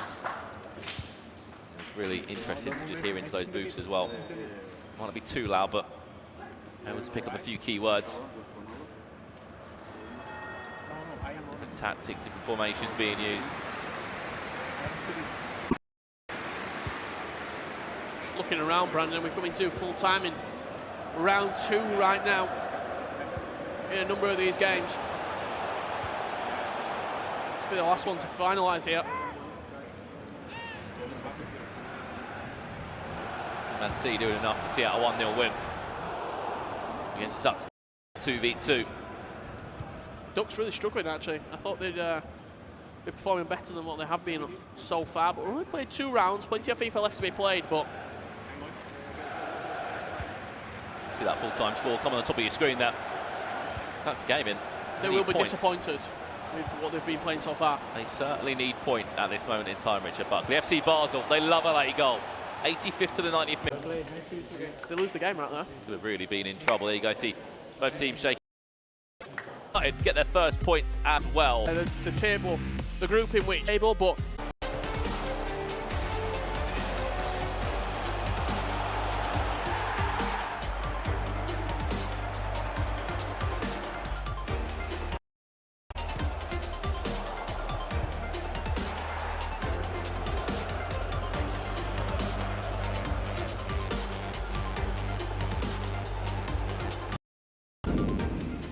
well, lots of goals there ever this year. Oh, what a question. I did a very recently actually, I bought Foot Future Star João Felix, and I had a really nice individual run where sort of... A few skill moves in there. Yeah, a little bit of left stick dribbling, a few skill moves. I think I did a reverse elastico into a rainbow flick. And then just a little finesse past the goal. Straight into the back of the net. Yeah. Got Are me you a goal. savouring it? Didn't win the game. Did you save it on your phone? Got the goal. Like, depends who you got over it. If you've got every someone that's time decent at we'll go above and the then, right corner and you knuckleball yeah, it. it don't go in. It doesn't? No, never. I'm surprised, you know, you've got Cristiano Ronaldo. You might have been able to do something there. We are going to be jumping into our round 3 games very shortly. Round 2 at the moment, though, has been played, Richard. Everything seems very tightly contested. We're going to have a look over at the Group D table because we've been wondering to ourselves, who is leading this group? Because it is so tight. Yeah, it really is. You've got Complexity and Sporting sort of going towards the top, and Ducks Gaming, really, as I said before, I've been disappointed by their performances. I thought they'd be in around the top, but they've got to have a massive round 3 in order to clutch this one up and set themselves up for tomorrow. Well, the thing is, Richard, if you win 3 out of 3 in your next round of fixtures, that's 9 points, and 9 points could send any, obviously other than probably Ducks Gaming, to the top of the table. Let's have a look at some of the goals from that Ducks Gaming against Man City Esports. There wasn't too many of them, but this was the 2v2 game. They did win it, and it was a mistake in the end, wasn't it, Richard? Yeah, it was. Just pressing, capitalising on the mistake, killing Mbappe just inside the box, smashing it past the goalkeeper. You see Ryan there on your screen. He caught up with Spencer just after the game. Right, I'm here with Ryan from Man City. You got your first win of the day. How you feeling? Yeah, I'm feeling good. I feel like me and Shells, we have a good connection when we play 2v2, so it finally paid off, got a win, and yeah, it was needed. Now, a little bit of concerns that you guys haven't scored many goals yet, but also in those 3 games against Ducks, you didn't concede a goal, so you're tight at the back, but maybe not scoring enough going forward. To be honest, that's a problem I've actually been having at home as well. I'm pretty solid defensively, but attacking I do struggle a little bit, but I feel like I've been a bit unlucky. Shells as well, I feel like we should have scored more than we have, but it's one of those things, isn't it? It's FIFA, like. Got a bit of time to work on it, obviously, but we've got one more game coming up today. R288 are your opponents. What do you know about them? Honestly, I don't know much. I'll be honest. I don't know much about the PlayStation player or the Xbox player, but they're doing well in the group, so they must be pretty good.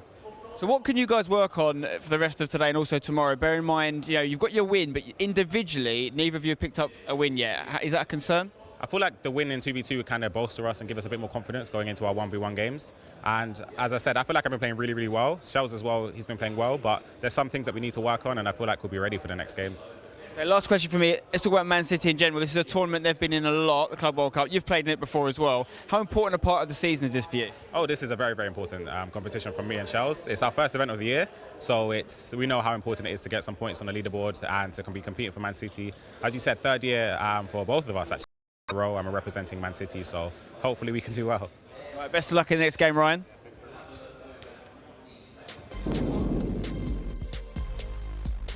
So always good to hear from Ryan there, and you can see he's got a little bit of work to do, as he well knows, but this is what we're going to be looking at now, coming up in round 3, kicking off leg 1. 11's taking on Movistar Riders, Blue United FC taking on Borussia Esports, and FC Basel had a great start today, taking on Makers. Yeah, a real chance for them to continue their fine form. In Group D, we're going to have Man City Esports against R288, Complexity Gaming versus Sporting CP, and then Team Footwiz Australia going up against Dux Gaming. So some very exciting matchups, and of course, all of them very important.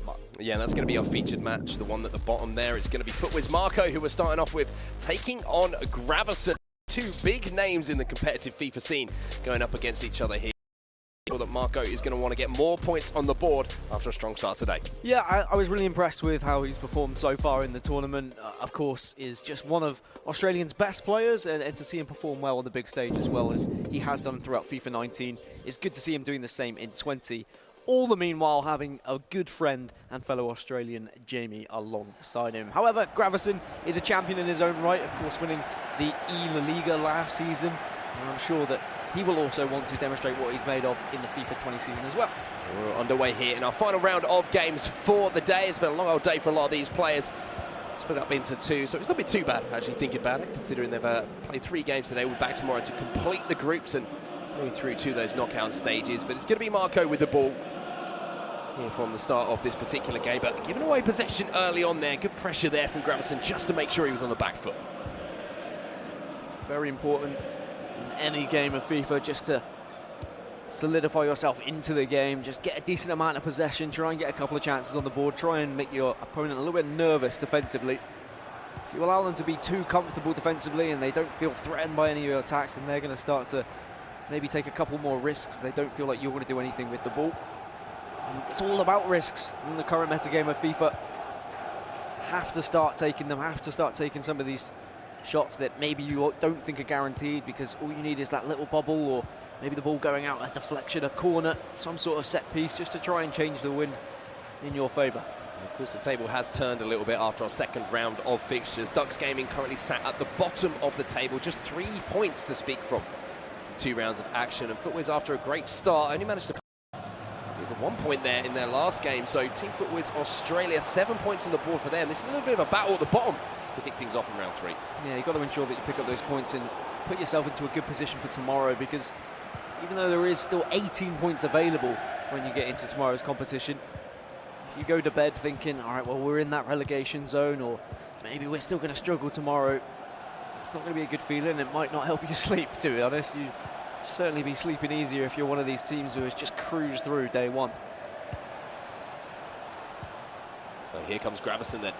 Virgil van Dijk comes across to deal with Arnai Ronaldo. Just a moment of hesitation there as the ball was played into the Brazilian, meaning he could get across and use those fantastic combination of the physical and standing tackling attributes that he has on that foot item. And there is that ball over the top we've talked about so much, Dan, down the line, but this time Andy Robertson gets across to deal with it before Sadio Mane can cause any real problems for his defence. If that was Cristiano Ronaldo, I don't think that Robertson gets there. I think that's really been the benefit of having Ronaldo out on one of the wings. And of course, in every team, you would probably say Ronaldo should be playing up top, but when you've got the likes of R9 available to you, you really want to play him as a striker, mainly because his stamina is pretty bad and he just gets tired out if you try and play him as a cam or as any sort of winger. And here's Mane then for Gravison this time. De Jong goes back inside here to Cristiano Ronaldo, the man that you were just talking about a moment ago. Not been any chances to speak about in the first 20 minutes there, and that's a pretty obvious pass just given away by Gravison. The square ball across the midfield, just presenting the opportunity there for Cristiano Ronaldo to do some defensive work and pick that pocket of Ruud Gullit. 0-0 draw for Marco in his previous game when he went up at Sporting. I'm sure he'll be looking to try and get a couple more goals on the board. We do have a goal from another game going on at the moment in our group stages, and it's a little mistake, a little bad touch actually that's just presented, I should say, excuse me, R288 Esports with the opportunity, a gilt-edge opportunity in front of goal, and it was taken with aplomb by R9 Ronaldo. So 1-0 on Manchester City on the back foot early on in that game. And Ducks Gaming are a team that have really struggled to score goals as well so far this tournament. But Chance maybe this for could be... Ronaldo. Oh, so close. On the turn, Ronaldo so dangerous. Thankfully, Alisson was there. Here's Frankie de Jong then, twisting and turning again. Marco starting to look a little bit dangerous here as Mbappe attacks.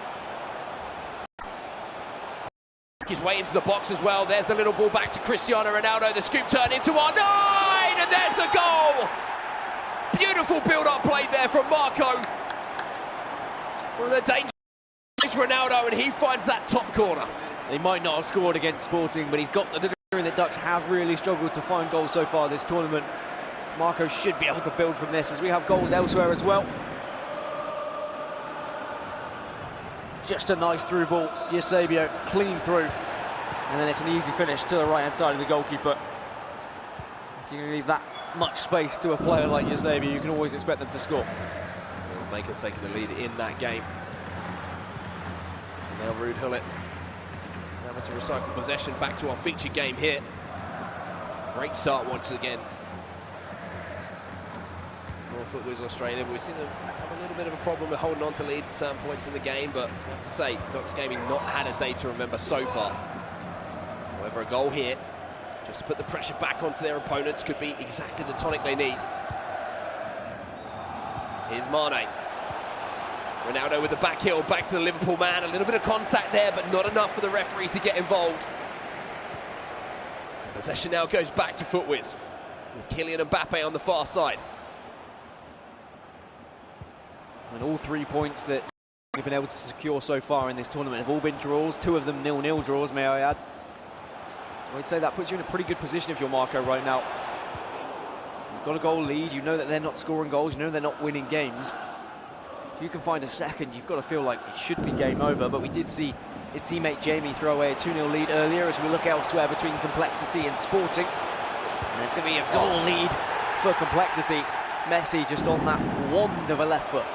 One of the left foot strikes again, and it was a beautiful little fake shot just to create the space for it. And it wasn't just the one goal coming from the Complexity game, they doubled their lead as well, slicing through the heart of the defence there. And Ronaldo, and again, in front of goal, that man always scores more often than he misses. Can Gravison find a little bit of attacking form here now? Because it's all well and good just grinding out draws and having these 0-0 games the rest of the table, and they look at the fact they're 4 points behind their closest competitors being Footwiz. If they suddenly find themselves losing to Footwiz, they are going to be close to 5-6 points behind all other teams in the table. Mane's done well to get away from the attention to Robertson, that fullback position, for just a moment, and de Jong will spread the pass across here to Ruud Gullit. Mbappe again with a couple of step overs, looking to maybe get the defender to bite a little bit earlier than he would have wanted. Here's Ronaldo, and just at the last second, Frankie de Jong has to make the tackle, but a successful half there for Footwiz. Marco takes a 1-goal advantage into the break. Just trying to go for the double back on himself with R9, but it doesn't always work if your opponent doesn't make a mistake, as Blue United versus Borussia Esports. And Richard Buckley was saying he doesn't want to see Blue United going out of the competition with no points. They were able to get runs for Marco, but the composure of the ball from Alexander-Arnold clears the danger. Yeah, something you very rarely see when it gets into that danger zone, and it is just a goal. A lot of players will just tap that cross button or the shoot button, or what do you want to do to try and get rid of the ball, even the pass button. But you can play it short and it goes to the opposite man, so instead it takes a small rid. To be the man who forces the pace in this game as a team. He's going to quickly, if they involved in this game, but unfortunately, especially the lead for Footwiz Marco, but of course the admins will sort that out and get that one restarted, and Marco will still have the lead. Meanwhile, we'll move across to Blue United versus Borussia as that one gets sorted out. Blue United currently having a goal lead, but we have seen them already in this tournament take a goal lead. I believe it was against Basel, actually, they were able to do so, but then Basel came back and unfortunately punished them, winning that. So you've got to get better with every game. The only problem is those games quickly when you're going up against Bahrain. Again, Varane is not being used.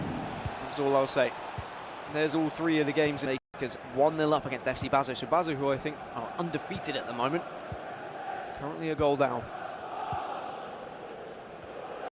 This is the final round of games. A little bit earlier today, so the last opportunity for today for FC Basel. There's no goals to report in that one. United almost with an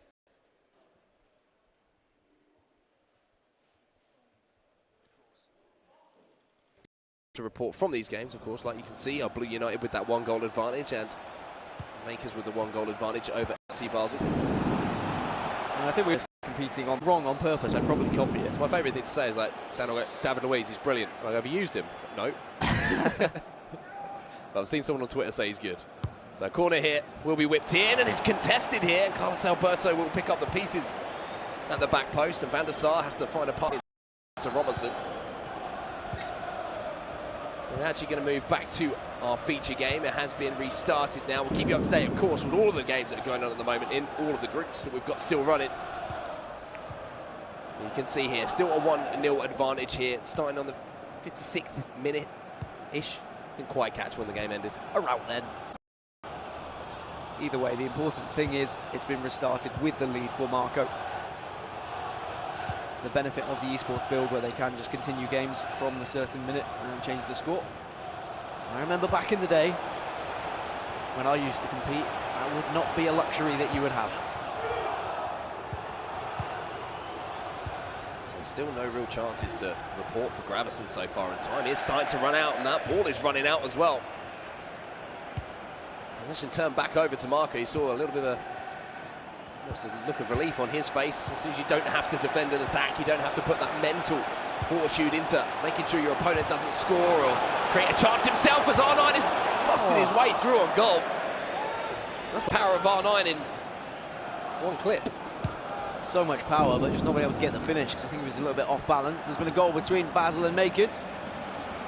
And Basel, who yet to lose a game, might be losing their first because Eusebio strikes and gets the second on the board for Makers here. And then another one between 11s and Movistar Riders, and the deadlock has been broken by R9. And it's 11s, Gareth Bale's new esports side, taking the lead. The goals in other games. Not too many to report, but big goals at big times, which could mean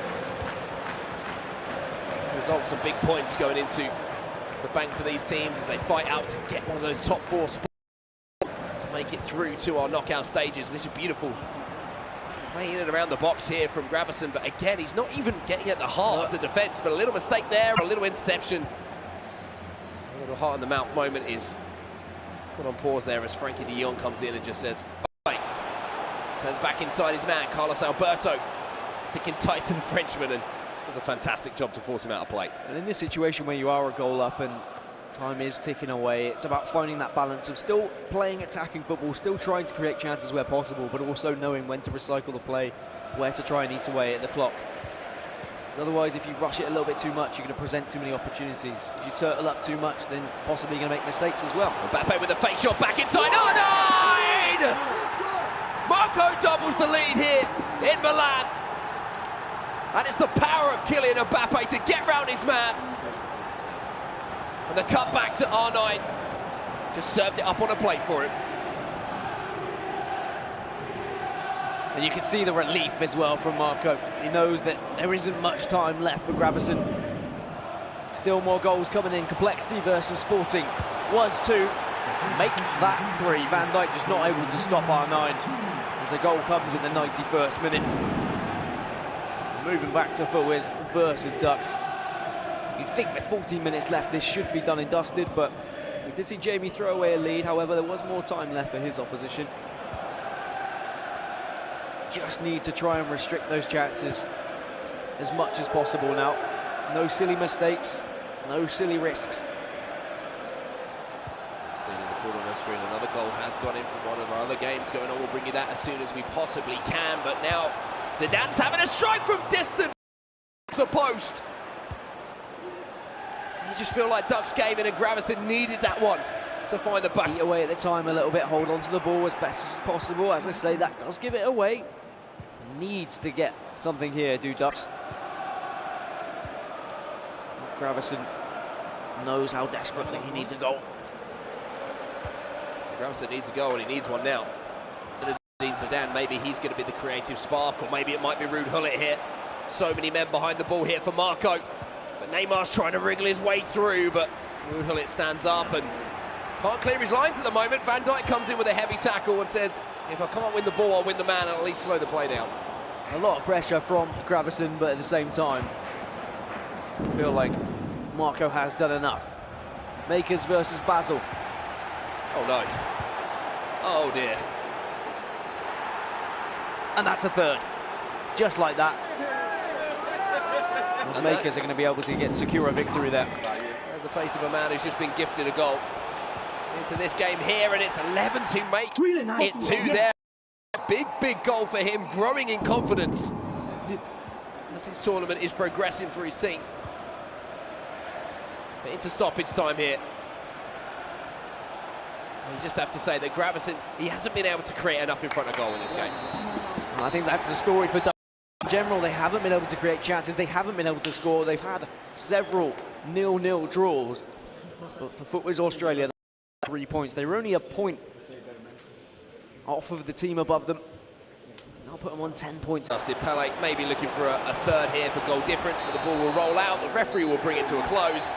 And Evans pick up an important 3 points. Yeah, especially when they're very closely contested in their table as well. They were on 6 points prior to this game, and the two teams above them on 7.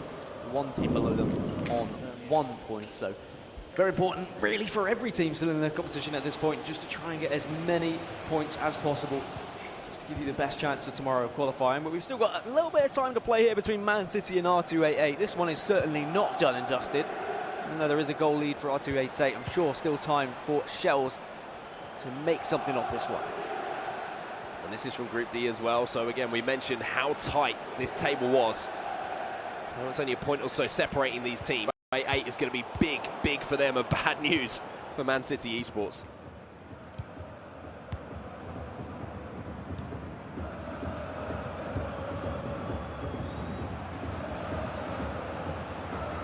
There's Mbappe on the far side.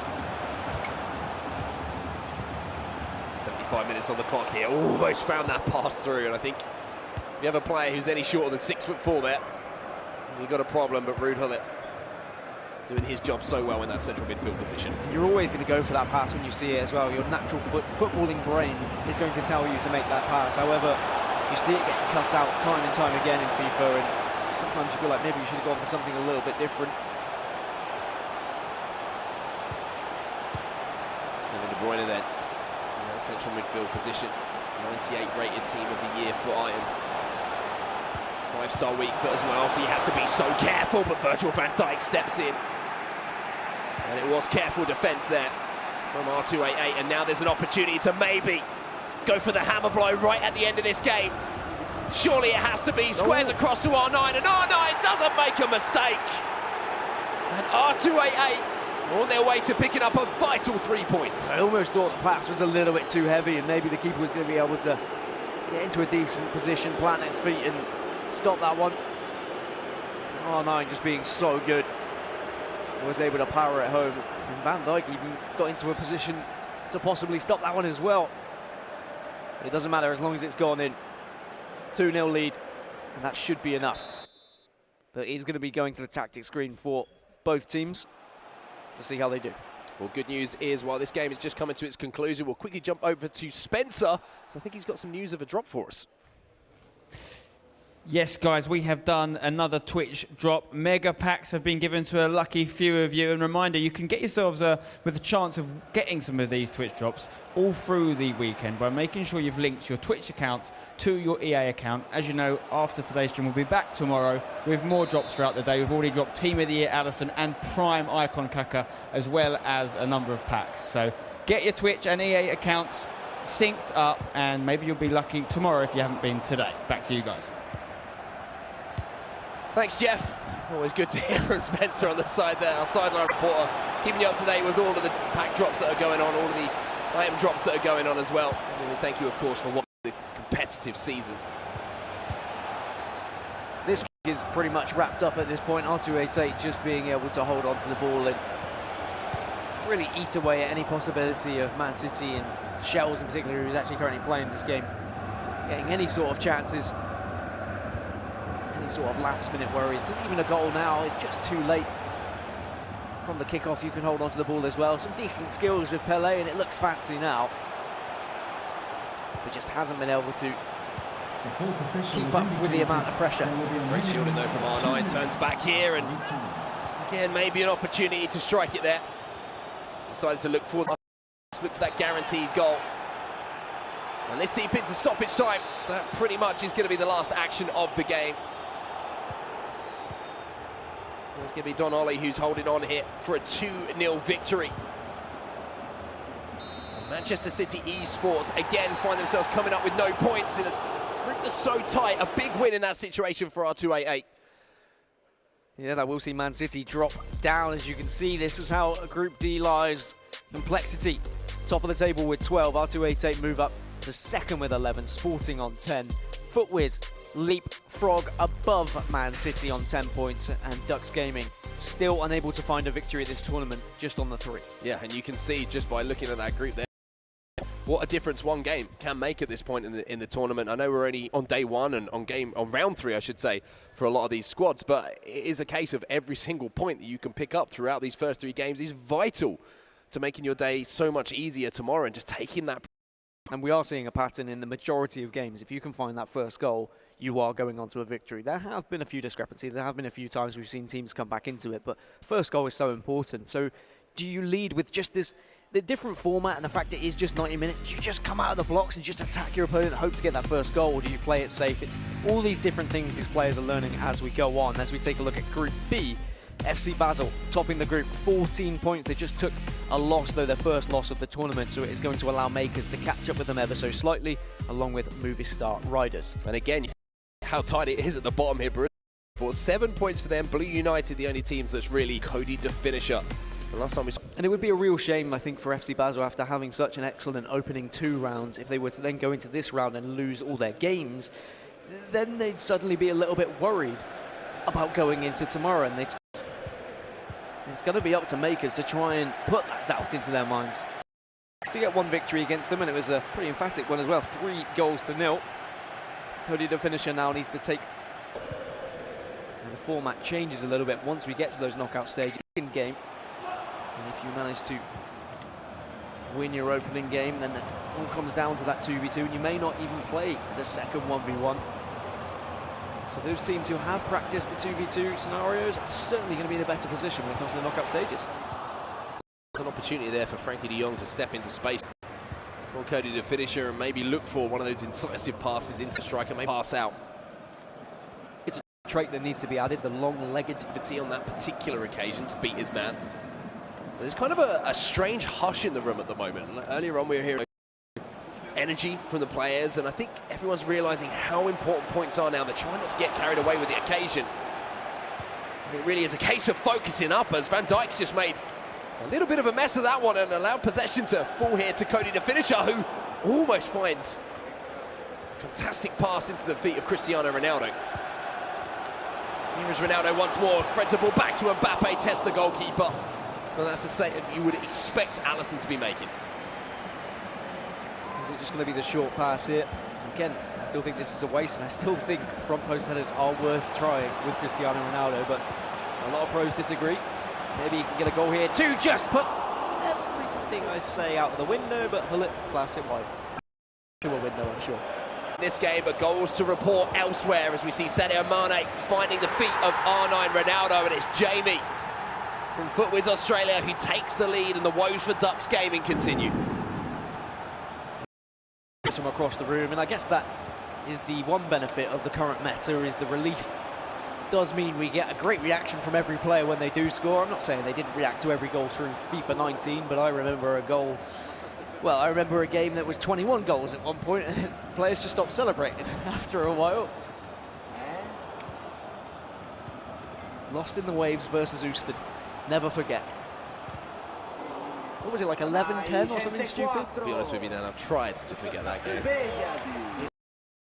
Those things don't disappear. I can't tell if it's a nightmare or whether it's a good dream. Well, here comes Andy Robertson then on the near side. The Liverpool fullback looking to beat his man, but has to turn back inside instead to Virgil van Dijk. Tried to use that driven pass out to the wide cam there. And again, no goals to report there, but goals to report elsewhere once more. R9 Ronaldo showing his strength. I say things like this is because it's bitterness. It's bitterness because Dan told me to do Player of the Month Ben Yedder and I hate him. But anyway, we do have another goal here and haven't taken the lead. Footwiz Australia have let it slip. Little header into Cristiano Ronaldo, and on the volley just drives that one past the goalkeeper. So tied up at 1-1 there. And we do have the deadlock broken here between these two teams. And it's Messi on his right foot, hits the post, shocks De Bruyne though, red timing, manages to put it in just because he was in the right place at the right time. Pretty disastrous goal, but they will take it. I really thought Messi was going to smash that one in on his right there, and I was going to be... That was one of my favourite pieces of commentary of all time, by the way. that was FIFA 20 summed up by Dan Gaskin. But anyway, we're moving on. Maldini with the spread of the play here to the fullback. Robertson, no goals to report here still between these two players. No real chances to speak of, to be fair. Kind of been an attritional battle in the midfield. You can see overload ball side being used here. Cody the finisher to make sure that defence is incredibly compact. And one thing about it is, love it or hate it, it's damn effective. I mean, a lot of people calling it overload ball side at this point, but it is in the meta. It's there and it's going to stay until it's not effective. Maybe a last-ditch chance though. At the end of this half, way over the allotted added on time, but referee still hasn't blown the whistle. Will be a corner here. How? 4 minutes over the allotted time.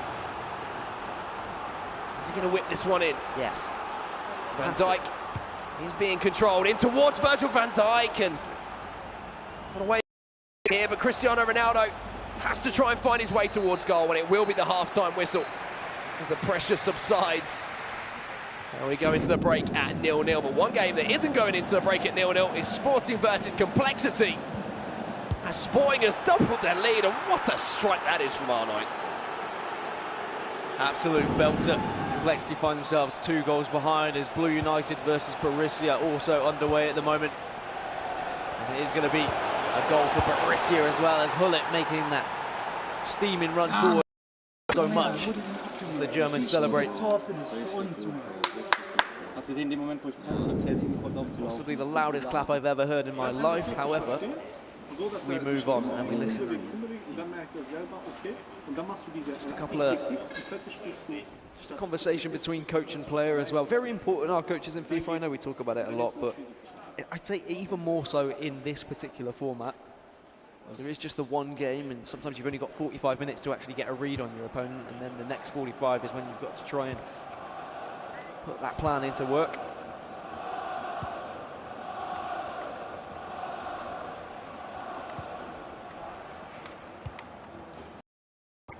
So back underway then, second half here.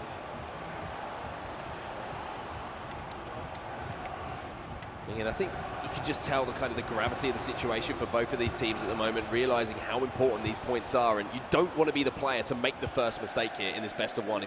We talked about how devastating it can be in FIFA 20 if you are the player to concede that first goal, how difficult it is, especially in a game like we're seeing now. Both teams are set up to not be broken down. If you make that mistake, that could be the game. I think both players at the moment are playing to minimise mistakes. Well, for Makers, it makes sense. They are second in the table. FC Basel at top of the table. If they can walk away with a point, they're going to be saying, look, this is great. We've managed to secure a point here against the top. We've already got a win against them. That's 4 points against the team that's above us. And that does close that gap ever so slightly. But then for Basel, when they're going up against that, they're saying, all right, well, they've got 10 men behind the ball. I guess we'll do the same. And then you get 2 teams just battling out defensively, hoping that the opponent does make the mistake. Well, here's Mbappe. Little chop back inside, and that's a loose pass there from Ruud Gullit. Not the first time we've seen that today. Carlos Alberto steps in and wins the ball back almost immediately, and R9 now dropping deep. Continue his run off the ball here as Gullit this time does complete the pass into Frankie de Jong. Looks for that little fancy pass back inside. We'll pick the pieces up here. No mistake at the back. And mistakes is what you need, and you want to try and force mistakes out of your opponent, but usually the way to force a mistake is to speed up the play or try and pressure a lot. Here comes Cody to the finisher then, and oh, he's been tripped up in the box there. It's a good way of trying to know whereabouts your reticule currently is when it's turned off. And Carlos Alberto there, unorthodox methods to get a touch on the conceded. Now corner. Changes coming in here in the tactics screen. It's going to be Ribeiro to make those changes here. Looking across some of the other games we have going on at the moment, just to 1 goal to report here in the game. And we're watching currently, see on our screen at the moment, Group D between Man City. And that's going to be a goal there for Mane as well. So again, we'll do our best to keep you updated, not just the scores, but our feature game now. Makers and Ribeiro need to find an answer here if they want to pick up any kind of points from this game. But Cody the finisher and Lionel Messi doing their best to work as hard as they can off the ball to win possession back and just take that pressure back off of their shoulders. A second goal here really would be a huge moment in the outcome of this match. It is why other teams trying to build a full attack full of version is absolutely incredible. The dribbling ability. And in from across the studio, and that means a goal particular game. For Ribeiro, he needs to find a way towards goal here, and that's a great ball into Johan Cruyff, who does have a 5-star weak foot. Wasn't afraid to strike it early, and that's a risky ball across there from Cody to finish up. But it did make its target, and here is that goal we were talking about. Ducks Gaming versus Footwear's going forward. It's Ronaldo on his left, and it was a shot from Ducks because it would be their first win of goal down in this. Big turnaround. And there has been a goal. And obviously there with seeing who could scream Vamos the loudest. Ajax Danny does often win those competitions. Good shot from distance. Line. Doesn't trouble the goalkeeper. You almost expected that to either find the back of the net or at least trouble Alisson in between the posts. Not this time from R9. If that had gone in, then there was a chance for Makers to get back into it, but now it should all be wrapped up. Cody the finisher can just delay this one, doesn't opt to go forward, instead just turns away with CR7, keeps the ball. Wilk in possession. Came out slowly but surely, but it's been a great performance from him. Really restricted the amount of chances for Ribeiro. And it will mean they've 3 points each. Here to help with the goal difference as well. Goalkeeper, Ronaldo tried to. Now Cody the finisher, Shane. The third goal could be huge. A little stop up in the roulette there to try and make it past the player. Rivera wouldn't be fooled in that particular occasion, but time is now up. Just up to the referee to end this one. He does blow the whistle. And FC Basel Esports' impressive form today continues. Yep, they've been able to secure 3 points, pushes them up to 7 the day. Really good total. Still one more game though, still the 2v2 to come. It'll be very important for them to just pick up at least 1 point going into tomorrow. They're 1 all tied up. Man City after holding a lead for quite some time. There's another goal to report. Hit goals. Speaking of late drama, Dan. Mbappe! And in the 92nd minute, we have a winner for Ducks Gaming. And after the elation of getting the equaliser, we see the ups and downs of FIFA. Jamie wasn't able to hold on to the ball. He pushed on. He didn't just hold the ball and go for the final attack of the game. Instead, he saw an opportunity. He went forward. Zidane was able to win the ball back. And then punished immediately at the other end. Oh, Ducks the Gaming, last kick of the game. They get their first of the tournament. Unfortunately, at the expense of Footwiz Jamie. Yeah, he's gone through the emotional ring roll today. I mean, it's been up, it's been down, and unfortunately for him, he's kind of been on the receiving end of some really unfortunate results. The last kick of the game deciding that particular match, having made a comeback of his own. And that leaves us here in Group D as it stands. Sporting at the top of the table, 13 points for them, Complexity and R288 with that last gasp goal, tied up on 12 points. And even though it might not look like much, that 1 point losing out for Footwiz Australia, it is Ducks Gaming's real victory. And it means they're on to 6 points now, and Footwiz only 2 points ahead of Man City. It means, though, that Ducks Gaming were able to gain 3. We've seen some amazing goals today from all of these players and all of these teams. We're going to take a quick look at some of the best of today while we've got a few moments and setting up for our next matches. What's been your favourite? I know what your favourite is. We've already seen that, but here we go. This is your favourite. You can do this one. This is my favourite, and you know what? I was giving Nightwatch credit for this, but since found out it was actually crazy. He scored it. Okay. Bad thing is we've already recorded a feature piece where I say it's Nightwatch, so from now on, sorry Crazy, I'm just saying it's Nightwatch. And this was definitely Fnatic Tom. He found the top corner there from the free kick with Alexander Arnold. Kind of knuckleball approach to it, getting that downward dip on the ball. And this one between Makers and 11s. I think this was a decent finish from R9. On the finesse-ish. Top right-hand corner. It was almost like he was lining up for a finesse shot and it never really happened, but it just seems to be a pattern here of R9 just smashing them home. He's often the difference maker. This is the one we question. Yes, okay, a good finish. But very fortunate to be there in the first place from Neymar.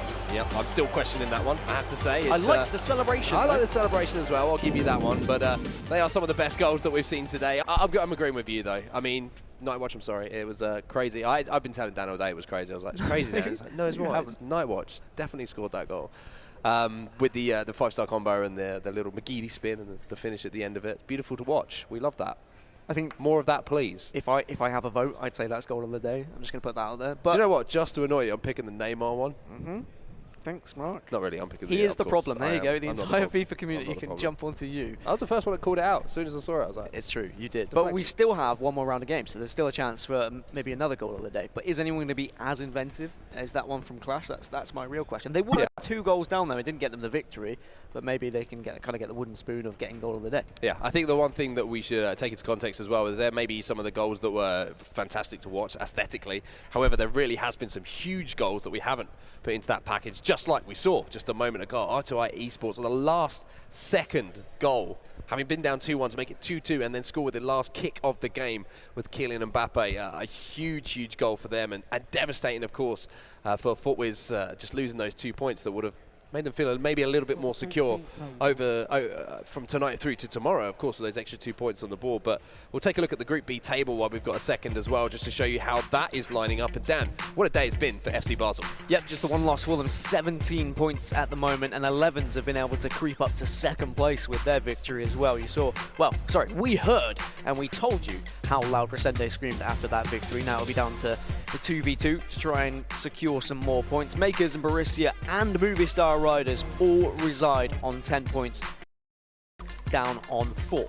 Well, good news is we've got our next game ready as we move into the 2v2 format now. My favourite part of the FIFA eClub World Cup, and it's going to be FC Basel taking on Makers. Both form teams, you have to say, today. But if Makers do lose this one and Basel find a victory, Makers will drop off ever so slightly and find themselves behind those other teams that were on 10 points previously. It's Makers with the first opportunity there, and I have to say I don't mind that early on. Well, I think I heard the communication. To strike, have a go. I think it's because they saw the goalkeeper movement, so I heard that shoot, just to try and take advantage of that goalkeeper being moved and maybe space opening up to the goalkeeper's left-hand side. Communication is something that maybe isn't a skill that's practiced by a lot of FIFA pros, just because of the fact that it is an individual esport for the most part. So communication is going to be vital in the 2v2 of where you're making a run, when to pass the ball, when to shoot, who's moving the goalkeeper, etc. So much to discuss on the virtual pitch, and being a good communicator is certainly going to be an advantage for any player who has that skill in their locker. It's also about being able to take risks in 1v1s, the blame. But when it comes to 2v2, you are also playing for someone else. And I guess you could say you're playing for someone else throughout this entire competition because it is a club competition. You know it when you've played pro clubs and you've missed a few chances or you've messed up a few skill moves, you feel reluctant to do it anymore. But we've all got that one friend who never stops. Do it again, but just do it better. That's my motto. But it never gets better. It always gets better. Anyway. Well, I've seen a few too many Ronaldo chops. You keep pretending to be Jordan Henderson passing that ball sideways, and I'll keep trying to be R9 Ronaldo, who's playing it in towards the back post. And there is a little bit of 2v2 play for you. The run towards the byline, the cross in towards the back post, and that manually controlled player at the back post finding space. That's the simple job of just nodding the ball home. But how did they find so much space behind the defenders? Was the offside trap played incorrectly? That's what I want to know.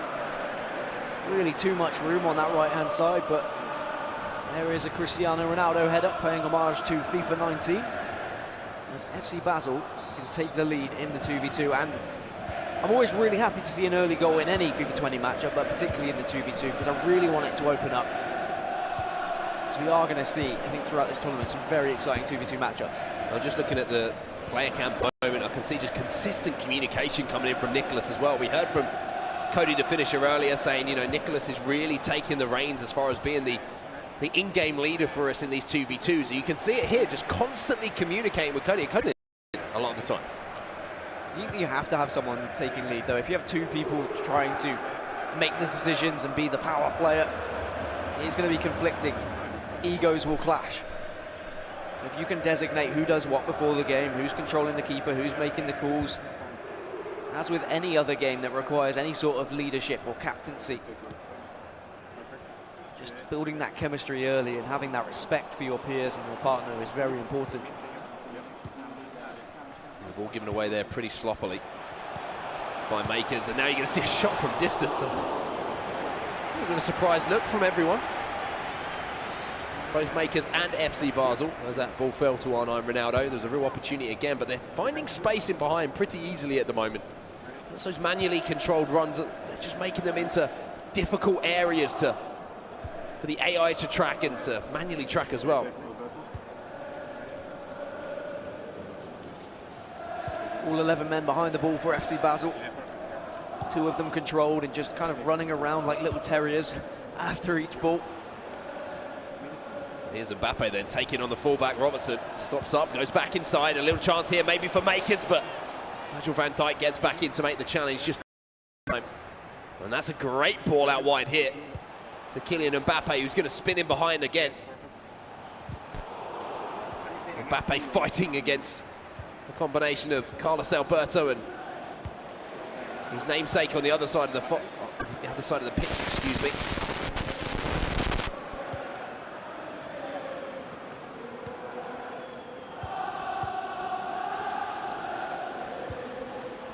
And now Hullet picking the ball up, spread the ball across to Carlos Alberto.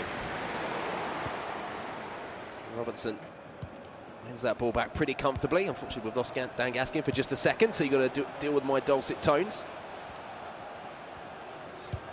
Hullet's now going to spread that ball across to Carlos Alberto. 10 minutes here until the half-time whistle will go.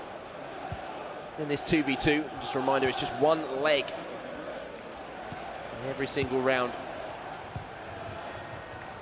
of the FIFA eClub World Cup, as Eusebio drops deep now and tries to wriggle away from the attentions of the two central defensive midfielders. De Bruyne with a little heel-to-heel to accelerate away from the man trying to mark him as well, as Eusebio battles it with Ruud Hullet to win the ball back, finds R9, and Ruud Hullet puts his body on the line as his face finds the grass. But De Bruyne again snaps into the tackle here, and if they can find the run here of Eusebio, might be a chance. The fake shot is beautiful. But yet again,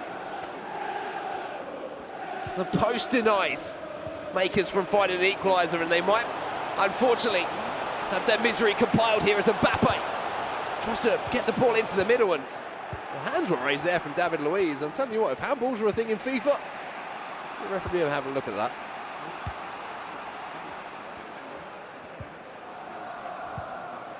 And it wins the ball back here for Basel.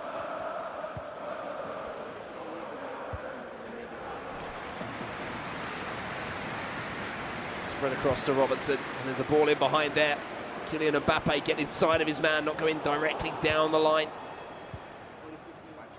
Well defended once again as Robertson now looks for that ball over the top. It's a battle between Carlos Alberto and Neymar, and Carlos Alberto showing every single statistic that's available for him, almost just shrugging off the presence of Neymar. And there is the half-time whistle here. It will be FC Basel Esports who take a one-goal advantage into the second half here.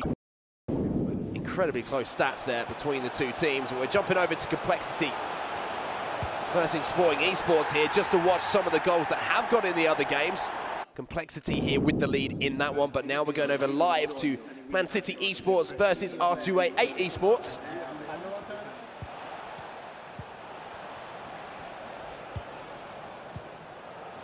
And you can see here, no goals to report from this game as we're only 12 minutes into this one.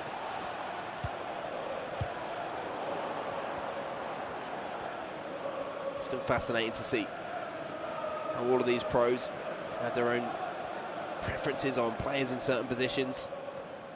Some of the icons available. It just shows how impressive that Ferland Mendy fitness card is, that 85 rated fullback, a 5-star weak foot. So valuable when you're turning inside, looking to release those balls down the line.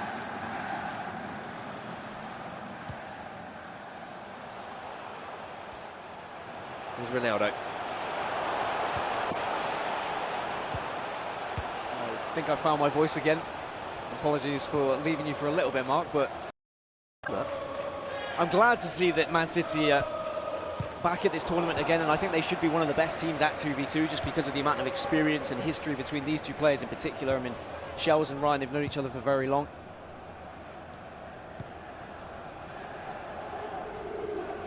But the question is whether they can actually pull anything off against R288. Well, Eusebio's managed to nip in here and win the ball back. Goes back inside here to Cristiano Ronaldo, recycled back to Patrick Vieira now. The old duo linking up in that midfield as R9 takes a shot from distance. Unfortunately, Cristiano Ronaldo will be coming back from an offside position. That's going to be a free kick. Goals elsewhere, though. FC Basel makers. And it's Eusebio with a cracking shot off his right, just to equalise for makers here. And you always know it's a good one when you stand up and you celebrate away from your teammate. There was just a shadow of a handshake that went out there that got ignored. Just for a sec, everything was fine afterwards, but there's always that moment of panic. That moment, because you know you're on camera as well. You know someone's seen it. There will be a compilation video on YouTube. There'll be some really irritating commentator who'll bring it up. Do you know what I mean? Yeah, and then it'll be found by your nephew in 10 years and he'll make a fool of you. That's how esports works. Back to Man City versus R288 here.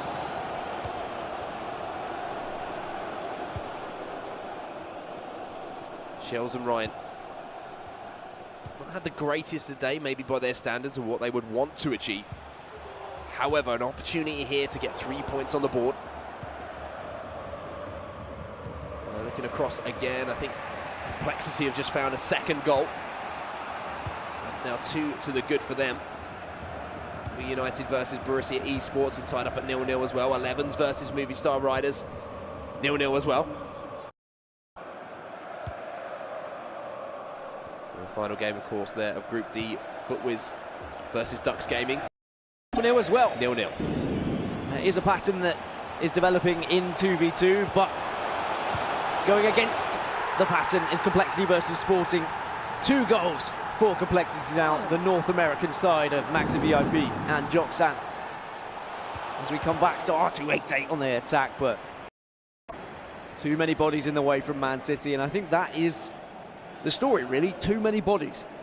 In FIFA 20, just everyone behind the ball, or sometimes it seems like there's 10 or 11 within the box, let alone behind the ball. Delic comes in and wins that ball back. 2v2, it's just even more difficult to break that down. If you find any sort of gap that you usually would in a 1v1 scenario, it's probably being covered by the second man in 2v2. And you'd think that you'd find more chances having that second man. And to be fair, we have seen certain teams and certain players thrive more in a 2v2 scenario, trying to just go down the wing and then cut it back effectively. This is beautiful footwork here from R9. Unfortunately, Alexander-Arnold just bullies Mbappe off the ball, and that's easier said than done a lot of the time on this game. You can see the running behind here from Cristiano Ronaldo as well, and trying to stretch the defence, but Vieira being controlled in the midfield here to cut those passing lanes. Ball back into Cristiano Ronaldo though, but unfortunately just can't find the return ball there. It's been a little bit disjointed, this game, between these two teams. A little bit of a lack of fluency in that final third. I mean, it's what we should expect from a 2v2, where a lot of people haven't been able to practice it or don't practice it as often because it isn't the norm in FIFA esports, and that's what makes this tournament a little bit special, is that we get to see something a little bit different. That we are going to see it be a little bit janky, we are going to see mistakes here or there, but we are going to see some teams really show up and really just be the extra level better than everyone else in the competition. And arguably, might be enough in this tournament to get you a trophy. You've got to think about tomorrow, haven't you? The fact that those 2v2s will be bumped up from being tacked on to the end of the performance into the second game, where it becomes even more important. We're going to jump back over to our previous game we were watching, which is FC Basel versus Makers, tied up at 1-1. 73 minutes on the clock as well, and we've had a few late goals today, especially in this round that we're talking about now, round number 3. Maybe there's a big chance here. There was an opportunity to cut the ball back to Cristiano Ronaldo, and he just showed too much of it to David Luiz, who had the opportunity to make that tackle. Here's Messi. Giddy Young just couldn't get the ball to where he wanted, but Cristiano Ronaldo's picked up the pieces. This time De Jong does find his man. The heel-to-heel here from Mbappe. Tries to cut the ball back. Sometimes in those positions, it's a bad idea to just strike across goal and hope for that rebound. Did well to get the ball out with Mbappe there, but it's only gone as far as another FC Basel shirt. They're really piling on the pressure now. I feel like if a second goal is going to come, it's going to be the Basel boys putting it in the back of the net. Look how much they're struggling to find anyone in the final third. Having to recycle, go back to the fullbacks, try again. If you hold on to the ball for long enough, players naturally come out of their position a bit more. Well, here's Messi. There's the fake shot past David Luiz. He got a piece of Messi. To the ball, though. Well, Messi didn't go to ground. Makers just not able to hold on to it, Mark, at all. They just keep giving the ball away. They're trying to lump it up. I wonder whether they're just a bit scared by the amount of pressure that's being applied right now.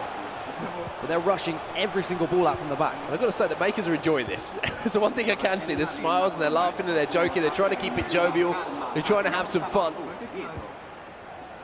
Maybe that's a little bit of frustration coming in as well, but that's definitely that's a full-on laugh, I'm just saying. There's no doubt about that. It's because they're under so much pressure and they're like, where are we supposed to go? How are we supposed to get out of this? Where are we supposed to play this ball? What pass is the perfect pass? Well, finally, they have managed to win the ball back. Finally! But now do something with it. The coach in the background cannot watch. Head in hand. They've been able to slow it down enough where they're able to hold on to the ball for longer than 10 seconds. We're into stoppage time now, Dan, so having kind of weathered the storm, so to speak, now they have the chance to go forward. The double switcher play. And the header out. Maybe not what they were looking for. 20 seconds left. We get the pause as we move over to Man City versus R288, as that game should be concluded, but we'll get you the full-time result when it comes in. For now, though, 30 minutes to try and decide who can take this one, or whether we're going to get a 0-0 draw between these two.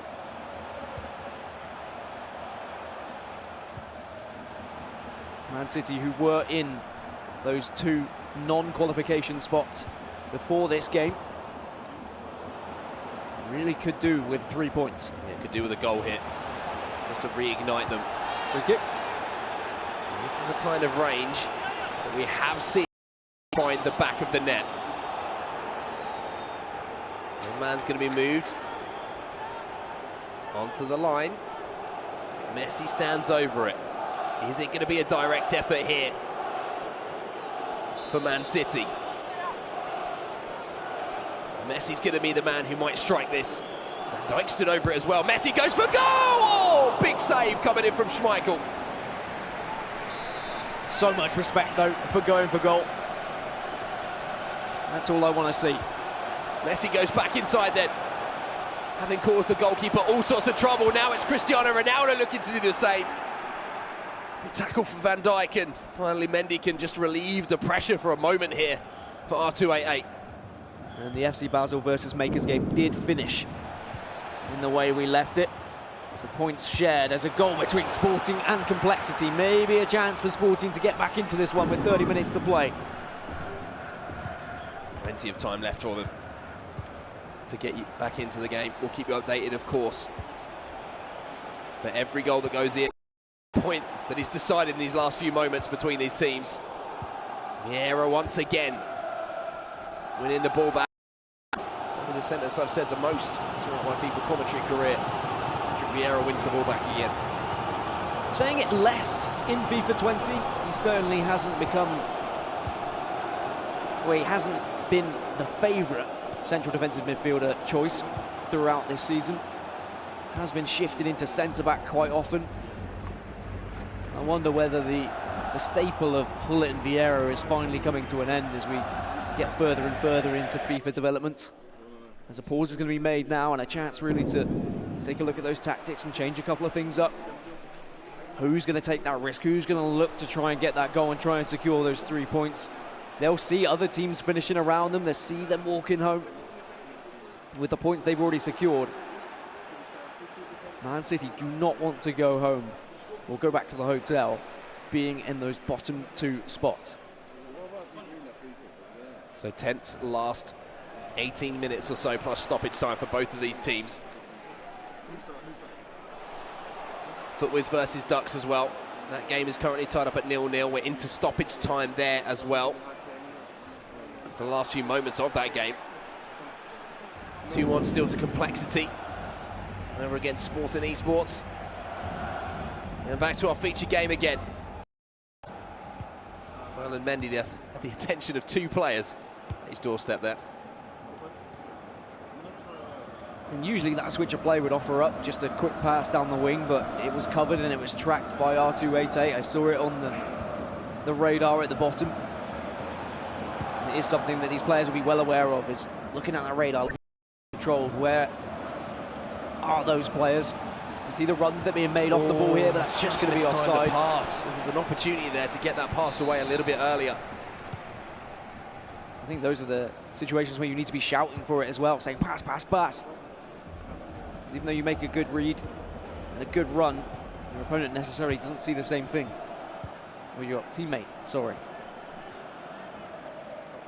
Mendy turns back inside. Last 10 minutes rapidly approaching here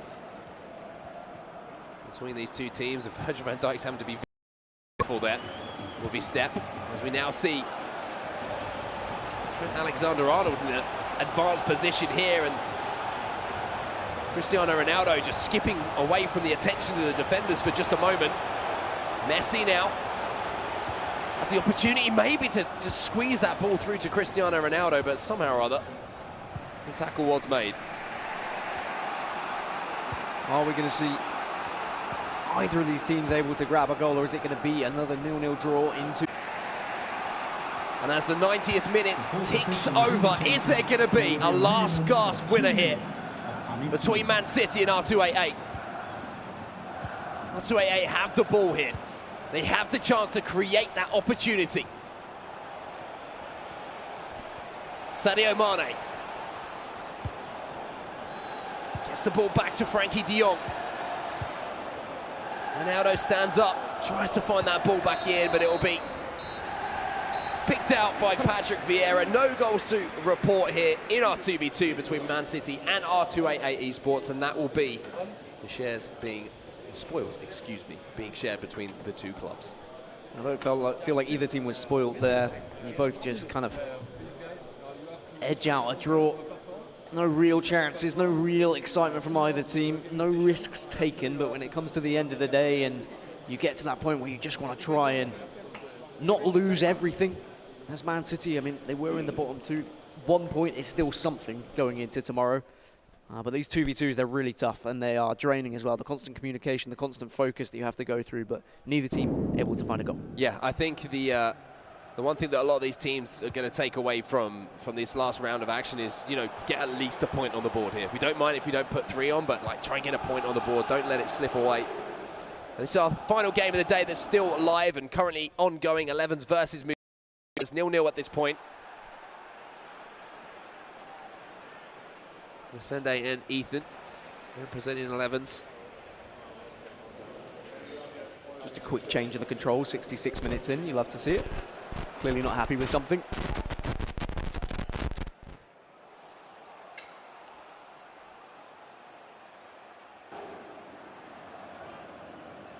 So 20 minutes left in this game. No goals to report from our previous match that we brought you.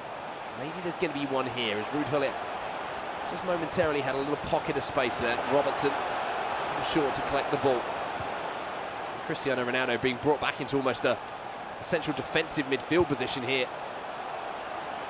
Carlos Alberto now continues his run. Mbappe turns back inside. A little bit of space here for De Jong. Plays it across to Gullit. Gullit now into Ronaldo! Vieira got a piece of it to send it behind for a corner. And this is where it can be so dangerous.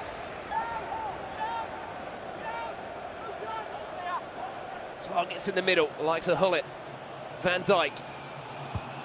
And it's going to be played towards Gullit at the back post, and he got a piece of it. Beat the goalkeeper to it at least. The defender got a piece as well, and it's going to be another corner, this time from the near side.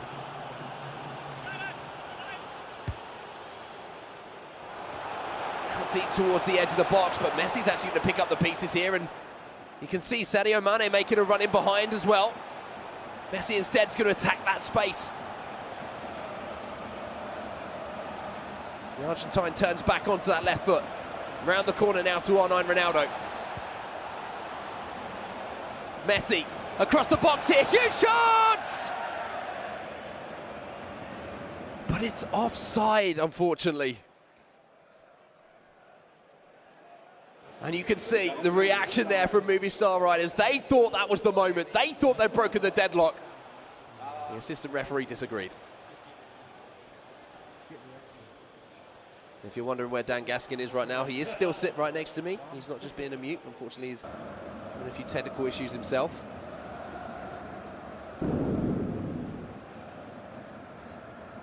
But a goal kick, excuse me, not a goal kick. Will be the ball pulled back for the offside decision. As Messi now steps forward.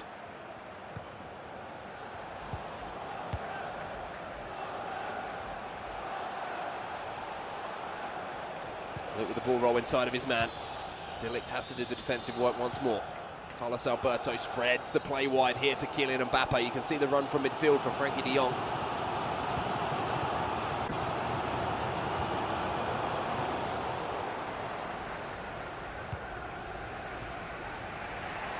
And inside the last 10 minutes here in our final game of the day. Who's on the ball. And a chance for Movie Star Riders to step forward.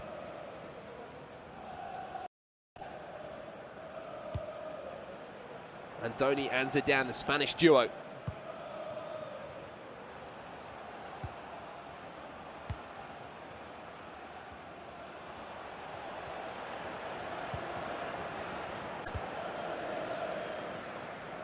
Looks like they're just waiting for the opportunity here to have the last attack of the game themselves, but a little bit more difficult than usual just to hold the ball. And the ability for those two players to really put the pressure on. Well, if I told you it was all an elaborate joke and I've just not been talking on purpose, would that frustrate you? I think you understand that that's probably not worth you. No, I'm back. And this one is going to be a tough one for Movie Star Riders after coming so close to scoring and even celebrating after the offside. And that's one of the closest reactions you'll see to real football, actually. Usually players know when it's offside, but didn't spot that one. And maybe this last opportunity is going to come to 11s.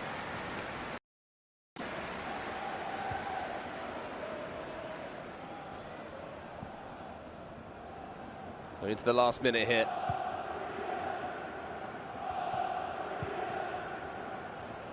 The fourth official is... Movie Star Riders with a chance to go forward and maybe find that last second goal to give them 3 points instead of just the one. Elastico from Cristiano Ronaldo.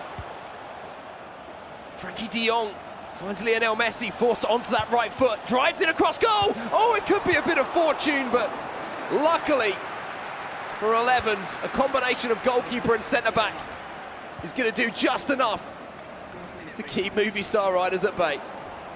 If the referee ever blows his whistle. Finally, the referee does blow his whistle. He brings the game to an end, and he brings the action for today to an end. You can see the reaction there. And I've just been informed as well, while your headset was busy exploding, Don't man who actually put that ball wide. Oh. It wasn't even offside. See, that's how much I trust you as my co-commentator.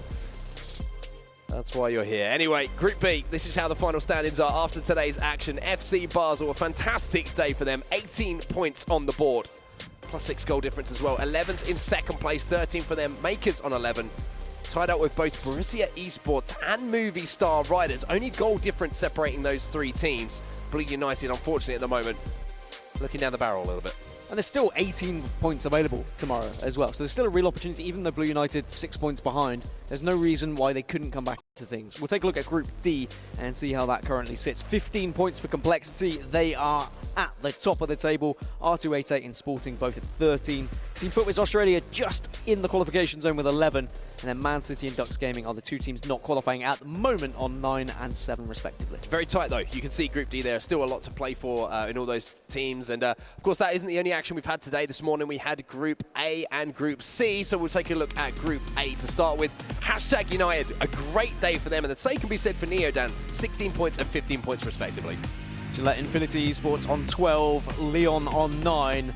The two teams currently not qualifying would be FaZe and Nordavind. But as I say, there is still plenty of action tomorrow, still plenty of points available. So that is Group A, and Nordavind with a lot of work to do. Of course, tomorrow, Hashtag and Neo are going to be looking to continue that form and keep their foot on the pedal. But let's look at Group C now, the final group of action. And Fnatic, they were the favourites coming in for a lot of people. And I mean, they have the highest points total out of everyone in the tournament, showing why they are expected to be there in that final. And if my math is correct, I'd say they have mathematically already qualified as well, because two teams can't get 18 points. AS Roma on 15, Redemption on 13, NASA Esports on 11, and then it's Clash and Austria currently in those two bottom spots. Well, an amazing day of action here on day one of the FIFA eClub World Cup. Thank you all for joining us so much. Thank you to Brandon, Richard, of course, and Spencer and Julia for all their hard work today. That's going to do it for today, though, but make sure you come back tomorrow for all of the action. We'll see you then on day number 2.